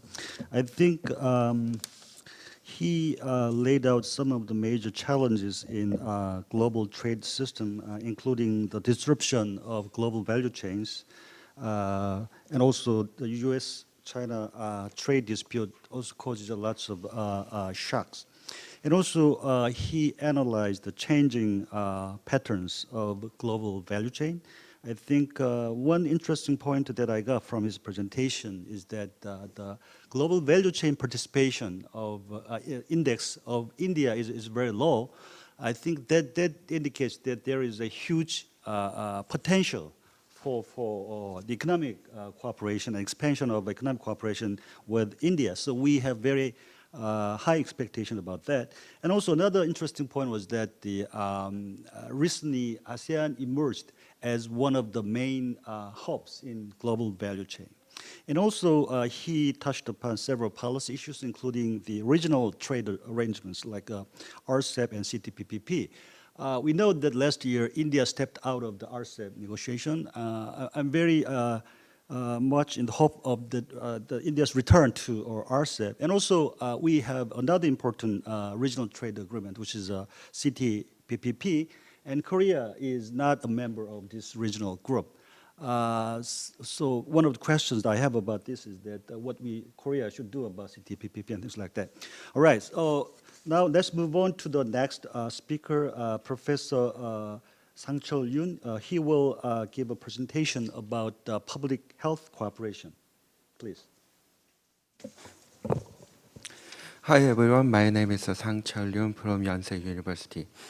Thank you for having me here at this meaningful place, and I think it is a very great honor to present this issue in the Kiev webinar. I will be delivering this presentation in Korean because I want to go home on time. Don't you? 네, 발표 장수가 조금 많이 준비했기 때문에. Yes, I'm going to provide my presentation in Korean because I have a lot of pages and a lot of information I want to cover. And I only have 15 minutes, so I'm going to be very quick and talk in my mother tongue. So today I want to talk about what we can do in terms of COVID-19 and cooperate with new Southern policy countries, especially in the field of healthcare. I'm going to talk about COVID-19 and infectious diseases in general and what we should do to develop in the mid to long term, focusing on medical education in particular, to try to have safe and affordable surgery. So that is what I'm going to focus on in terms of my talk. As I mentioned before, COVID-19 is really impacting every part of our society, and this has brought healthcare to the fore. And unfortunately, as has been mentioned before, we don't believe that this pandemic is going to end very soon. And in fact, there's been a lot of issues that have been accumulating over the years. Many of these issues are accelerating now because of COVID-19, and many of them have become very familiar with us. One example is this webinar. So in the past, we had to take time out of our busy schedules to go on expensive plane flights and go to expensive hotels, to go to these different seminars and meetings and academic fora. We've asked many times, can't we just meet online? Can't we just do it remotely? But in the past, that was never done. Now, because of COVID-19, we have these webinars where we can meet in a contactless manner, online. And although this is another new challenge because of COVID-19, this is also a new normal that has been brought by COVID-19. Of course, I'm not saying that we should continue on with these webinars. Of course, there's a lot to be had with interpersonal relationships and face-to-face contact. But I'm just trying to say that COVID-19 has brought about all of these different changes. When we talk about disease control, it's very important to be very quick in terms of early recognition and have diagnostic capacity to diagnose these patients and do a triage to try to separate the different patients depending on their level of symptoms. And if there is a positive case, to do tracing, quarantine, and isolation, to do very thorough disease control of these positive cases. So these are very core values when it comes to COVID-19 response. This has always been the case, but under COVID-19, we've made use of ICT to be more effective in responding to these 4 pillars. There's what we call the 3 T's, test, trace, and treat. And in all these 3 T's, we've used ICT technology, use ICT to trace the confirmed cases to try to see where they've gone, and this has been very effective. Of the different 7 applications against ICT, we've used against the COVID-19, we've used ICT in terms of tracing, border control, mask, and sharing information. Firstly, on tracing. So there is the epidemiological investigation supporting system. This is a supporting system that allows for the medical professionals to do epidemiological tracing. So you trace the whereabouts and the locations of the patient. In the past, it took 2 days to do effective tracing, but now because of these smart systems, there's all of these ICT infrastructure, not just in healthcare, but just across society in general. So all these integrated ICT systems allows us to get real-time data to understand the full tracing of a confirmed case within 6 hours. Some people might say this is just decreasing from 2 days to 6 hours. You might think that it's not a lot, but within that window of time, the medical professionals can work really quickly to try to make sure that the confirmed case does not come into contact with more people and thereby lead to more confirmed cases across society. When we introduce these, we need to have a relevant ICT infrastructure in all of the different countries. But we still have a long way to go for many countries because for COVID-19, when it comes to healthcare infrastructure, you have to invest from the mid to long term. And you also have COVID confirmed cases, confirmed patients already that you have to deal with. But globally, there is already LTE networks. In fact, over half of the world population is living within an LTE network. 70% of global population has wireless access. And so this means that you can use any mobile device and have access to the internet, have access to a network connection. That's about 90% of the people making use of these mobile cellular subscriptions to get access to these ICT infrastructures. So if you take a look at ASEAN and Indian countries, you see that there is more mobile subscriptions than the actual population. So there may be one person who uses 2 or 3 phones. So there are more mobile subscribers than the actual population. This means that in terms of mobile ICT infrastructure, we can make use of the existing infrastructure, not just in healthcare, but also in education. So it's not going to be very difficult to make use of mobile network for the NSP countries. And by 2025, over 80% of the global population will be smartphone users. And these are some of the predictions that we're seeing. Oh, when we talk about ICT in healthcare and we talk about digital transformation, and I think in the first floor there's another seminar that was held on the first floor of this hotel talking about digital transformation. And we talk about ICT. ICT in healthcare is not something that is very fundamental. So this is just a delivery system. Because in the past, when patients can go to doctors, and now when they cannot do that, and when the patients have to access doctors remotely, they can make use of ICT. So when there are all of these different obstacles in place, the ICT allows the patients to go beyond these obstacles. So there are delivery mechanisms, there are tools that patients can use to go beyond the obstacles and get access to doctors and medical service providers. So there are these different challenges and obstacles, and we can make use of ICT. The ICT is not a fundamental solution to the problem. It is merely a good tool set for us to make use in light of the situation. Because of COVID-19, there are many people who are exposed to infectious diseases. 1 month ago, WHO did a survey across about 120 of its member countries, and they said that COVID-19, not necessarily COVID-19 itself, but COVID-19 has accelerated other healthcare challenges. This means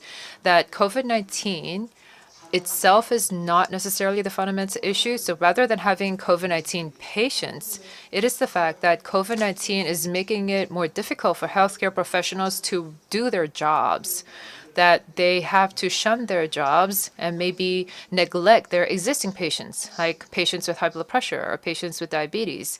And it is leading to more deaths of those patients, not necessarily COVID-19 patients. And this is leading to more outbreaks, cluster outbreaks, and community infections. We can see that even if the number of infections is very low, COVID-19 is still leading to disrupted services for those patients of non-communicable diseases. In fact, sometimes it can get worse to about 70%. There's a 70% disruption of NCD services because of COVID-19 pandemic. So many people think that COVID-19 itself is a very big problem, that there are many COVID-19 patients, and that is a very real concern. But we also have to understand that COVID-19 is leading to disruptions in other healthcare sectors as well, with patients of other diseases. This is because there's limited capacity of medical services. The healthcare professionals are limited in quantity, and there's also these transportation cutoffs. Many people are under curfew. They cannot have access to hospitals or medical services. So many of these different reasons are leading to these obstacles. So again, I'm trying to say that COVID-19 itself is also a problem, but there are many other issues that are spinning out of COVID-19. People with chronic diseases is having limited access to Medicare medical services. And this is why WHO member countries have said that we need to overcome this issue, that have to recover from this issue. So maybe they're saying that if we believe that COVID-19 is here to stay, then we have to make use of digital transformation. We have to make use of telemedicine and do task shifting and role delegation of healthcare professionals to try to respond to this need of patients with non-communicable diseases. This does not mean that doctors did not use telemedicine in the past. They've used telemedicine in the past, and telemedicine has yielded good results, but doctors were more used to using traditional medicine. So I think now, because of COVID-19, we can bring about more changes to digital medicine. I have to say that I'm actually an ophthalmologist, so I think this is something that you might have seen if you've gone through your health screen, your annual health screen.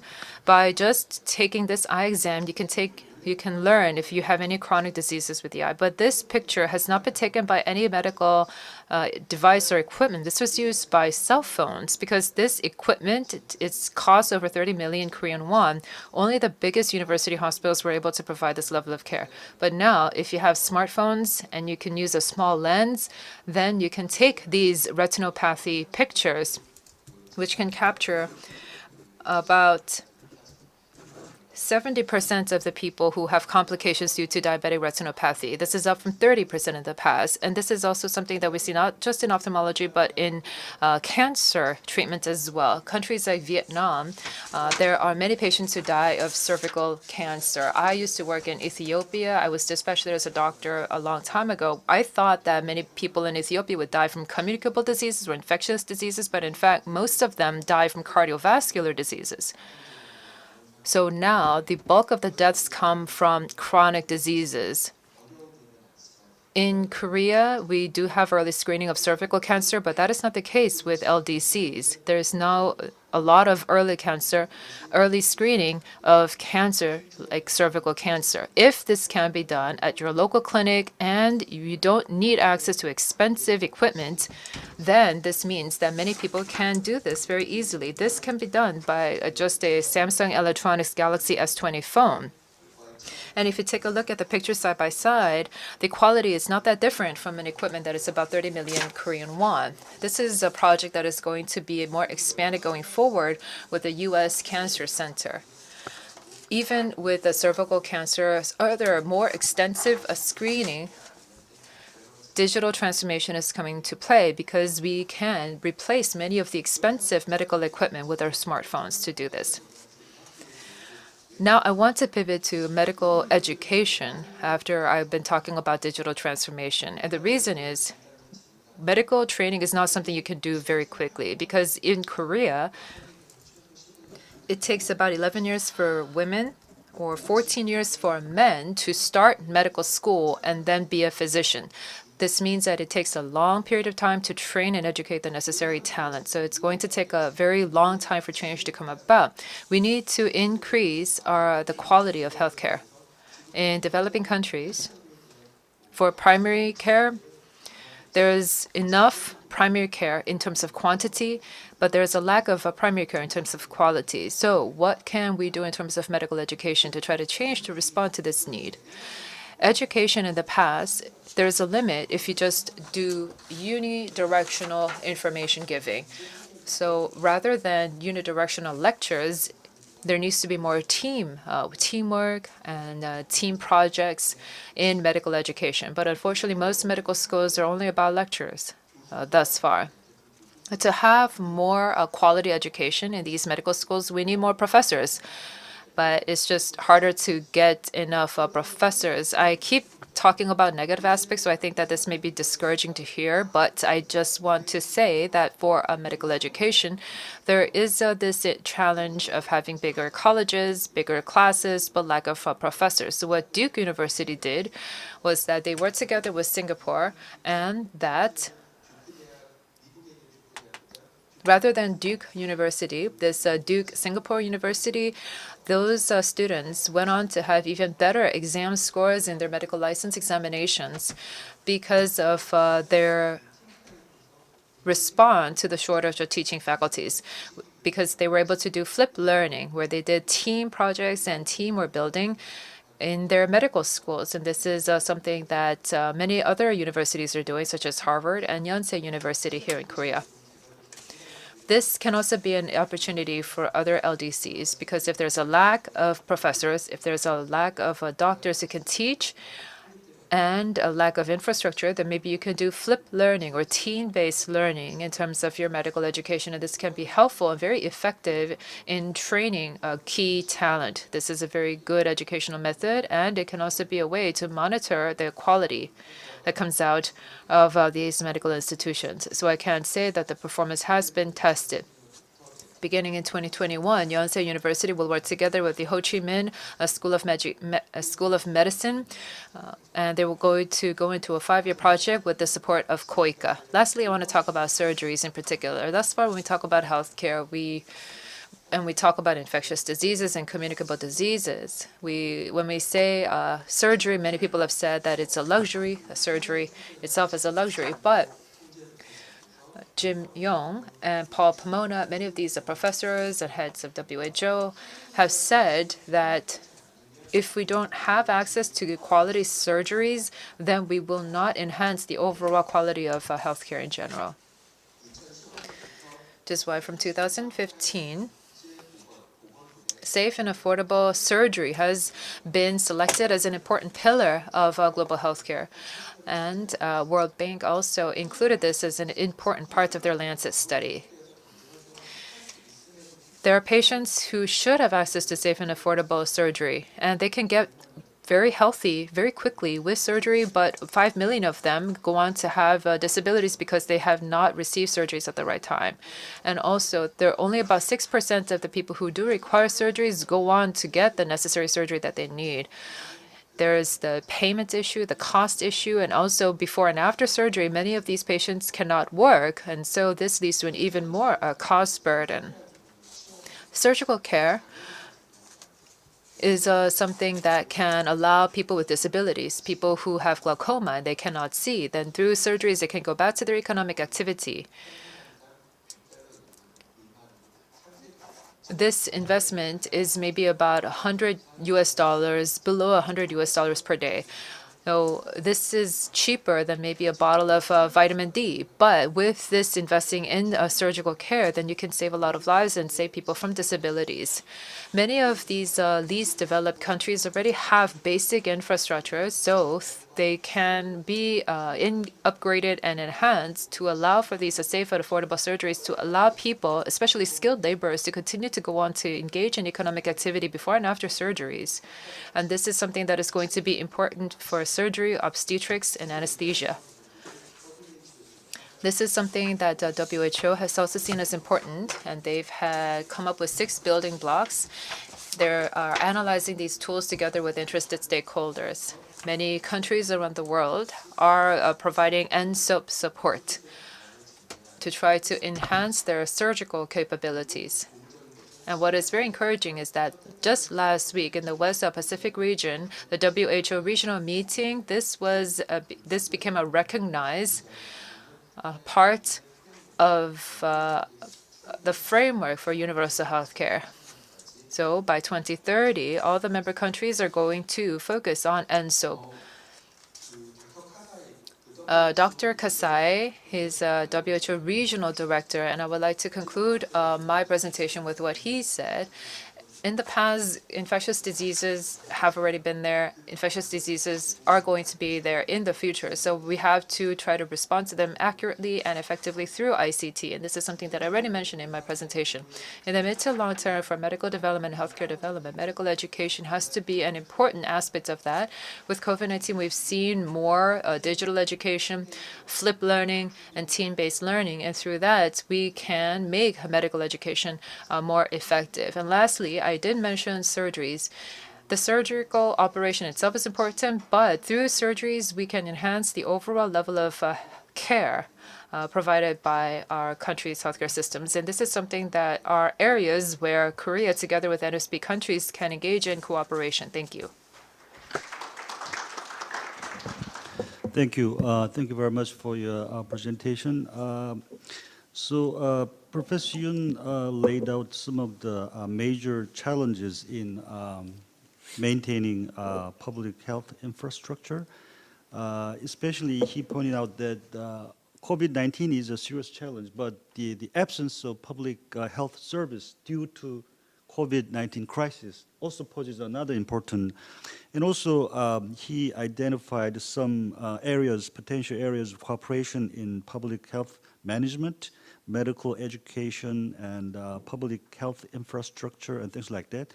So I think we now have a better ideas of in what specific ways we can go forward with public health cooperation. All right, so now let's move on to the last speaker, Professor Chung-Yeo Lee. He will be presenting about the new frontiers of economic cooperation between Korea and New Southern Policy partners. So he will especially focus on the fintech cooperation. Please. Okay, thank you, Chairperson. Okay. I'm very glad to have my presentation here.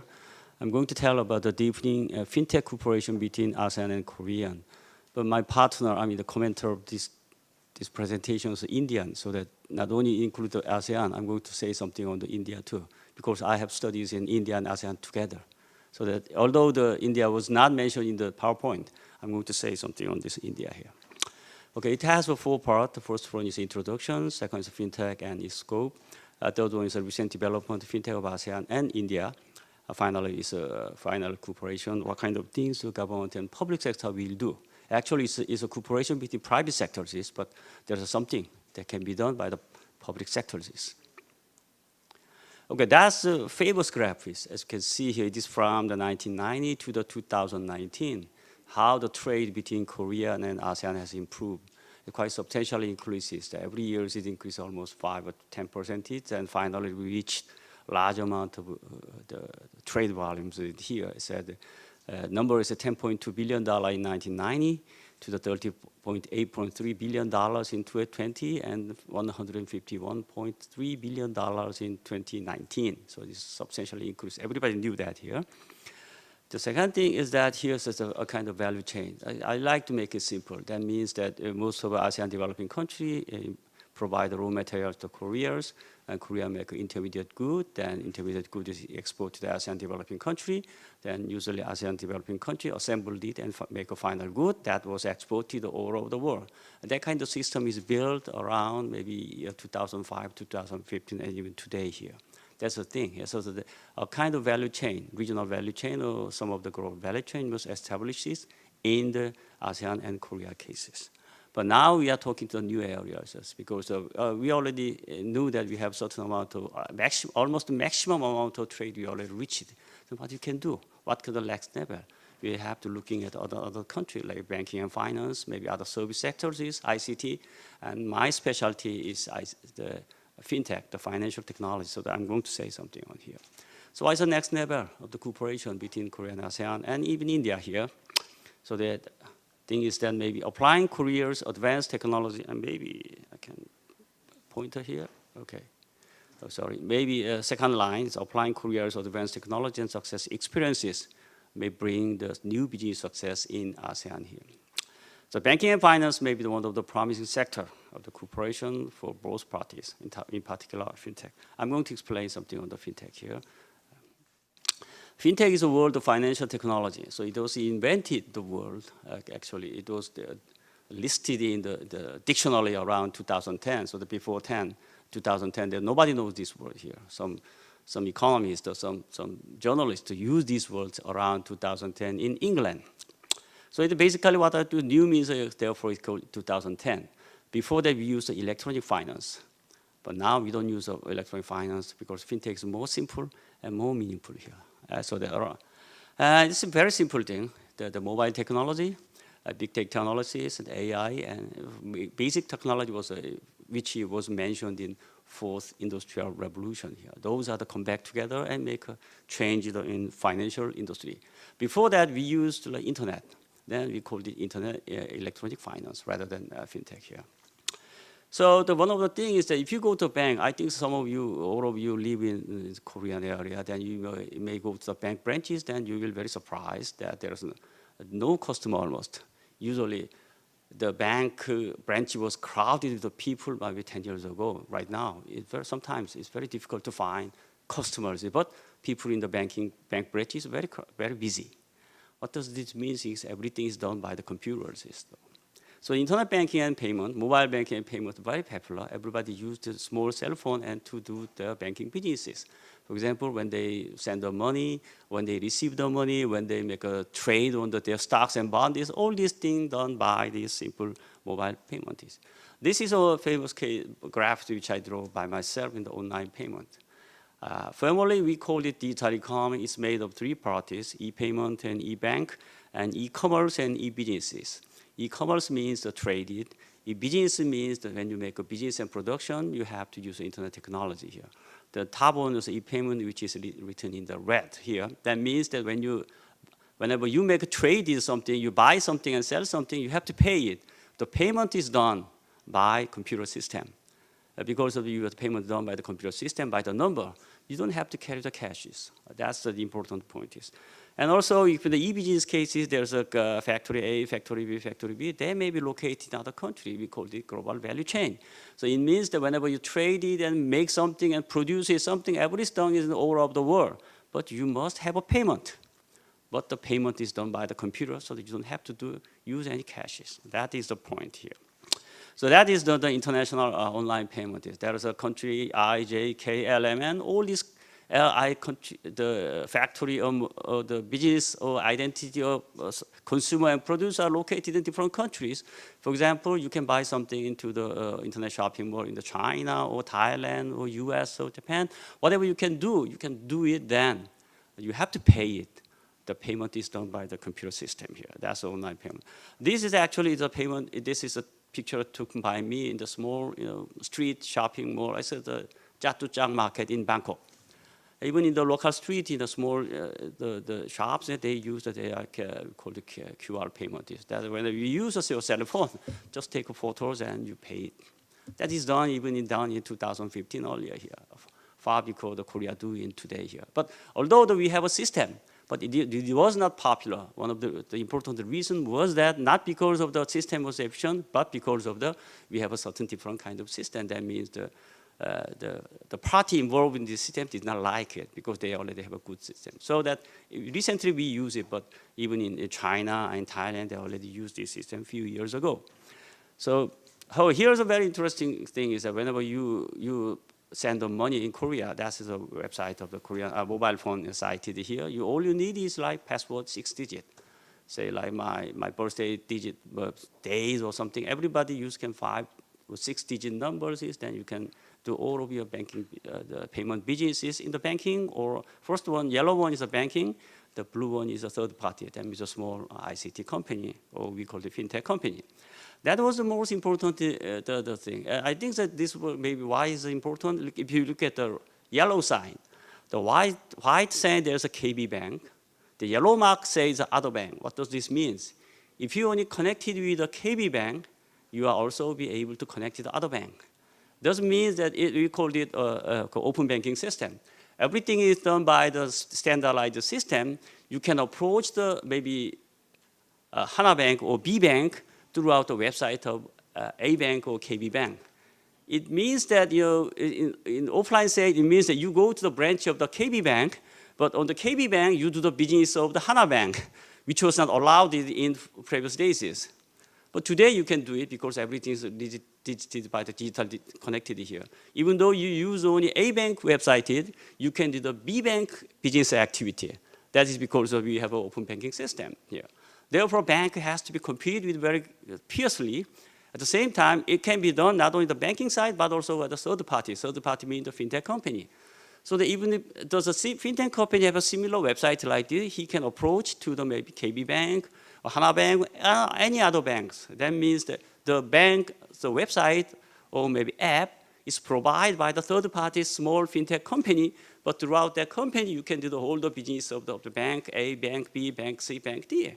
That is 5 different things. What you have in mind is that whenever you traditional mind, when you go to a bank branch of A, you say that you do the business of the bank branch, bank A here. But now, on the bank branch A here, so you can do the B bank, C bank, or maybe even stock companies businesses. That is an open banking system, which was open today. And it will be very promising here. So the fintech focus on the mobile payment. Okay, this is a kind of payment history here. First of all, step 1 is a cash and checks. We used to cash and check when I was young here. Now it's a step 5 with a different kind of payment instrument. You can use maybe mobile phone or card, or maybe some other instrument you can use it, that you have still 5-digit steps easier. In the case of Korea, we experienced these 5 steps for the before 70s and around today here.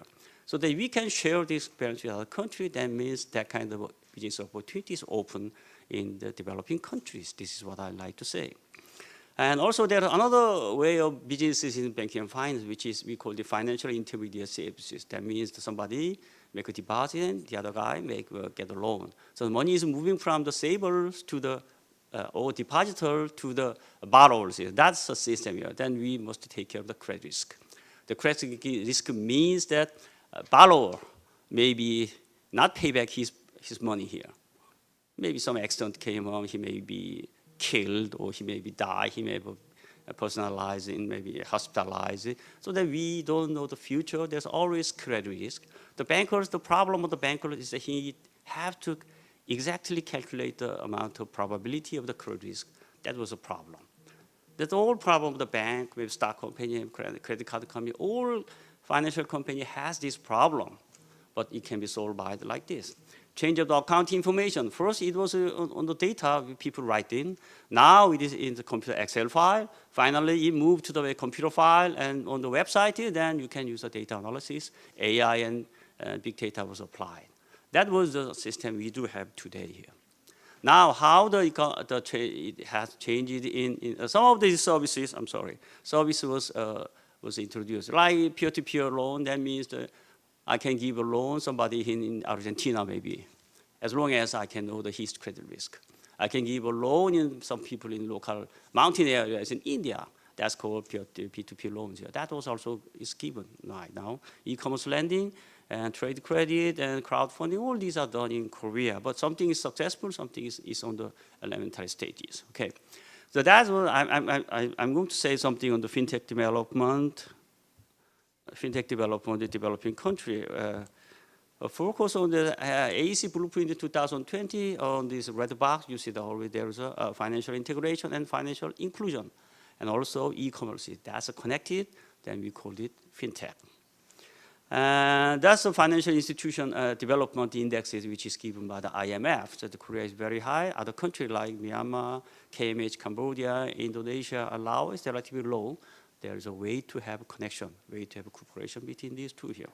I mean, India is too, and also that's the foreign branch of ASEAN. I think we may find it a little difficult. The thing is that the red one, the blue one, the black point means ASEAN 10 countries, there are many branches by ASEAN Bank. We have more red one, that means after 2013, we have more branches from among the bank. That means here's in Malaysian cases, Maybank, Maybank has all branches in all ASEAN 10 member countries. That's what I'm talking here. So that more ASEAN bank have more branches in ASEAN. That means ASEAN financial market became integrated since 2013. Why the 2013? Because 2013 I finished a report, and later I'm going to prepare a new one here. That is a study, statistics on the financial access statistics, how many bank branches here, how many deposit account people have, how many, so the loan account have. That is a statistics from 2004, 2010, 2015, and 2018 here. So as you see, it has substantially increases. That means you don't have to know of the exact number, but you see the trend. It has been increased substantially for years, although some country was not as high as you think here. Same with the access table. How many numbers of commercial bank branches per 100 square kilometers is? How many numbers of commercial bank branches per 100,000 adults? But that is less meaningful, I'm sorry, here, because we have computer, we have mobile phone, then we can access. Formerly, we have to go to branches when you do something, but now you can use mobile devices, then you can do, in the mountain areas, you can transfer money. In the beach, you can withdraw your money here, that's the thing. And also there's a little problem with internet. That was a statistic in 2018 here. As you can see, some of the countries, Cambodia, Indonesia, Laos, internet rate is quite low. And broadband, high-speed internet was quite low too here. However, there are some, the mobile connection is pretty high. That is the thing we have to focus on this year. And something I like to mention here, some of the Korean companies failed to run their e-commerce businesses in Indonesia and some ASEAN countries. Then why? One of the important reasons is that he has a Korean company, it was one of the largest companies in Korea, to launch some services. But they failed. The reason is that they are very confident because they have a very good business model in Korea, and they do it. They think that they are the best. They can do it. They have a technology. They can do everything. The problem is that they don't know the people. I mean, the people of Indonesia. Because in terms of e-trade, I mean, e-commerce is a shopping mall and everything. The shopping mall has to provide with a good suppliers. And they have to have the good, delivery services, local transportation here, all these things. But they are thinking about all these things was established as Korean. But however, their system is not as good. Therefore, when they promises to deliver the product at a certain day, you cannot do that because of some raining, maybe earthquake, and typhoon. Some other things happen, they can do it here, they cannot get the promises. So that they lose the confidence, therefore they have to get out of this, their countries as well. But it's an interesting case of, it's not related to fintech, but it's related with technology here. It's a Grab services. I think so, all of you have been in, I'm guessed that all of you have been in South Asian countries, then use the taxi, use these Grab services. Well, that's a Grab service, which is like Kakao taxis today, but every car was available here. The thing I like to mention is that it's not about the business model of this, but about how do they do it here. Look at this. When they make a business in 2010 here, it was originated in Kuala Lumpur. They are very confident they have a business in whole Malaysia, but soon they failed it. Why? The internet accessibility only limited in Kuala Lumpur only. So that they have to change their mind. Okay, how can they expand their businesses? It is impossible to extend the businesses only in the territory of Malaysia. So they have to move their headquarters to Singapore. And rather, they said, what kind of city they can have a businesses in South Asian countries, so that they build in Vietnam. They go to the largest city like Ho Chi Minh City and Hanoi. They go to Manila in Philippines. They go to Jakarta in Indonesia. They go to Singapore and blah blah blah. What they are suggesting is that in Korean cases, when we have a business successes in businesses, we try to expand our businesses in Korea. Because all the Korean territory here, we have good ICT infrastructure, so we can utilize it. But in Indonesia and Malaysia, they can do it because only infrastructure is occupied in big city. So they expand their businesses, go to big city, big city, big city, and they are the largest company in South Asian countries. So that is the lesson. The way of business is different from us. That's what I'm talking here. Okay, smart city 40. The first graph is using my cell phone. That means all these things are taken by picture by my cell phone here. So when I use a taxi or bus and whatever, I use my cell phone, and then I can connect it, which number bus came here at which time, And also bus station, there's a sign that maybe 2 minutes later, the bus number maybe 25, maybe go this way, just go, then I can do it here. But the second one is either Ho Chi Minh City, so the one is Yangon in Myanmar. Okay, they can do their similar businesses. They can do connected this, similar one they do, similar they did it. But the problem is that here, it is only do by my cell phone. If I have a smartphone, they can do it here. But in the bus station, there's no sign because they don't have infrastructure to install those instruments in the city. So that because all these things are connected with the small, maybe computer with the, the bus and also to the maybe satellite and my cell phone is connected together. But they don't have infrastructure to put these things in the bus station. That was the thing here. If it's less costly one, they use it. But it's infrastructure cost one, they cannot do it. That's a big structure. At the same time, I was very surprised that they have very smart people. I mean, when I go to Indonesia, when I go to Malaysia, and maybe even Myanmar, there are people who have graduated in one of the best universities in the world. And they do have some BGC, they have very excellent people here. The problem of they is that they do not have their supporters. Supporters mean intermediate people. In Korean cases, there are smart, maybe highly educated smart people, and there are middle, and there are lower, and then we have some pyramid structures. But they don't have it because only smart people, whether he was one of the best genius guy or he has a very good family, he was very young, he go to the US and UK and France and they learn something, have a bright idea, he come back to their country, but they don't have any system to support them. So that they are looking for the foreign partners. That is actually going on in these countries here. Okay, so this is what I think it's time for us to conclude this. How to make a future cooperation of fintech ASEAN, maybe India too here. Okay, this is the land size of Korea. When I visited many countries, when I met my friend in scholars in ASEAN countries, they think that Korea is a very large country. Korea's economic size is very big here. And sometimes I was very confused because they look at these land sizes. The red one is Korea. The blue one is Thailand. I mean, when I met the Thailand people, I said, my land size is like 25% of your land size. And he was very surprised. He thought that in the TV and news and Korea was a large country. And not saying how our population, he said, okay, my population, if you come to Korea, Seoul is very dense city, but whole the population of Korea is only maybe 60% or 70% of your country. And he was very surprised that. What does it mean that not only for the size and population, but also our economic size is also too here. And I show this graph. Yes, the red one said it's a line from Kunming to the Singapore, and maybe the right one side is a kind of a train line here. And when I discuss with some infrastructure construction ASEAN member countries, is in India too here, when I visited India and Nepal here, they said that Korea can be able to do a large infrastructure project like the connecting Indo-China Peninsula, for example, like this. But that is not true here. We are a small country, only 50 million people here. So that I emphasize that it's very difficult for Korea to launch any ASEAN-wide economic cooperation problem. It is beyond our capability. We cannot do that here. Then what kind of thing we can do? We can do has to select a few major cooperation partner countries and a few major areas of cooperation and we can focus a few areas. That's what we can do. We are not China, we are not US, we are not Japan here at this time here. And also, we also have been very good to select a few areas and take the strategy here. And also, Korea can support the supply of ICT infrastructure for ASEAN and member countries. Maybe not here.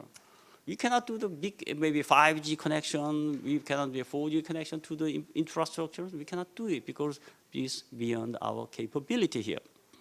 But we can do something to help, cooperate with the software infrastructure, because that was a very highest point, a best point we can do here. What can do? Say like fintech is an area, and fintech is a cooperation with the small and medium-sized company too here. Okay, this is an act here. If the fintech or financial technology or maybe ICT technology try to have a boom here, we have to have a supporting program. What is the law and regulation? First of all, Electronic Financial Transaction Act, Personal Information Protection Act, User Protection of Credit Information, a real-name financial protection system here. This system was done in 1990s, around year 2000. Therefore, under this system, we are able to extend our banking and financial and information system here. So we can do these experiences to help you make a regulation and rules and laws. That's what we can do a software here. But the human capacity, I said before, my experience is that you are a very genius people, you do have. The problem is you do have a middle people here. Those who have a good education in ICT in college, maybe in high school, maybe school, technicians, we don't have it. We are willing to provide, we are able to provide, do that. So that when you have a two discussion for not only fintech cases here, we can support a program such as this that can do. One more thing I like to emphasize, the last one, is that Korean businessmen of fintech industry is looking forward to working with the ASEAN. I was very surprised when I get the statistics given by the fintech industry here, in Fintech Association of Korea here. And many, about 60 or 70% of people like to have a businesses in fintech in South Asian countries. But the thing is that they have very shallow background, which means that they have never been in South Asian countries before. They think that they are very confident, they have best technology, they are very good educated in Korean here and IT specialist. I have a very best solution. If I bring this solution to the South Asian countries, it can make businesses as well as in Korea. But that is not true, as you can see here. The determining point of the business success is not the technology itself, but is how to communicate with the people, make the people use here. The exactly similar thing happened when I experienced about early 2000. At the time, I'm the early members of the maybe Ministry of Information and Technology or say the Committee of the Korean Financial Supervisory Services. Is that here? There was two guys getting together here, ICT guys and banking and finance guys. They have to getting together. The ICT guys has always complained that I am the best, I have best technology, but banking guy did not support me. The banking guy always said that here, okay, there's an ICT guy, they don't know about the society, they don't know about the market. They just simply say that they have a best technology, which is not applicable to the society. Exactly the same thing I saw in the 2020 in Korea. Those who like to go to the South Asian countries and India too here. They already have a best people, they also do it. The thing is that we have to run the society. That should be provided by the public sectors. There's no way. I mean, the association or the there's no way that they do not have any way to communicate with these people here. So know about society, know the business culture, know about the banks. One of the interesting cases I learned is that here, even in the Indonesia cases, some company, the fintech company, they have a very bright idea. Their business model is okay, but they fail to find the funding. So what they're doing is they don't have a business. They make an IPO in the U.S. because some of the U.S. rich people understood that business procedure. So that actually funders, the money holders in Indonesia could not understand the success of business model. So that they go to the United States and the United States launched it, and finally they succeed in IPO and take a huge amount of money here. That was the story here. So and also regulatory agency is the must because fintech is a financial services and that is strictly regulated. ICT is also strictly regulated. Two regulated in this moving together. Therefore, the regulatory agency was the must. But regulatory agency usually focus on the regulation of the domestic market, not in the foreign market. It has changed recently, but until maybe 5, 10 years, 60 years ago, when I tried to do businesses with the Korean regulatory agencies, with the ASEAN regulatory agencies, it was not easy to meet those people getting together to cooperate. Today is a different story here. So my conclusion is that here, we have technology, and some of the people in Korea have money here, but they have business practice which is coming together. I can think that this is a new way of cooperation. Then next question is how? There's a way here. As I said before, the regulatory agencies, at the same time, there's a cooperation and association, all these together. They know if they have a better cooperation, a better opportunity, they can have a good future and new way of business. Okay, thank you very much. Thank you.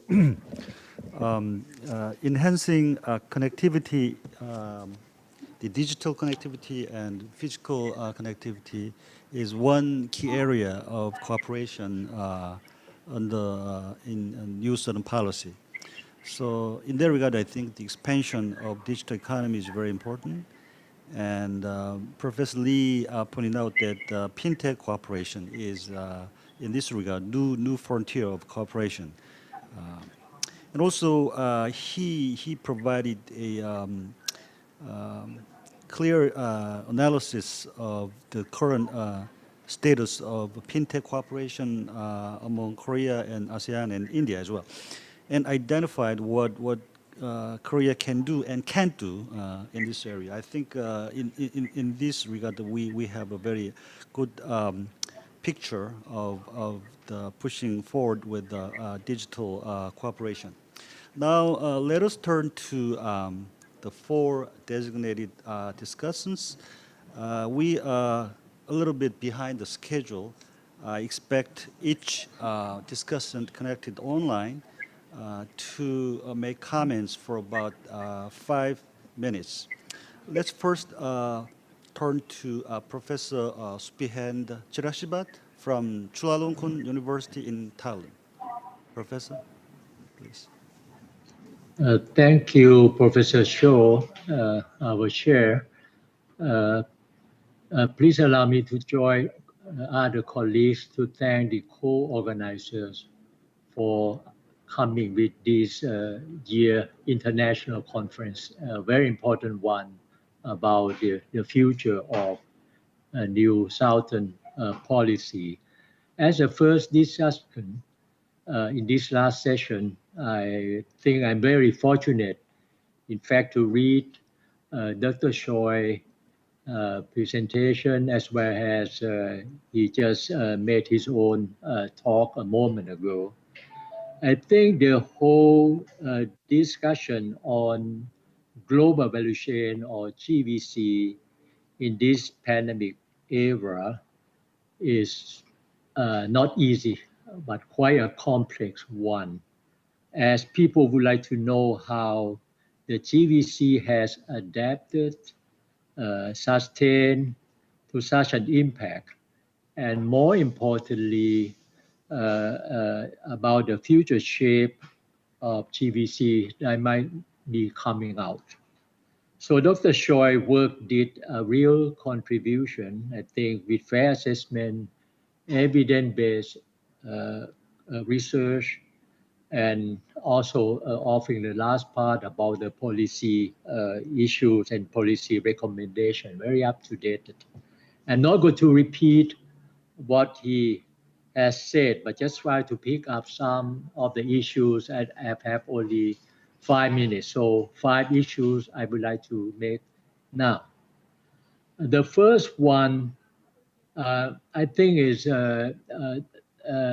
Dr. Choi is very pertinent to bring up to this moment. So again, the big question for us is about the future shape of global value chain. This is my first issue. I believe everyone knows that no way GVC would come this far without globalization. And in the past 2 decades in particular, as he outlined about the Asia or East Asia GVC. But now globalization is receding. Multilateralism is quite not function.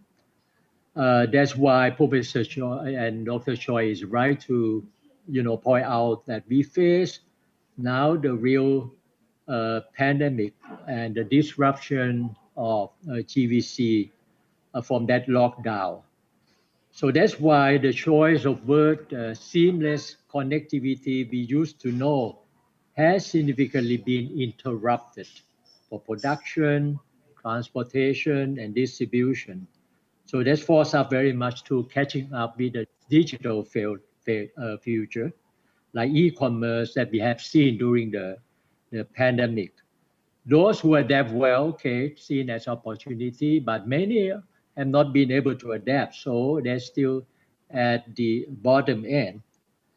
The COVID crisis also this year add to the US-China trade tech tension should be seen as a double whammy, sparking a serious rethinking about the future of global trade, global integration, and even the global GVC. What we know is much of this chain are centered very much on China. That's why the highly dependent of GVC on China will be likely reconfigured with some production activity reshore or other reshift to other location. This is my first point. The second one, I think, is about the GVC is very much about efficiency gain versus GVC stability, resiliency to create a new whole robustness. I agree with Dr. Choi that GVC no longer work as it used to be. That means to gain as much as efficiency for firm in production and services. Because of the COVID pandemic and the double whammy I mentioned a moment ago, that firm very much need to think big. I remember when the CEO, Apple CEO Tim Cook said some years back that he bet big on China and everything Apple's product done over there, which is he thought about his firm best resource allocation. Because of China seem to offer best optimum mix of cost, quality, human resources, and infrastructure. But only in recent years, and particularly down to US-China trade tension and COVID pandemic, that firm need to think otherwise, but to integrate more of stability, resiliency against shock. So I think the issue of GVC firm efficiency, best resource allocation must go hand in hand with the GVC stability, resiliency against future shock in order to move to create a new whole, new of robustness. We cannot separate one on another in order to get a real picture where GVC will transform next. Third issue is about the RTA to support deeper regional integration and GVC in our region, while WTO does not work well. I think this the whole attention turned to be on the regional level, and that's why the regionalization has gained momentum in many parts of the world. In our region, we know that policy level, we have for some time the noodle bowl RTA, and we hope very much the new framework of RCEP and to a certain extent the CPTPP will do the justice for deeper regional integration, in particular to improve GVC. I totally agree that mega RTAs should be a new bright spot with rule-based, transparent, and high-quality RTA. So we need to work much more to attain this. For ASEAN, as we know, our bloc and through ASEAN Economic Community, we try to eliminate for some time the tariff line by 98.6% by 2019. The average intra-ASEAN tariff have fallen to only below 1% in all member states. So in this regard, we still, of course, India is still behind our ASEAN, and we also try hard to work with India, like our Korean colleagues, working also with the bilateral RTA with India as well as ASEAN-India FTA. So overall, I think I agree very much. The next frontier would be on the NTM non-tariff barriers, non-tariff custom procedure, enhancing support for trade facilitation, trade digitalization, and development of paperless and contactless. This is some of the issue I think is very important to help reduce trade costs. It's still high in our region. Fourth issues, I think it's important to mention about the, that's perhaps useful for the future of New Southern policy, particularly in Table 2 and Figure 8. In terms of trade metrics and foreign value added, this is a bit technical, but I think it's important to look at the Korea. Is much more concentrated on China when compared to Japan. 29.2% of intermediate good export. This is the highest. Compare what the Korea has done with ASEAN plus India, still a little more than 1/3 of that Korea had done with China. So I think there's a big room here to improve. If ASEAN proved to be the hub for Korea, and ASEAN is a good connection to India, while Korea has also FTA with ASEAN and India. So I think the new trilateral relationship could figure high in the future of New Southern policy. Last but not least, this is about the very much ASEAN for Korea should be about everybody, every country, every corner of the region, people-centered, inclusive, and sustainable relationship. What I've seen is, of course, the ASEAN people like to look as a bloc, but in fact, ASEAN is much more diversified in what we moving ahead of ASEAN community, big or small. There's some very small like Brunei. The biggest country would be the Indonesia, the poor ASEAN, the rich ASEAN of Singapore. So I think this, of course, I'm sure that policy level you would like to go to everybody, but in terms of the GBC and firms, they need to look at across a space and choose location. And for the moment, we know that most Korean firms seem to concentrate the most in Vietnam. And like Korean firm for Samsung, LG, and many others.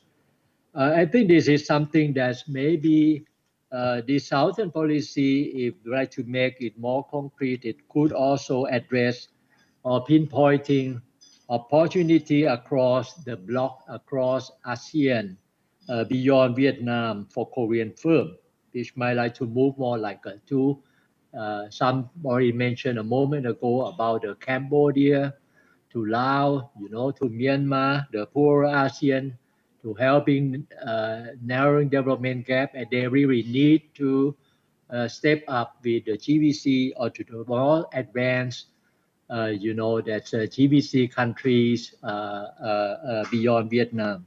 So I think this is a new dynamics of changing landscape as a result of pandemic and U.S.-China trade per se, that we could think about the new also shape of GBC and new digitalization of GBC as well. Of course, the ASEAN is already is ready overall as a major player for strategic partners like Korea. We have 60% of export, done through GBC. There's room to grow.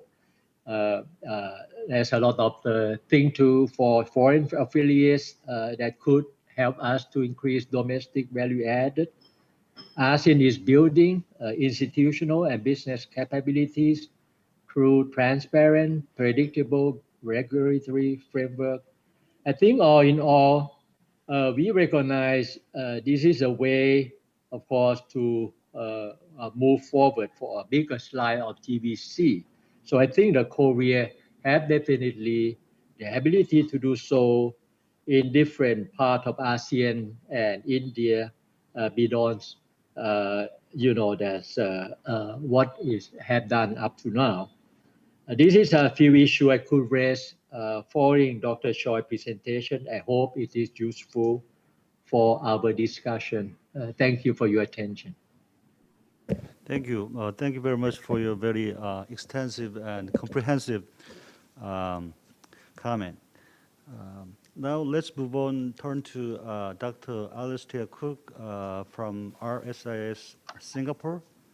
Dr. Cook, you have about 5 minutes. Thank you, Chair, and I'd like to thank the organizers for inviting me here today.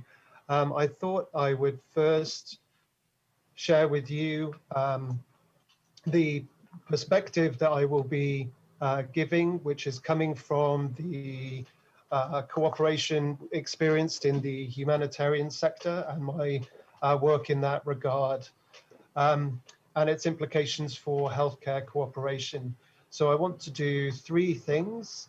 One is to respond to the presentation by Professor Sang-Chul Yoon, and then look at some of these key themes, and finally, what next for NSP? And I recognize the shortness of time. So in terms of Professor Sang-Chul Yoon's presentation, I thought it was very interesting and important. The 3 main points that he made. One was the importance of information and communications technology, ICT, in helping us to adapt to this new normal we are facing in times of COVID-19. One comment I would have in this regard is Professor Yoon mentioned about 90% of people having access to ICT infrastructures.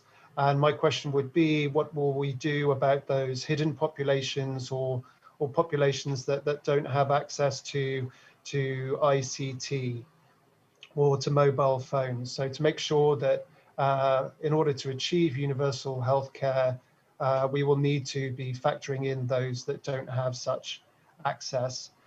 The second important point he made was about the disruption to services of health outside of COVID-19 and the impact that this has had on disrupting up to 70% of those services.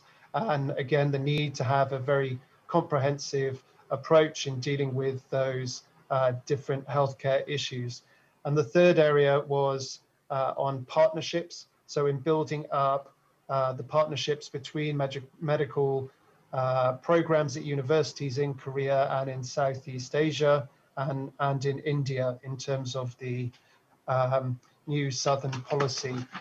In terms of the broad themes that I've seen is that we've been focusing on building on regional and sectoral approaches, but I think we should move the conversation towards thinking about it in terms of intersectoral cooperation.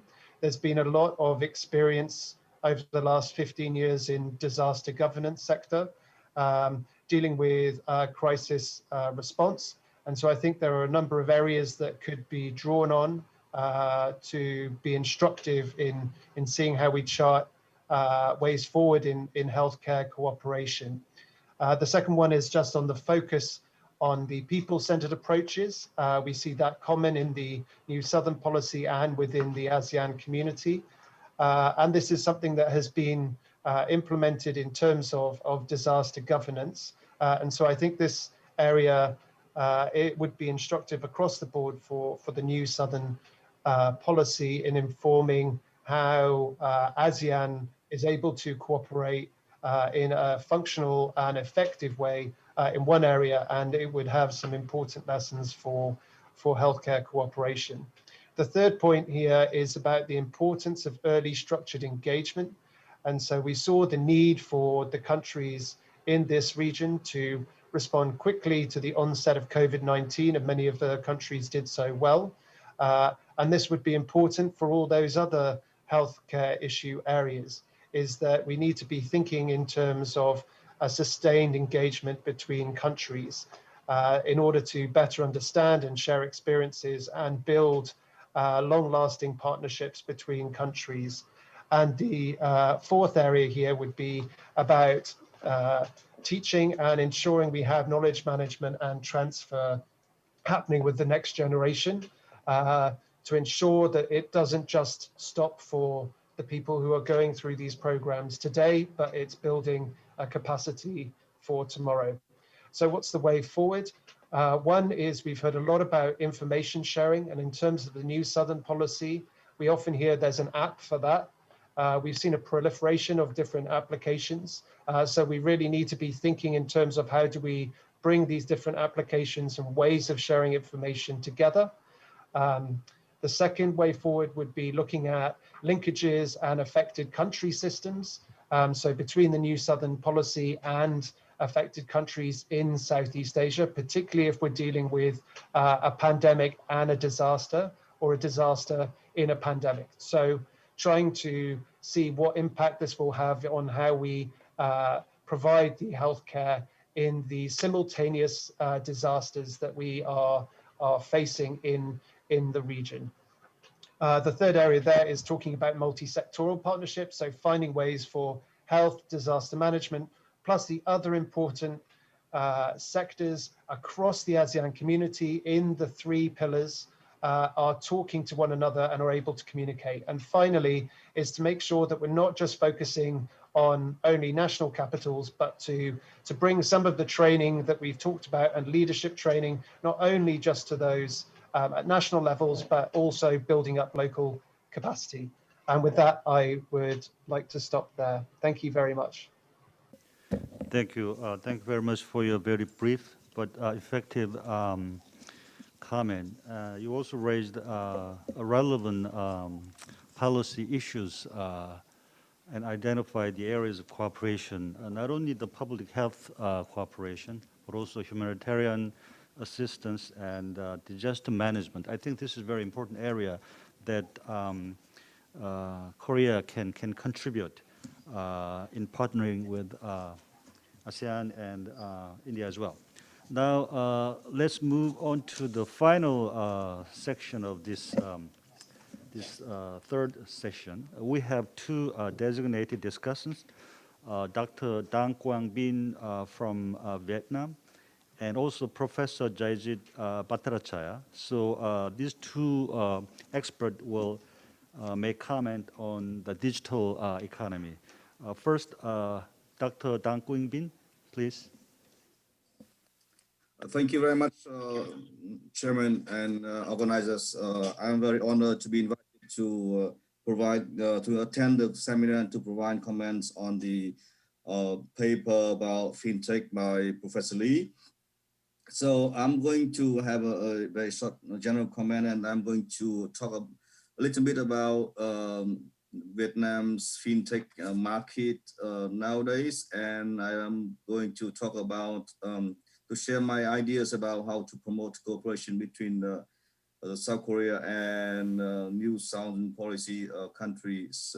So I am very much interested and in the paper, the presentation by Professor Lee, and I find it very interesting, very informative. And especially I like the experience, the development of the banking platform where different banks can provide services to consumers on a single platform, single website or single app. And I believe that digital economy in a broader way and fintech in a narrow way is rightly stated as a pillar in the new Southern policy for South Korea, because I believe that is the future of the world economy, and we are seeing extraordinary movement towards digitalization and under the impact of the latest advanced IT solutions and technologies, and I believe that South Korea and the new Southern policy countries should focus their energy and effort on promoting cooperation in this area in order to kind of create some sort of collective effort, collective force in the future digital economy of the world. And so again, it is a very important area of cooperation for us. So I'd like to share with you some updates on the Vietnamese fintech market and also some aspects of the digital economy of Vietnam. So as mentioned by Professor Lee, Vietnam has a very big population, big and young population with very high level of smartphone usage and mobile internet penetration. We have very good 4G connection and coverage, and so we have a very potential, highly potential markets. And I think it's similar in some other ASEAN countries and India as well. So very big potential. And on the South Korean side, I believe you have the technology and the capital.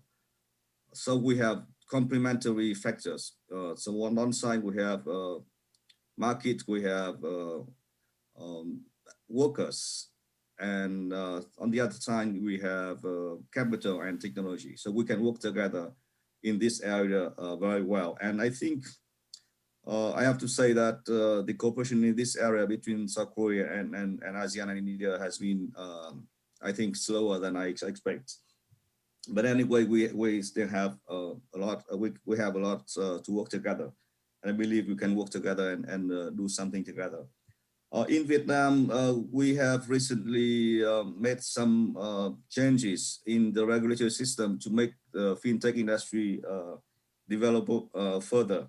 So we have recently allowed mobile money to be piloted by some big telecom companies like Viettel and Vinaphone, and we have the Central Bank of Vietnam has also allowed eKYC for remote banking.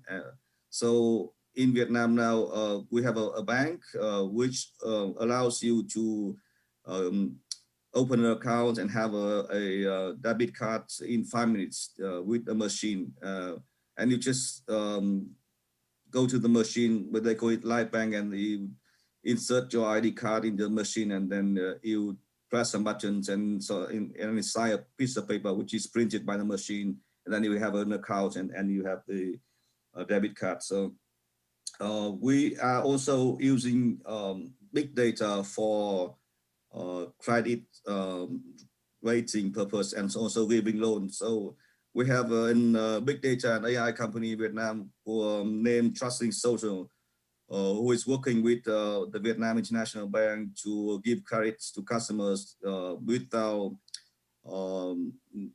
needing information about jobs or about incomes or about property, etc. So it takes a very short time to assess the worthiness of a potential customer and make a loan.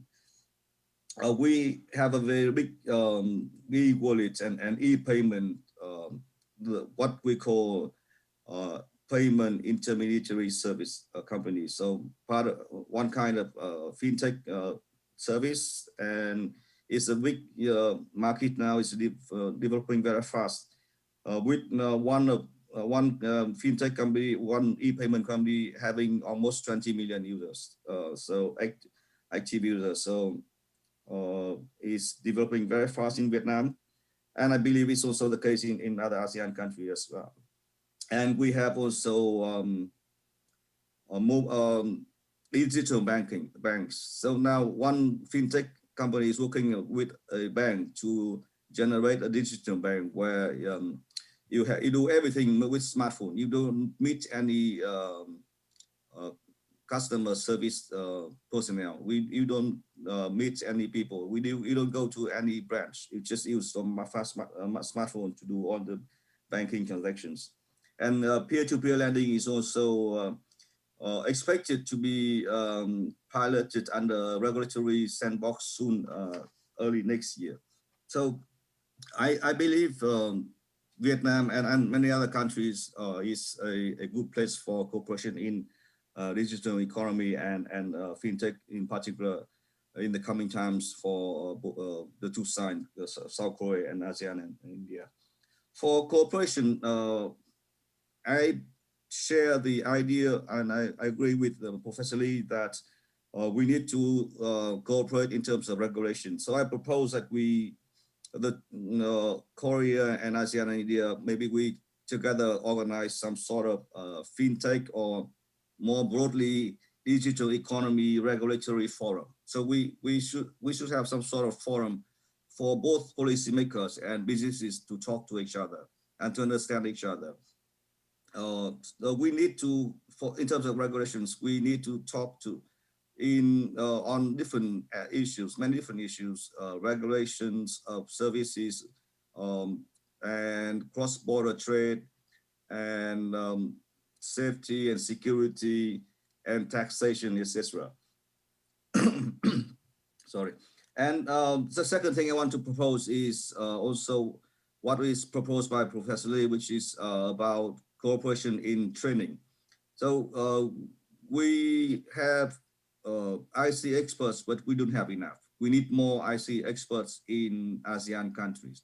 And for training, I think it's not just about fintech. It's not just about fintech. It should be training about using technologies to support peoples and communities.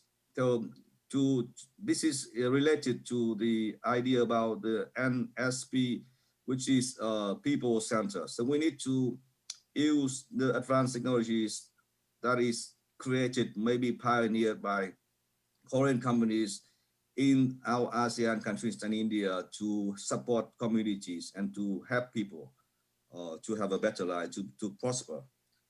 The next thing I want to propose is that Korean companies should be more active in terms of understanding the markets in ASEAN and India. So Professor Lee said they did not understand local markets. I think that's true because they've been less active than many other investors from the US, maybe from China, etc., from Japan. So Korean companies should be more active in investing, seeking out partners, local partners, and seeking out market opportunities in ASEAN and India. And they can talk to each other under the umbrella of this kind of forum between Korea and ASEAN and India. And I just want to add one more small comment that I think Korea has been very successful. Korean companies have been very successful in Vietnam, I think, and also in other Asian countries in terms of manufacturing. But I think it's time you think more about service. And I think it's time you think more about building local partnership and building local supply chains because Korean companies alone cannot work together. MNCs and Korean SMEs alone, they cannot work together to ensure that the supply chains can be resilient to shocks like a pandemic, the COVID-19 pandemic.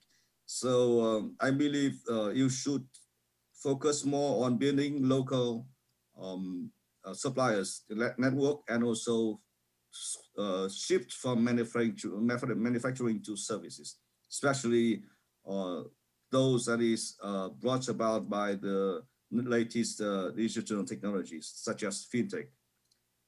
So that is my comments and information regarding the paper and the proposed cooperation in the fintech area. So I will stop here. Thank you very much for your attention. Thank you. Thank you very much. Now we turn to Professor Zaijit Bhattacharya. Thank you very much for your patience. Now the floor is yours. Please, go ahead. Organizers. I'll just take a minute to share my screen. Yeah, please go ahead. I hope my screen is visible. Right. Um, Good evening, everybody. And I'll just take a few minutes to walk you through the summary of what we bring to the table. Um, Before we go into the post-COVID situation, I think we need to have a quick look at what was really happening in the pre-COVID situation in the last 3 decades. We are marked with intense growth in this entire region of Korea, ASEAN, and India. And we also had two very debilitating crisis, one of the 1997 ASEAN financial crisis, and then the world global financial crisis of 2008. And perhaps COVID is a third economic crisis of in the last 3 decades, which is amounts to about one crisis for every 1 decade. In that backdrop, when we look at the post-COVID situation, we see that there is not just an economic issue, there is also a geopolitical issue. There is irrational behavior of some countries where territorial expansion, which do not provide any returns. There has been economically predatory behavior and economic aggression, weaponization of economic actions, and military hostilities. In that background, it is important that nations begin to have connectivities to multiple geographies, and otherwise they will be left with an economy which is vulnerable to coercion, which some of the economies that we're talking about have already seen. And that perhaps is the basis for what I would call the KASEAN cooperation, in the sense it's the Korea, India, and ASEAN cooperation, and also aligns with many of the policies of many of the countries, including India, which has a formal policy of Act East. And therefore, India is intensely focused on establishing connectivity with the Eastern nations, including Korea and ASEAN. So what is connectivity? When we're talking about connectivity between this region of Korea, India, and ASEAN, we're not just talking about linear connectivity, but we're talking about sectoral connectivity. So we're not talking about railway lines and roads being created, which are linear assets, but we're also talking about digital connectivity. We're talking about a satellite infrastructure, which will then provide support to this entire region. So can we pool together our resources and create far more robust connectivity infrastructure, but also about banking connectivity. It is extremely expensive to have banking transactions between the economies that we are just referring to. And therefore, could we have tighter banking connectivity so that the cost of transaction reduces, which in turn has an effect on how the corporations and the industries of each of these economies interact with the corporations and the industries of in the other regions. And if you can reduce the cost of banking based on everything that we have discussed in today's session, the fintech that we're talking about, and also many of the central bank policies of each of these countries, we should be able to have a tighter banking connectivity and a reduced cost of transaction. I think we covered healthcare in today's session. One of the speakers covered it extremely well, but we have not covered education. It is important to have connectivity in terms of education. In fact, the Southeast Asian Ministry of Education, Siamolek, had in the 1990s, in the late 1990s, had actually put together a system of satellite-based education, which would then connect all the islands and make sure that education is provided to all the islands. I'm not sure where that initiative is, but that could have easily been scaled to countries like India and other places. And therefore, it's important to go back and look at education connectivity and also connectivity in terms of content in the education and not just delivery, which will also then form the basis of student-to-student connectivity and also teacher cooperation and standardization of courses and curriculums, including curriculums in medicine. Similarly, connectivity in telecom, connectivity in legal. We still do not have harmonization on many of the legislative issues that impacts economies and impact industries. Could we have connectivity in terms of legal, connectivity in terms of passporting? It's still extremely critical and it's extremely complex for industry participants and businessmen to travel from one country to another country at a short notice. It may be easy to do so within ASEAN, but especially if I'm talking about Indian business people, If they have to travel tomorrow to Korea, it's virtually impossible. If they have to travel to any of the ASEAN countries the next day, it's virtually impossible. And therefore, possibly using technologies such as blockchain, could we create a passporting and visa system, which would then enable the businessmen at least to travel from one country to another country within these regions. Similar issue in terms of agriculture. We need to have sharing of information between the nations, between the farmers of these nations. The farmers need to know what is being produced in other countries. They need to plan what is happening in the nearby country so that they can choose the right kind of produce. They need to know the weather information, the weather forecast. They would need to know the soil conditions and so on and so forth. And all of that is essentially under the realm of digital and can easily be shared between these nations if only we have an institutional structure to facilitate that. Even if you look at something like entertainment, as one of my former speakers said, Korea has a soft power. Much of it is coming from the fact that Korea is a leader in movies and in cinema. And similarly, India has a very strong soft power coming from the Indian Bollywood movies. Can we combine the two and leverage a larger combined market of entertainment, which obviously has moved on to the digital realm of the Netflix and so on and so forth. And therefore, the reach of such production and such economic activity would be much higher thanks to the digitalization of everything that has happened. And that's basically because of the post-COVID shift towards a greater digitalization that we are seeing, which enables a much more robust connectivity between each of these sectors that I just talked about. We also have connectivity in terms of manufacturing, thanks to the nascent technology of 3D printing, which has become quite robust, given that there are large companies now coming out with additive manufacturing machines. And therefore, we can actually have a design made in Korea being printed in India, and we have an actual manufactured good, which is coming through the digital mechanism. However, to be able to do that, we need to resolve issues like taxation on digital trade, withholding tax, and so on and so forth, and similarly taxation on e-commerce. So if somebody is coming out with a design and it's getting printed in India, is it a manufactured good? Is it a service? Who gets taxed on it? Is there a value add because of the manufacturing? Who determines what's a value add? And therefore the impact on taxation because of this. That leads to the larger issue of ease of doing business. Are we having ease of doing cross-border business between these countries that we're talking about, between Korea, India, and ASEAN? Are we having a simplification of doing business between these regions? And which also leads me to the larger issue of GVC of services. We have been talking about GVC largely of manufacturing, largely of goods, but there also needs to be a global value chain of services. And perhaps when we are looking at this region of Korea, India, and ASEAN, we should be looking at GVC of services also. That brings me to the issue of joint innovation and adoption of innovation in this ASEAN region, which includes fintech, as many of my predecessors talked about.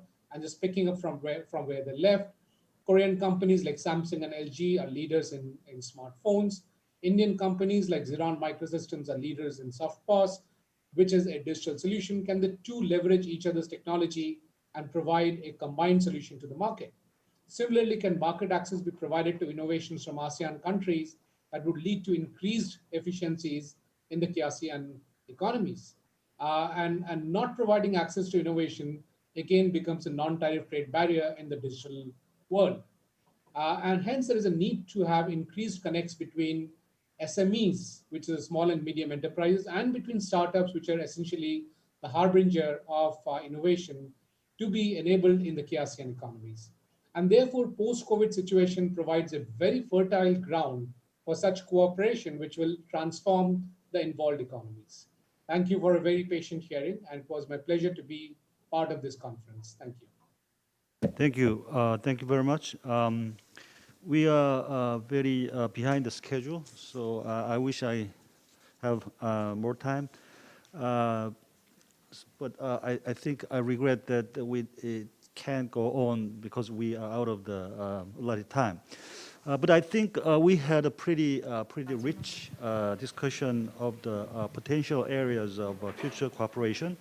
And we now realize that we have not a small challenge ahead of us in New Southern Policy, but I see a strong element of optimism in the future of New Southern Policy, and we are pretty confident that there are huge potential areas of cooperation, like enhanced global value chains and public health and humanitarian assistance and disaster management, and also in digital cooperation as well.